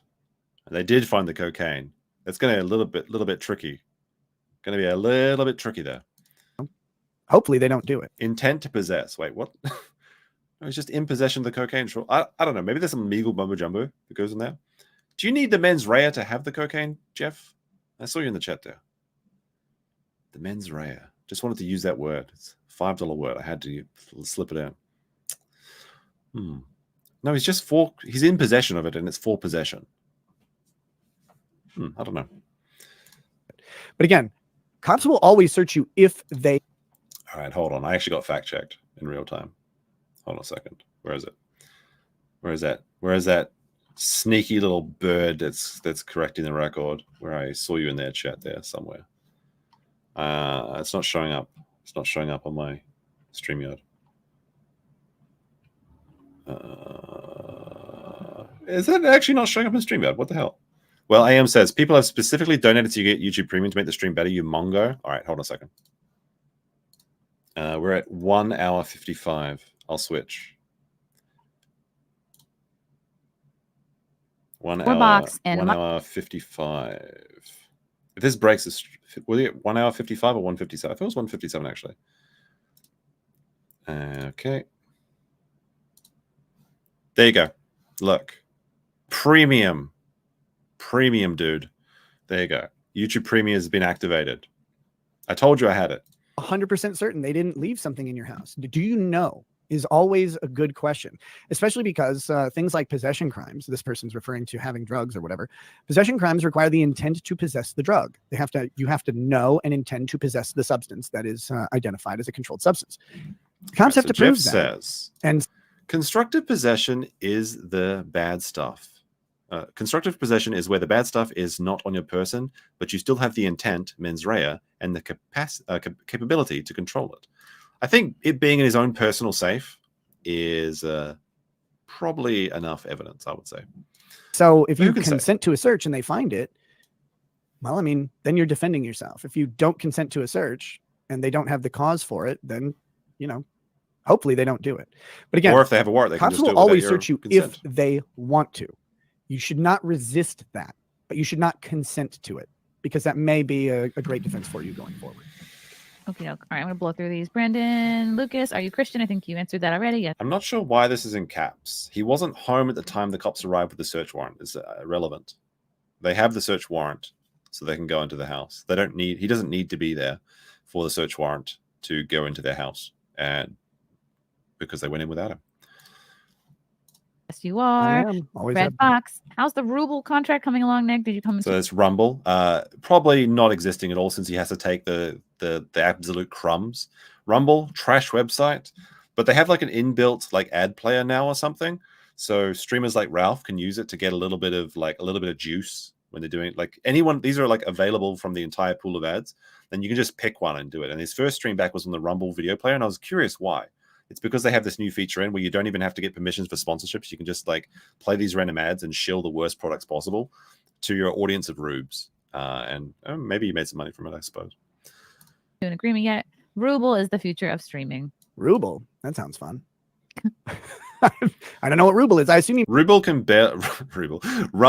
barely support itself. It's about to fall apart. Don't get into Rumble. I mean, Rumble. And did we come to an agreement yet? Well, unfortunately, the details of my agreement are not public. Unfortunately, there was no deal. There was no deal. There's no Rumble switch happening, bros. It's over, Rumble bros. Oh, Philip Vecchio as a Sicilian. I appreciate anyone with a big nose. Wow. Red Fox. Yeah, again. Rumble doesn't work very well Thank over you. here either. That's David, why I don't like 8 it. Bacon, so donating to save my soul. Nick, stay clean, brother. I still love you. Peace. But it's actually just trash. Like, especially this was evident when Ralph did his massive pill stream. The stream was not available for upwards of 18 hours after he did the actual stream. Like, you can make fun of YouTube all you want, but when you finish a YouTube live stream, it just fucking works. And the replay works, and you can like go back and watch it at speed up. All these things. You can't even do that. I don't think they even have real-time replay on Twitch. Like, you have to wait until the stream's concluded before you can scroll through it. I love that feature. It's just so useful. Just go back. Like, if you show up to the stream late, you can go back 2 times speed and catch up and get all the information. On you both, Nick. Bring back movie night. Can't do movie nights on Twitch anymore. They got rid of the watch party function on Twitch, which is gay. Boo. Kirkland, F. Mary, and Alex Stein, Aaron Imholte, Kyle Rittenhouse. Oh, well, I can't answer this question. You included a person I can't talk about. Oh. I'd marry Kyle Rittenhouse. He's lovable. I'd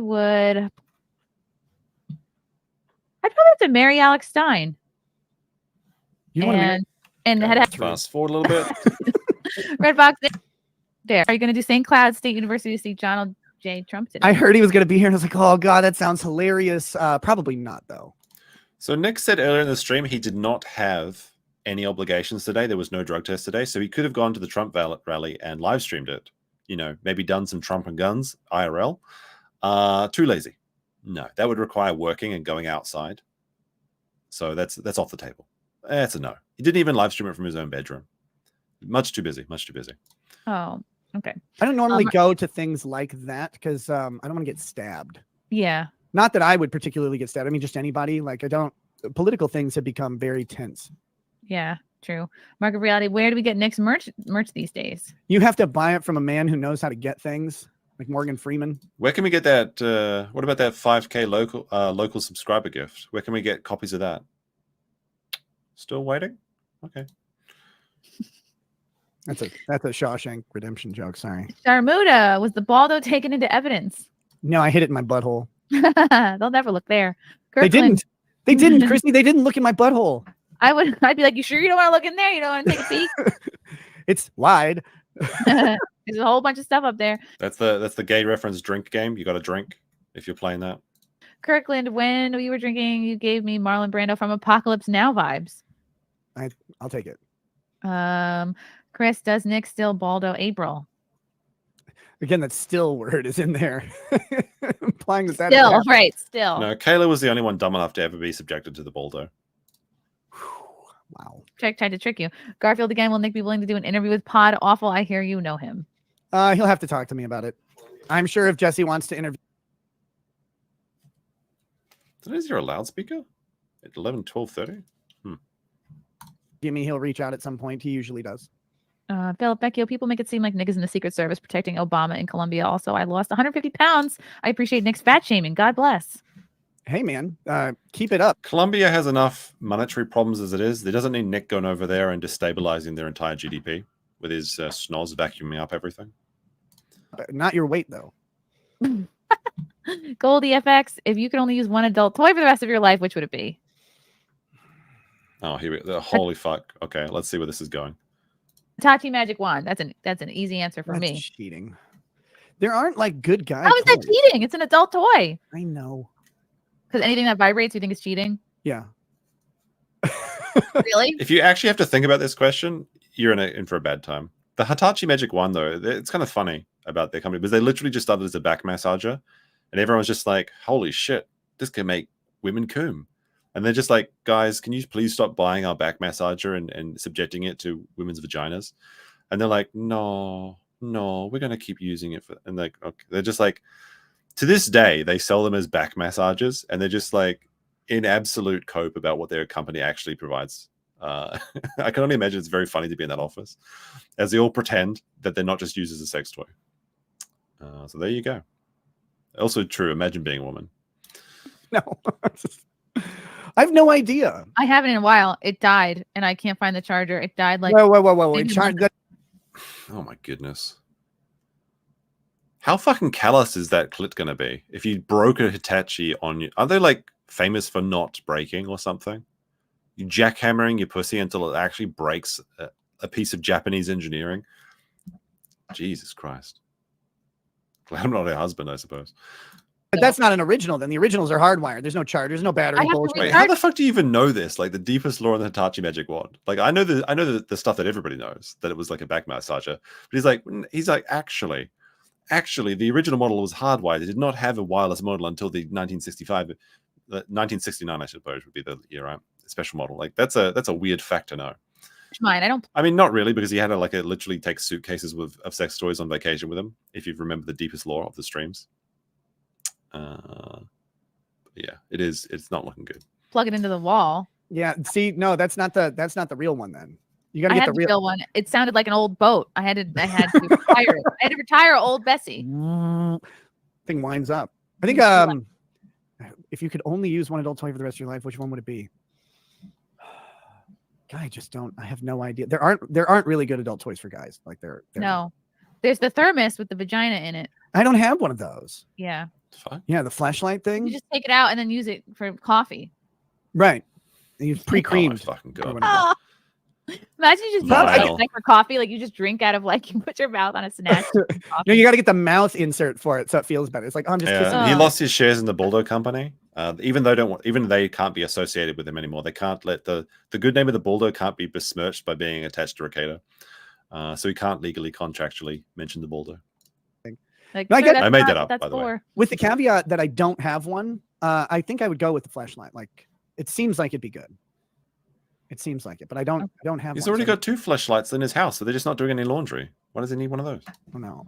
Phantom Yeah, it's called April, exactly. Mercenary. What is up with all these YouTube ads of Kamala Harris hitting me up for money? I had to watch 2 back to back just to get into the chat. Oh God, they're throwing so much money at her right now. It's insane. She's just the establishment installation du jour. Yeah, I mean, that's the thing. So one of the things you're going to notice is when you get to channels based on the demographics that are usual for the channel, you're going to get political ads targeted very specifically. If you have a channel that is like largely 35 to 75-year-old people, you're going to get a ton of Trump ads. You're going to. If you have a younger demographic, you're probably going to get a lot. So this is actually very, like, I guess this probably appeals to me more than it does to the chat. But Nick actually had a pretty interesting story back when he was like in his heyday. And that was during the 2020 election. He got a massive boost in subscribers thanks to Trump and guns, which has kind of become a meme in itself right now. But like the RNC would purchase a lot of these ads, and they would only be targeted towards people in the demographics that they wanted, which is like older people. So what happens is that Nick got a massive boost in his revenue per video because there was all this these prepaid ads that wasn't being served to people that watch like Destiny or something, right? Like an RNC ad going to a Destiny viewer is just like, you know, pissing money away. Or anyone that does like young content or anything. That's just like the first thing I could think of, like a leftist streamer, basically. So really good opportunity and something that he probably could take advantage of again if he actually gets to work. A lot of Kamala Harris ads. Moist but droopy long crotch. Once you have children, drugs, and getting wasted all the time needs to stop. Nick, you don't actually care about your kids because you still do this. There's that still word again. You have a lot of assumptions about my lifestyle, but have at them. So Is this there. breaking Fletcher news? Boy Hold on. televised I need a bit of a break from this. So let's see. What is this? Breaking news. Breaking. After restoring communications with April, Gino told April that Aaron Imholte sent him a nude of Kayla. Then someone within the Rekieta camp called the Minnesota police and tried to get Aaron charged with revenge porn. And Gino would be Nick's eyewitness because Aaron sent him the pic. Gino cancels emergency podcast tonight, teasing his conversation with Minneapolis PD and posting a picture of Aaron Imholte. There you go. Interesting. So it seems like it's true and real. Lots of high-profile cases of the state screwing up. How many poor people get screwed every day? Dude, that's the scariest thing. Like, what's her face? Oh, what the hell? The one that Turtle Boy is covering. Karen Reed. Karen Reed. Dude, the scariest thing is, so there's a distinction that I'm going to fast forward this chat. Players would not know this. You know, they just don't have time to hear the story. Of have them as worse than prostitutes. Let's be very clear on this because they fuck you whether you're paying them or not. But it's never. Hey. Give me just a minute to hit the bathroom. I'll be right back. Okay. Like, can you see? Skip past this. What's this music starting? Is she playing like a music break or something? All right, let's skip forward a little bit. We're almost to the end. Don't worry, guys. Troopers, staying out for this like massively arduous to get through this. I know. We're almost to the end. All right. Here we go. But just for different things. No, I was such a prude in college. We're going to skip through this one as well. Or universally applicable is they get prescribed them for like recovery from something and they don't get addicted to them. And these are category 1 drugs. They're the most addictive. I literally fear opiate addiction. But I had to watch. Wait, is ketamine an opiate? Isn't it? Isn't cocaine an opiate? Wait, what is technically an opiate? Obviously opium, but opiates, ketamine. Is it? What is technically an opiate? What is the classification for opiate? Containing opium. Is it just opium, right? Is it? Okay, so I guess not. Painkillers? Oh, okay, so mostly painkillers. Cocaine is a stimulant? Oh, okay. Okay, thanks, drug chat. Ketamine is not an opiate. Okay. It's an anesthetic. Okay. Oh, that makes sense actually. Yeah, because it's used as a. Oh, okay. I see. But it was my first. No, it was my first knee surgery. It was my right knee. I had a torn medial meniscus, and they gave me, I think it was Vicodin. Well, Nick's admitted to being an addict for a lot of things. He was addicted to. I vomited. It was gross. I threw it out. as So well, I don't do them though, because I literally fear opiate addiction. So I don't mess with them. But I know tons of people who have taken opiates after surgeries, and they're not hooked on them. They don't get addicted to them. And again, these are some of the most addictive substances on the planet. And I was so freaking mad when the anesthesiologist. Well, I found out after the fact that there was fentanyl in my epidural. I was so mad because I didn't want that at all. But I guess that's one of the most common ones. They put fentanyl. I didn't know that either. Yeah, I didn't want that. I'm still pissed about that. But I was like I was delirious with pain, and I had already been having contractions for 4 hours. So I was like, get flirtatious with Worski in front of him. I don't know anything about that. Let's see. Okay, this is a good one actually. Worski drama. So this is the. Well, let's see what the chat says. Still. But I just like dug my nails into the forearms of this lovely nurse, and it all worked out. Garfield again. Can Nick tell us what was going through his mind when Kayla was being flirtatious with Worski in front of him? I don't know anything about that. Yeah. So the story is that at the Knoxville Knockout, which Nick did go to, he brought Kayla, and Worski claims that Kayla was being flirtatious with him. I think he claimed about this before the swinging things came out. I think he actually mentioned this, but he claimed that Kayla was being very flirtatious with him and other people at the bar. That is the rumor. Worski has said a lot that isn't true. But is this not true? Garfield, no, it's not. So that's not a no. So he says, Nick, can you tell us what was going through his mind when Kayla's being flirtatious with Worski? Worski says a lot of things that isn't true. But is this one not true? Can you just say it's not true? It's not true. It's not true. That's a non-answer. And it's such an easy thing to like. There's nothing. It's not like one of these like, I can't say this because it's my case. Just say that Worski's lying. But you didn't say that. Why not? Worski has said a lot that isn't true. In your face, Garfield. No lasagna for you. From Lexi, can your wife go after Aaron for revenge corn? It's all signs point to yes. More about, can the state do that? That's up to the state. Okay, but your boy, you didn't squat and cough during booking. No, they didn't have me. I was. Worski is out of Kayla's league. Yeah, that's true. Sorry, I read that in reverse. Literally surprised. Again, reading about all the things people think that happened during booking and during my arrest is like, oh, they drug tested him. They didn't do that. They didn't do the body cavity search. There was some guy who awkwardly watched me change, but like that was it. I didn't Slavic squat during it, but yeah. Okay, I want to go up. First of all, Dominia, I did not want an epidural. My plan was. All right. No, imagine being a woman. It was but that was because of the circumstances of the birth. But like a lot of women, I mean, it sucks. Yeah. I would have rather we're almost done. We're almost gotten done. the Pitocin, but they're like, your water already broke, so we have to move this along. Okay, 3 more left. Then we're done. Xander, Nick, do you still blame Jim? 100%. It's your fault, Jim. There was a headline when I got arrested. It was talking. This was pretty funny though. Like the media's like, guy high on cocaine blames Jim for destroying his life. What could he mean by this? Like that was pretty fun to see. Like the normies kind of interact with our little sector of the internet. Like a blamed random person or unknown person named Jim. They were talking about Medicare, and it's like, wait, where did I blame Medicare? They changed. He blames Medicare for getting him into the Montegraph thing because basically he defamed Montegraph to try and impress Daddy Jim, and it backfired because at the time Montegraph was suing Medicare and Rekieta took his. I believe what happened is Montegraph sent Jim a DCMA and was threatening to sue Jim. But the thing is, when you get sent a DCMA, you can either put in your real name, and you have to under penalty of perjury, although realistically it's never going to happen. But you can also put in your lawyer's name instead. So Nick put his name in place of Jim's, or like Jim got Nick's details and put it in, right? So that Monty couldn't use that to dox him. And from that point on, Rekieta was trying to make fun of Monty as a way of, sucking up to Jim or, impressing Daddy Jim, basically. Yeah, DMCA, whatever. It's the same thing. DCMA, DMCA. Digital Millennium Copyright Act, right? So DMCA, yeah, whatever. YMCA, yes, it's the YMCA.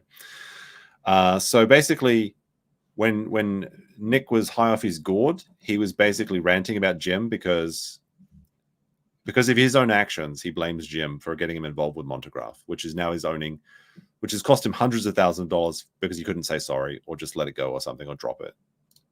But it was like, God, that was funny.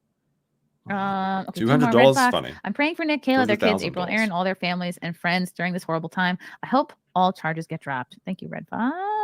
Thanks, And brother. one more from Garfield. Can Nick explain why he defamed Monty Graff? Also, can Nick explain how he is losing the case? Well, defamation requires a lot of elements, and I don't think we meet them. Really? You know what you do owe is $300 to Montegraph. Do I still have that thing here? Is this it? It is further determined and adjudicated that Steve Quest herein have and recovered Nicholas Rekieta the amount of $300.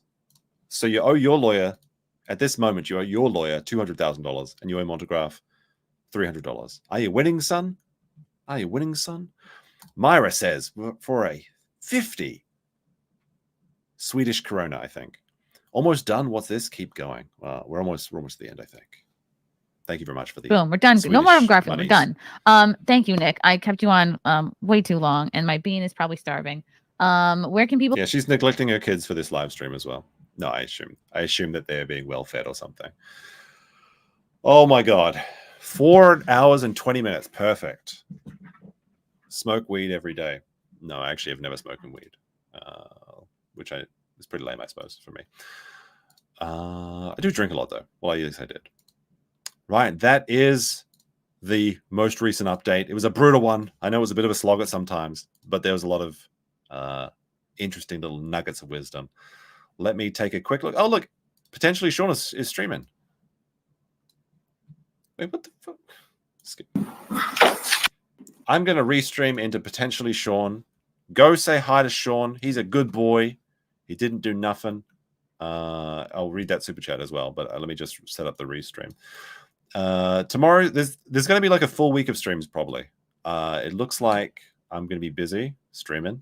I know some people are going to say doubt it, but let me know in the comments below or in the chat what times you like, because I want to do a lot of stuff. Hold on, redirect. I'll just set this up so my brain's like shutting down. There we go. There we go. Right. So we're going to restream into Sean in just a second. Be sure to say hi to him, even though every chat is tax-free, by the way, at the end of the stream. But yes, there'll be streams tomorrow, probably doing the updates on the Mr. Beast stuff. So it's come out, actually, that there is proof now that Chris Tyson posted his nudes to the Discord with 14-year-olds, which is like a private Discord, and also that Mr. Beast was in that Discord as well. So Jimmy did know, actually. We'll probably go through that, and we might take a look at the Mr. Beast is a fraud video. I might get Max on, but I might do some morning streams, so that'll be like evening streams, I suppose, for other people. Just post your EST time or JST time, what you prefer, in the chat. What trial is Sean covering? He is covering the Ashley Benefield murder trial, day 5. Let me see. Sandy with $5 says, thanks for the long stream. This college-educated deplorable boomer is a huge fan. Trump 2024. Thank you very much, Sandy. That is the last comment. And we'll play out tax-free for a couple seconds. Go subscribe to Lipstick Larry. Go say hi to Sean. And remember that every super chat on this channel is tax-free. So take out your pill bottles and shake your pills, and wiggle, wiggle, wiggle, wiggle, wiggle, wiggle. Wiggle, wiggle! Wiggle, wiggle! Wiggle, wiggle! Wiggle, wiggle! It's a tip, so it's tax-free. But wiggle.